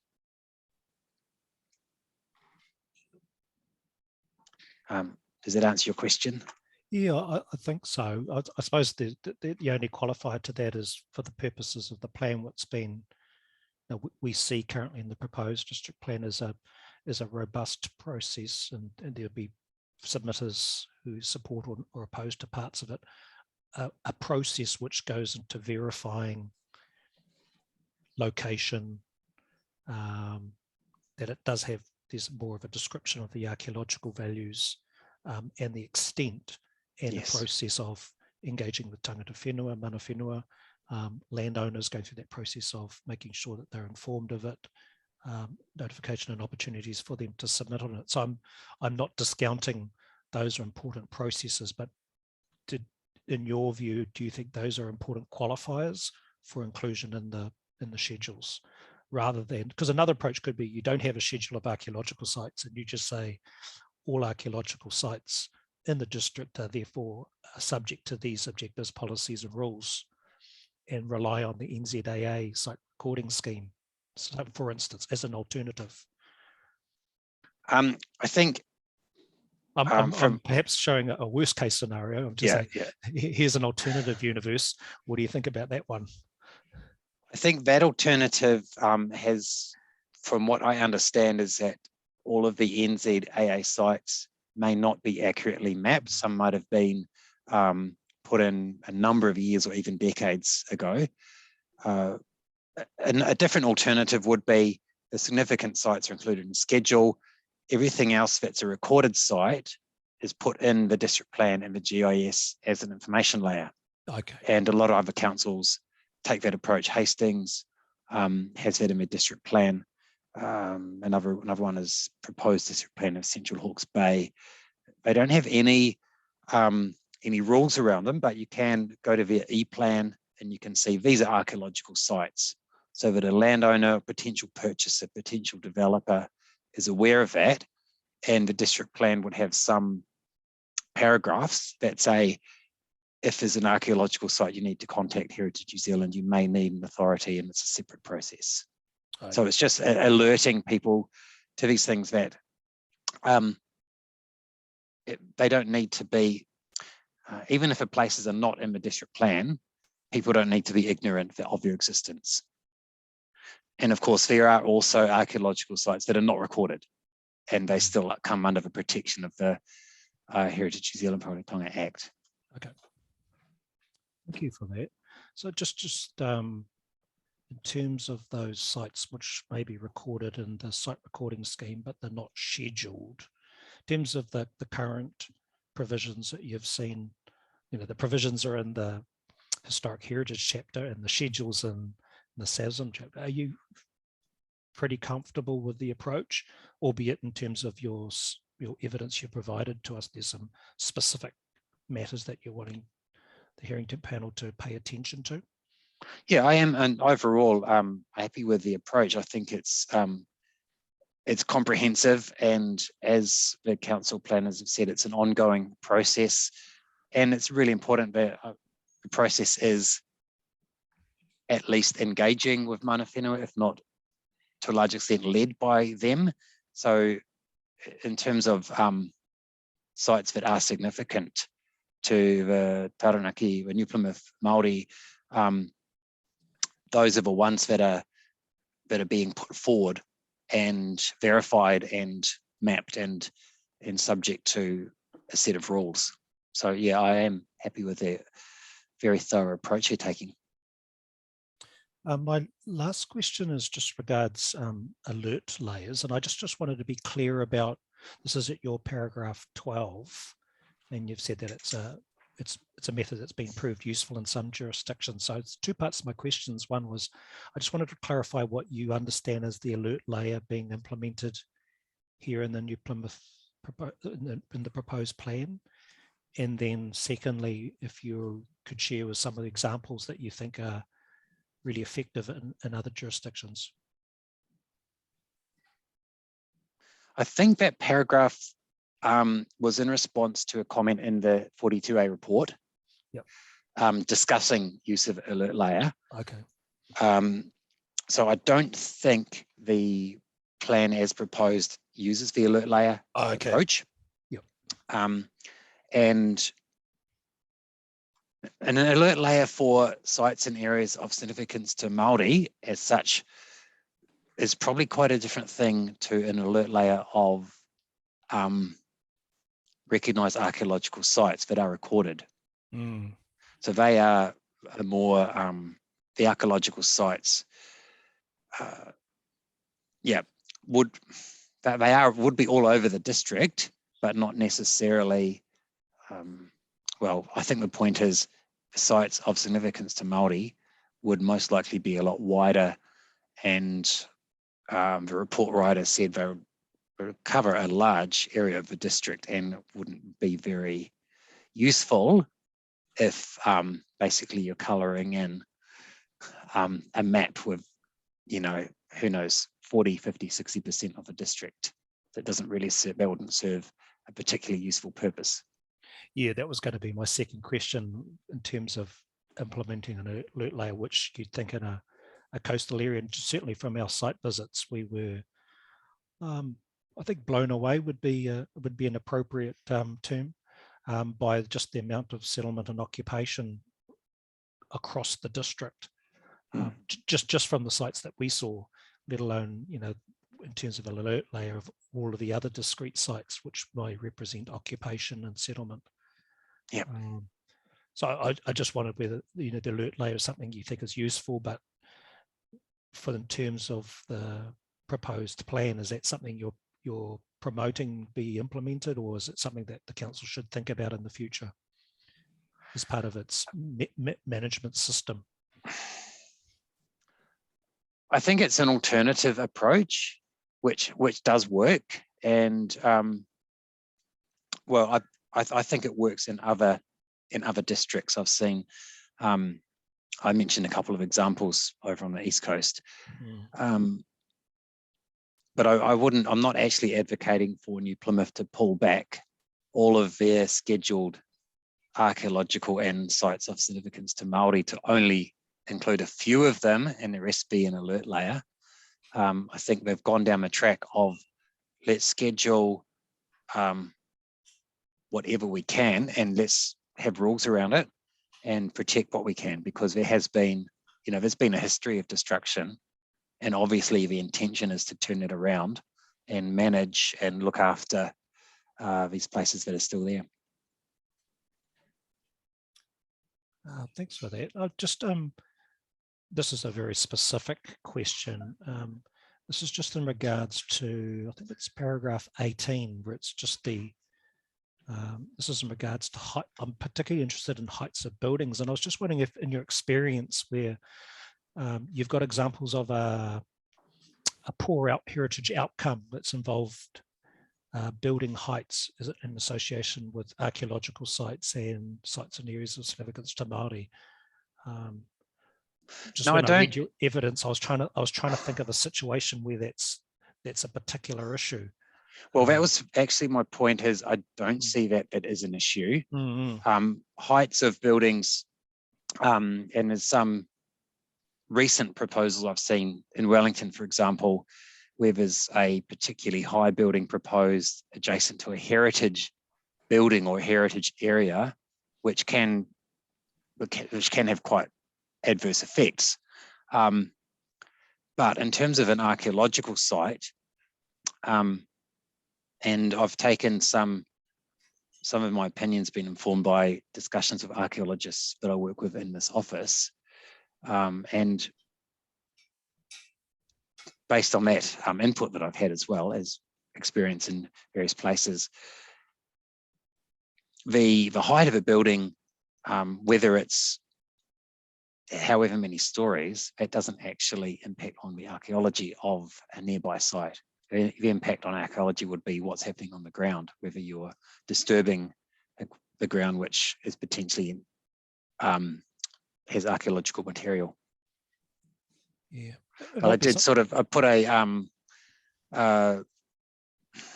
proviso in that paragraph that I can't speak to the effect on tangata whenua values. There may be reasons for that. And I've just sort of looked at that, trying to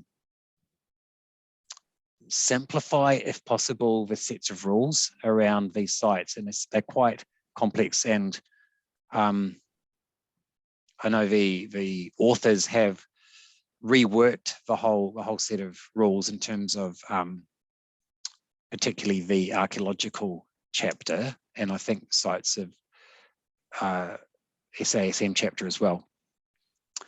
And then I've been comparing what if there wasn't that rule? Then you've got the, particularly in rural zone, height limits, the buildings for non-residential buildings of 12 meters. So what is the difference between allowing up to 12 meters or up to 10 meters? And there may be landscape effects, there may be other reasons for that, but I'm just questioning the reason for that in terms of archaeology. Yeah, I was thinking overlook is potentially one, but or scale, but I'm just not sure. I haven't seen those words being used. So, and also just noting that rule applies beyond the 50-meter buffer zone. So you've got the mapped extent, then 50 meters, then another zone around that, which controls these extra high buildings. There might be something Section 42A report writers just provide us some clarification on. Sure. Hey, thanks very much for your answer. Okay. I didn't have any other questions, Stephen. Thank you, Antoine. David? Yes, a couple from me. Hello, Mr. Raymond. Hi there. Hi. I'm just going to focus on your summary that you gave at the inception around your paragraph 13, and it deals with these additional protective provisions, and the reference in the 42A was paragraphs 236 through to 241. And just for context, Heritage New Zealand have lodged submissions seeking additional protective provisions, a policy and a rule. And the rule suggested in the submission was a non-complying activity. That attracted a number of further submissions. I think Kaingora, the oil companies, and a trust and a reserve also lodged a further submission claiming that these matters already dealt with under the Historic Places Act. There were other submissions. In fact, there was a submission also from the council themselves who sought a new discretionary activity rule be added to the SASM chapter to regulate the demolition or destruction of a SASM. So there was a whole lot of submissions lodged and further submissions. You would have read the 42A report from Ms. Ritchie, and your evidence would have been based on that. And you've said today that you agree that a consenting pathway is important. The question I have for you is, and I didn't quite write it down when you were talking, but I think you made mention that it's particularly important when there's no hierarchy implicit in the listing of these sites, and these sites could include a range of sites at the lower end of significance, such as, and I've got to be careful, Midden, through to the higher range PAR sites and Waihi Tapu sites, and so there's no inherent sense of importance or hierarchy in the listing itself, which, for want of a better term, makes it one size fits all in terms of the listing. So it's important, I think you're saying, to get the policy and rule framework right in that sense. Is that what your summary was? Yeah, that's correct. And I'm not suggesting that any particular sites are not significant. They may be very significant for other reasons. I know that other councils have, for both, or particularly for build heritage, there's often a Group A and a Group B, and there may be a non-complying status for Group A and an easier consenting pathway for Group B because they are of lesser significance. Yes. And as you say, this plan doesn't have that, and that's fine. But it is important that the rule and policy framework allows for a consenting pathway that's not too onerous for the sites which can be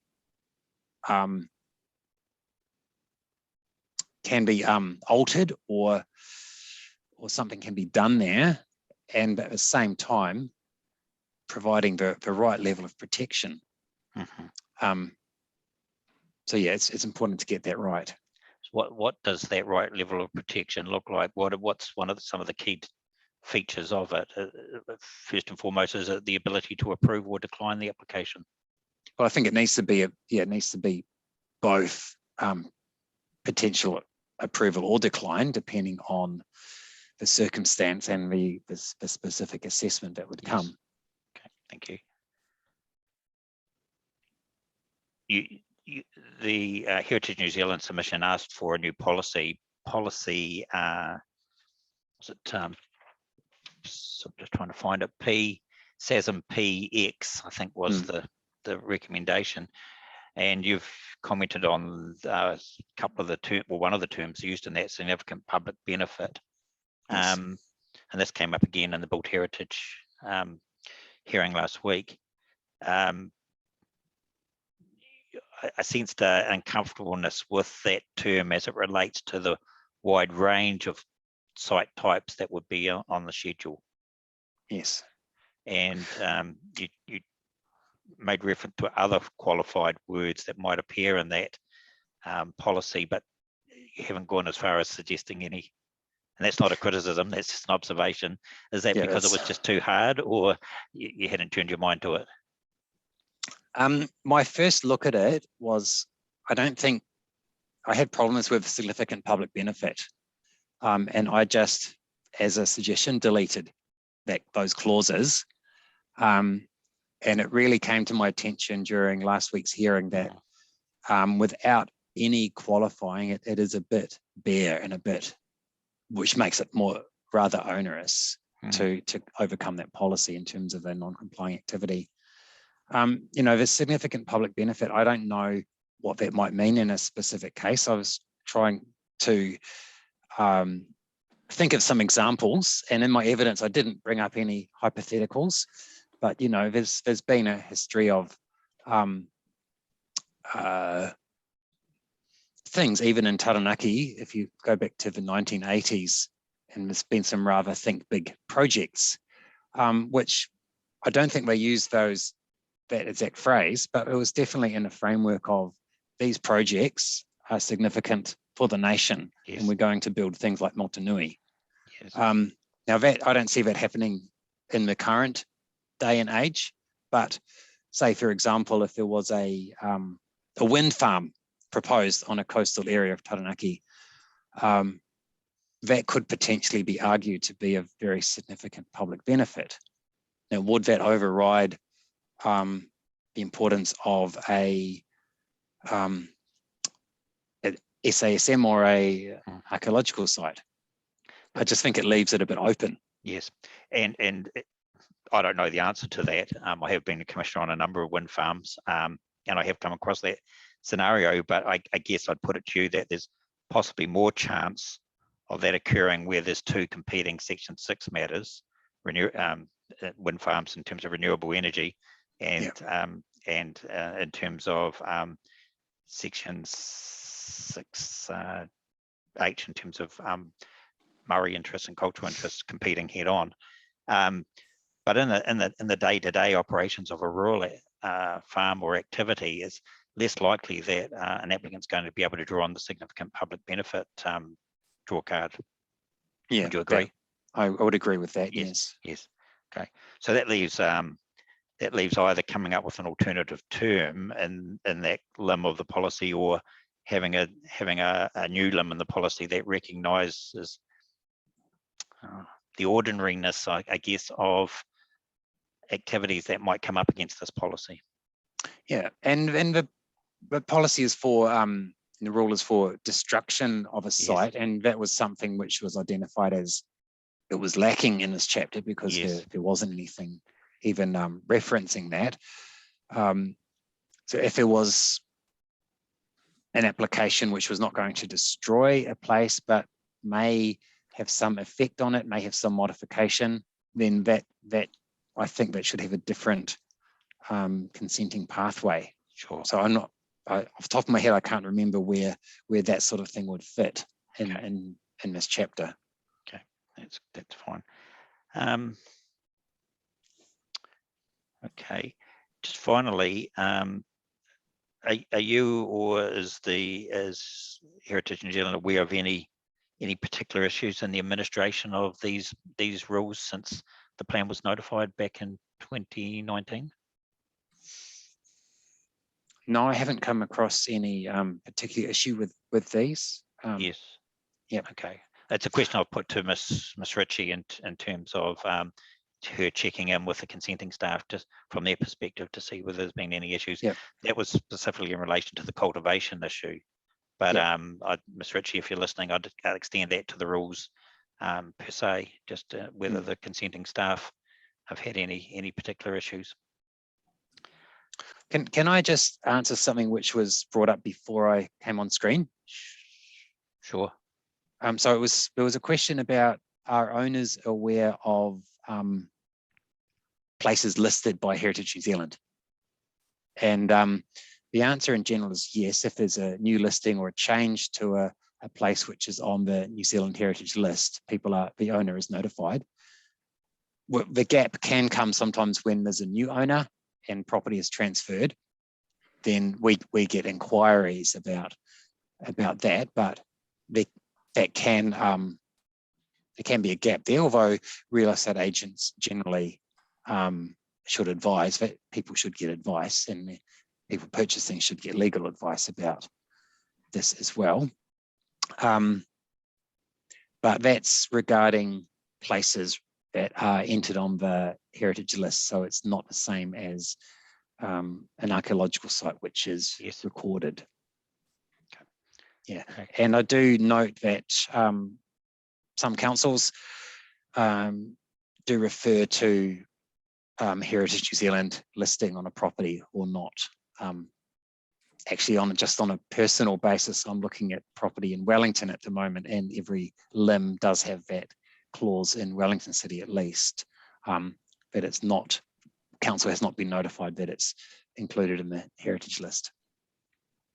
I wasn't the one to ask that question, so I'll leave that to Stephen or Antoine to come back if they've got any points of clarification. But just in that small ring fenced issue that around your paragraph 13, those answers were useful. Thank you. Sure, thank you. Yes, and thank you, Dean. I was asking the questions about, if you don't know, how can you have any influence or be expected to know? So this was the interface between the two areas of legislation and the dual roles, and how the new Plymouth District plan might just be able to assist through some cross-referencing or some, as you say, perhaps paragraphs or even a sentence about, there is another jurisdiction. There are archaeological sites that are registered maybe separately, and there's also your list of historic places as well. So would you support the district plan being as informative as possible with regards to your responsibilities and in the various registers that you hold? Yeah, I think that's definitely a good approach, and I think the district plan, I'm reading it now as it's notified, does include some references along those lines. Yeah, so I think it's important just to have that, you know, different ways of keeping that communication open and allowing people to be informed of these things. Yes, that's great. And look, I don't have a question, any other questions, but I think you might have been online when, I'm not sure when Ms. O'Byrne did a very all right reply last Wednesday afternoon. I was available for part of that, but I had to skip out before she'd finished. Look, I think we've got HHP7, policy P7, and there's also this equivalent one about the term significant public benefit and how that might apply to a future decision maker, either as a non-complying activity or as a discretionary activity or designations or whatever might be applied. I think where we left it was Ms. O'Byrne speak with, Lauren O'Byrne will speak to Joe Ritchie about that, and also take some legal advice. And if they felt it was going to be useful, they'd reach out to some of the other planners that have given expert evidence on this matter. But it was they were going to have a good look at it first. And so I think it's more of a standby if you're contacted. Sure. And certainly I think it can be quite useful in some circumstances, but might not necessarily be in this case, but it'll be up to them, and I've given them the steer that it's up to them to work through that with or without some additional conferencing or discussions. Sure, thank you. Thanks for letting me know about that. It's good. Look, that's everything from me. It's 3 o'clock, but I think we will press on just to hear Mr. Jordan, Alistair Jordan, and then we'll take a break after that. So welcome and come up, all of you come up to the table. It's, if you like.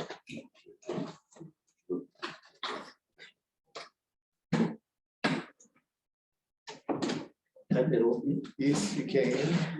And I'm struggling with the glasses on the just fogs it all up. Yeah, and also we've got to be very careful as well. You know, the rules are when you're not speaking or addressing people, you should have them off. So yes, I think, yeah, just when you're speaking, perhaps it's not easy. You know, I've talked to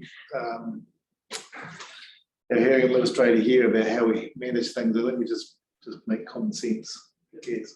So look, welcome to our hearing. You are most welcome, and apologies for the fact that your site that you're interested in was picked on by the Commissioner as an example. That was good, and so we held off. So really just talk us through yeah, I've got the written one, which is everyone's got. Do I go through that? Yes, go through that. That would be great. Thank you. Right. I am the landowner for the farm property located at 13 Ward Road at German Hill. My son's actually the owner with us now, because he's a partner. So this is really to do with him. This property has been in the care and the stewardship of the joining family since 1880. My son and I are the 4th and 5th generation of the farm. This land, which also has a QEE2 covenant on the eastern side. The designated restricted covers approximately 30 hectares. We're asking for clear identification of the actual area of significance, not just a blanket approach. Everyday common farming practice such as fencing, riparian planting crops, grazing cattle, upkeep of tracks, which there is a number, access to the GeoNet monitoring site, maintenance of the water's provision for stock, etc., will be unable to take place without obtaining resource consent through the council should this indicated designation be imposed. That's on that map. Such a large blanket area is very disruptive to general accepted farming practices, as the hill is an important source of feed for our young stock, and we need to maintain water fencing for this. If we're unable to carry out our current farming commitments due to imposed restrictions, it will have a serious impact on our business, livelihood and animal welfare. The formation of a new wetland area, which as those encouraged by the regional council, will also require consent, and landowners should be encouraged to continue the regeneration of these areas and not be penalised by the cost of the consent and permanent for doing so. Just one other thing that I could just pop in there. There used to be a wet area up there, and there's a spring that was there that you could see, but now it's all been covered in with erosion and that.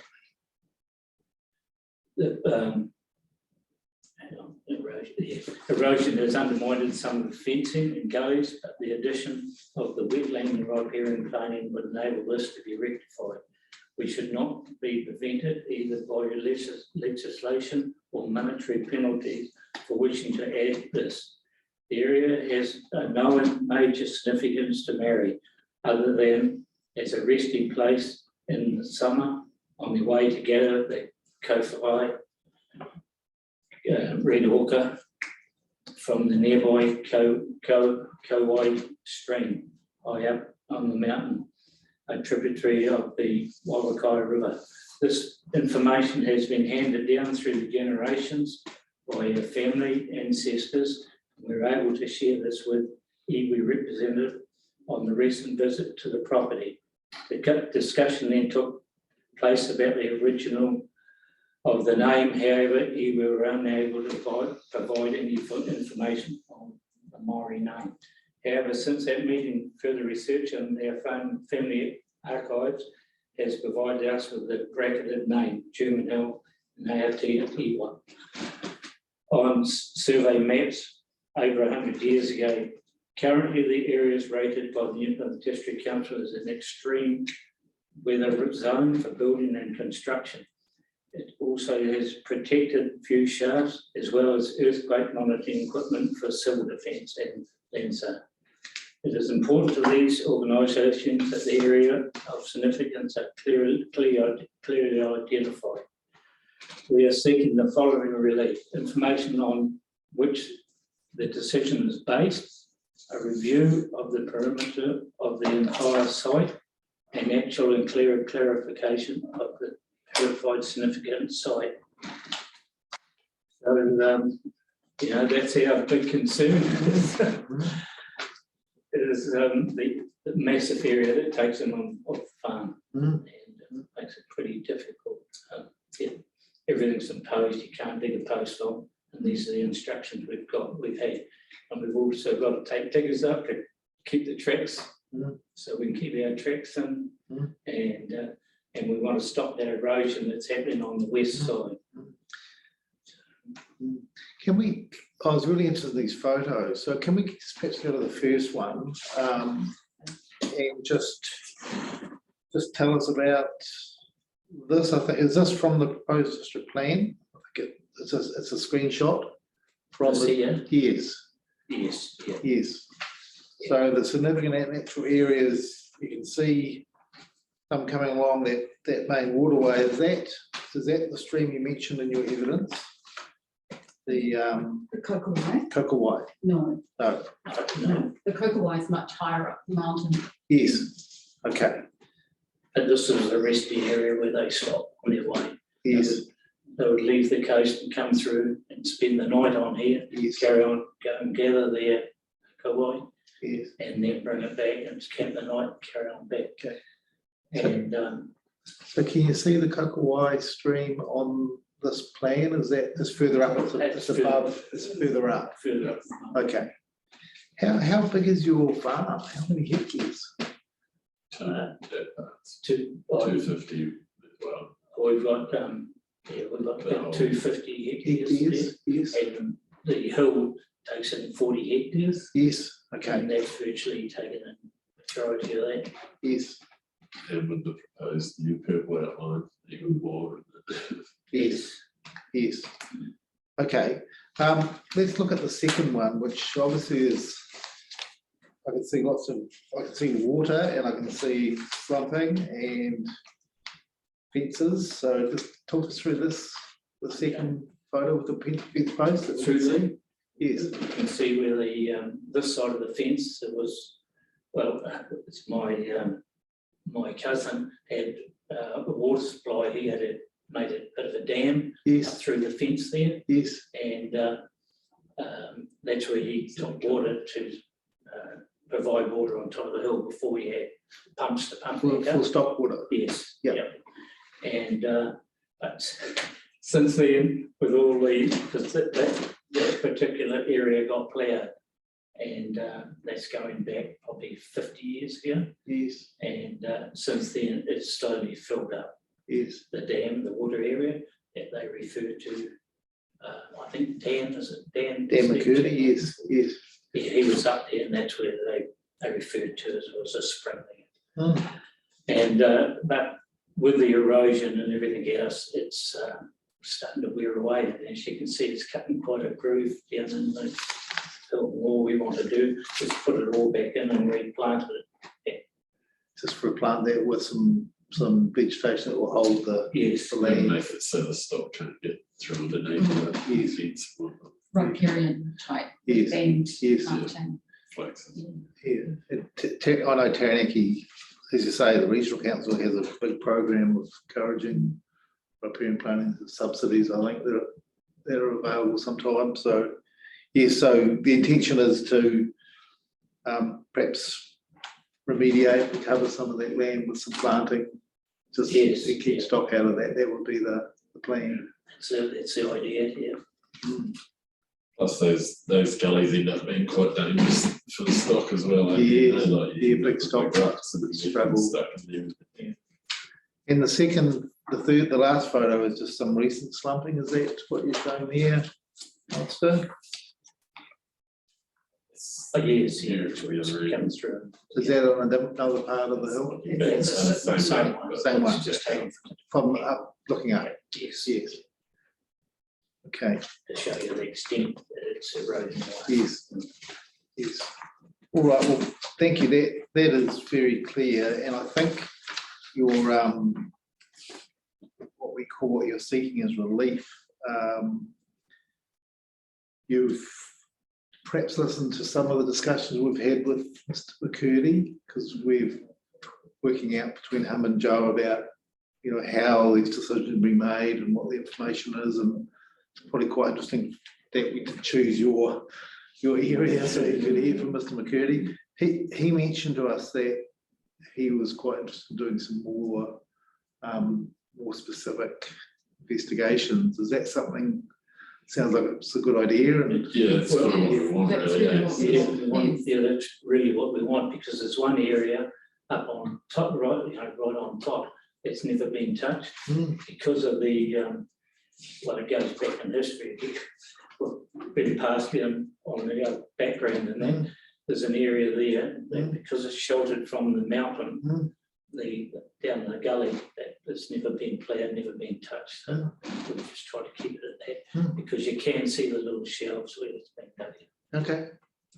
Yes. So it's not as though we've set out to destroy anything, but we just want them identified. Yes, so we know. We don't want to ruin anything. We want to make sure that we still want to be able to work it.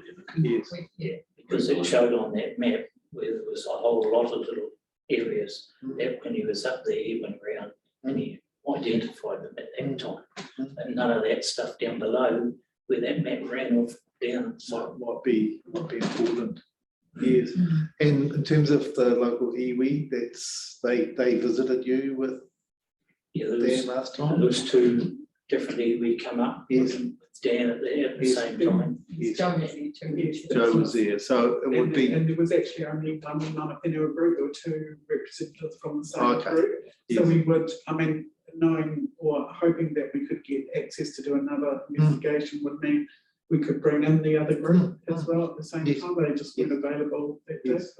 Certainly in terms of just the knowledge that the iwi groups have in their own information. I know you've researched your own family records, which are pretty fascinating when you look back. But again, the question you would have heard from Antoine about both the name of the hill, both in the English and also the iwi, the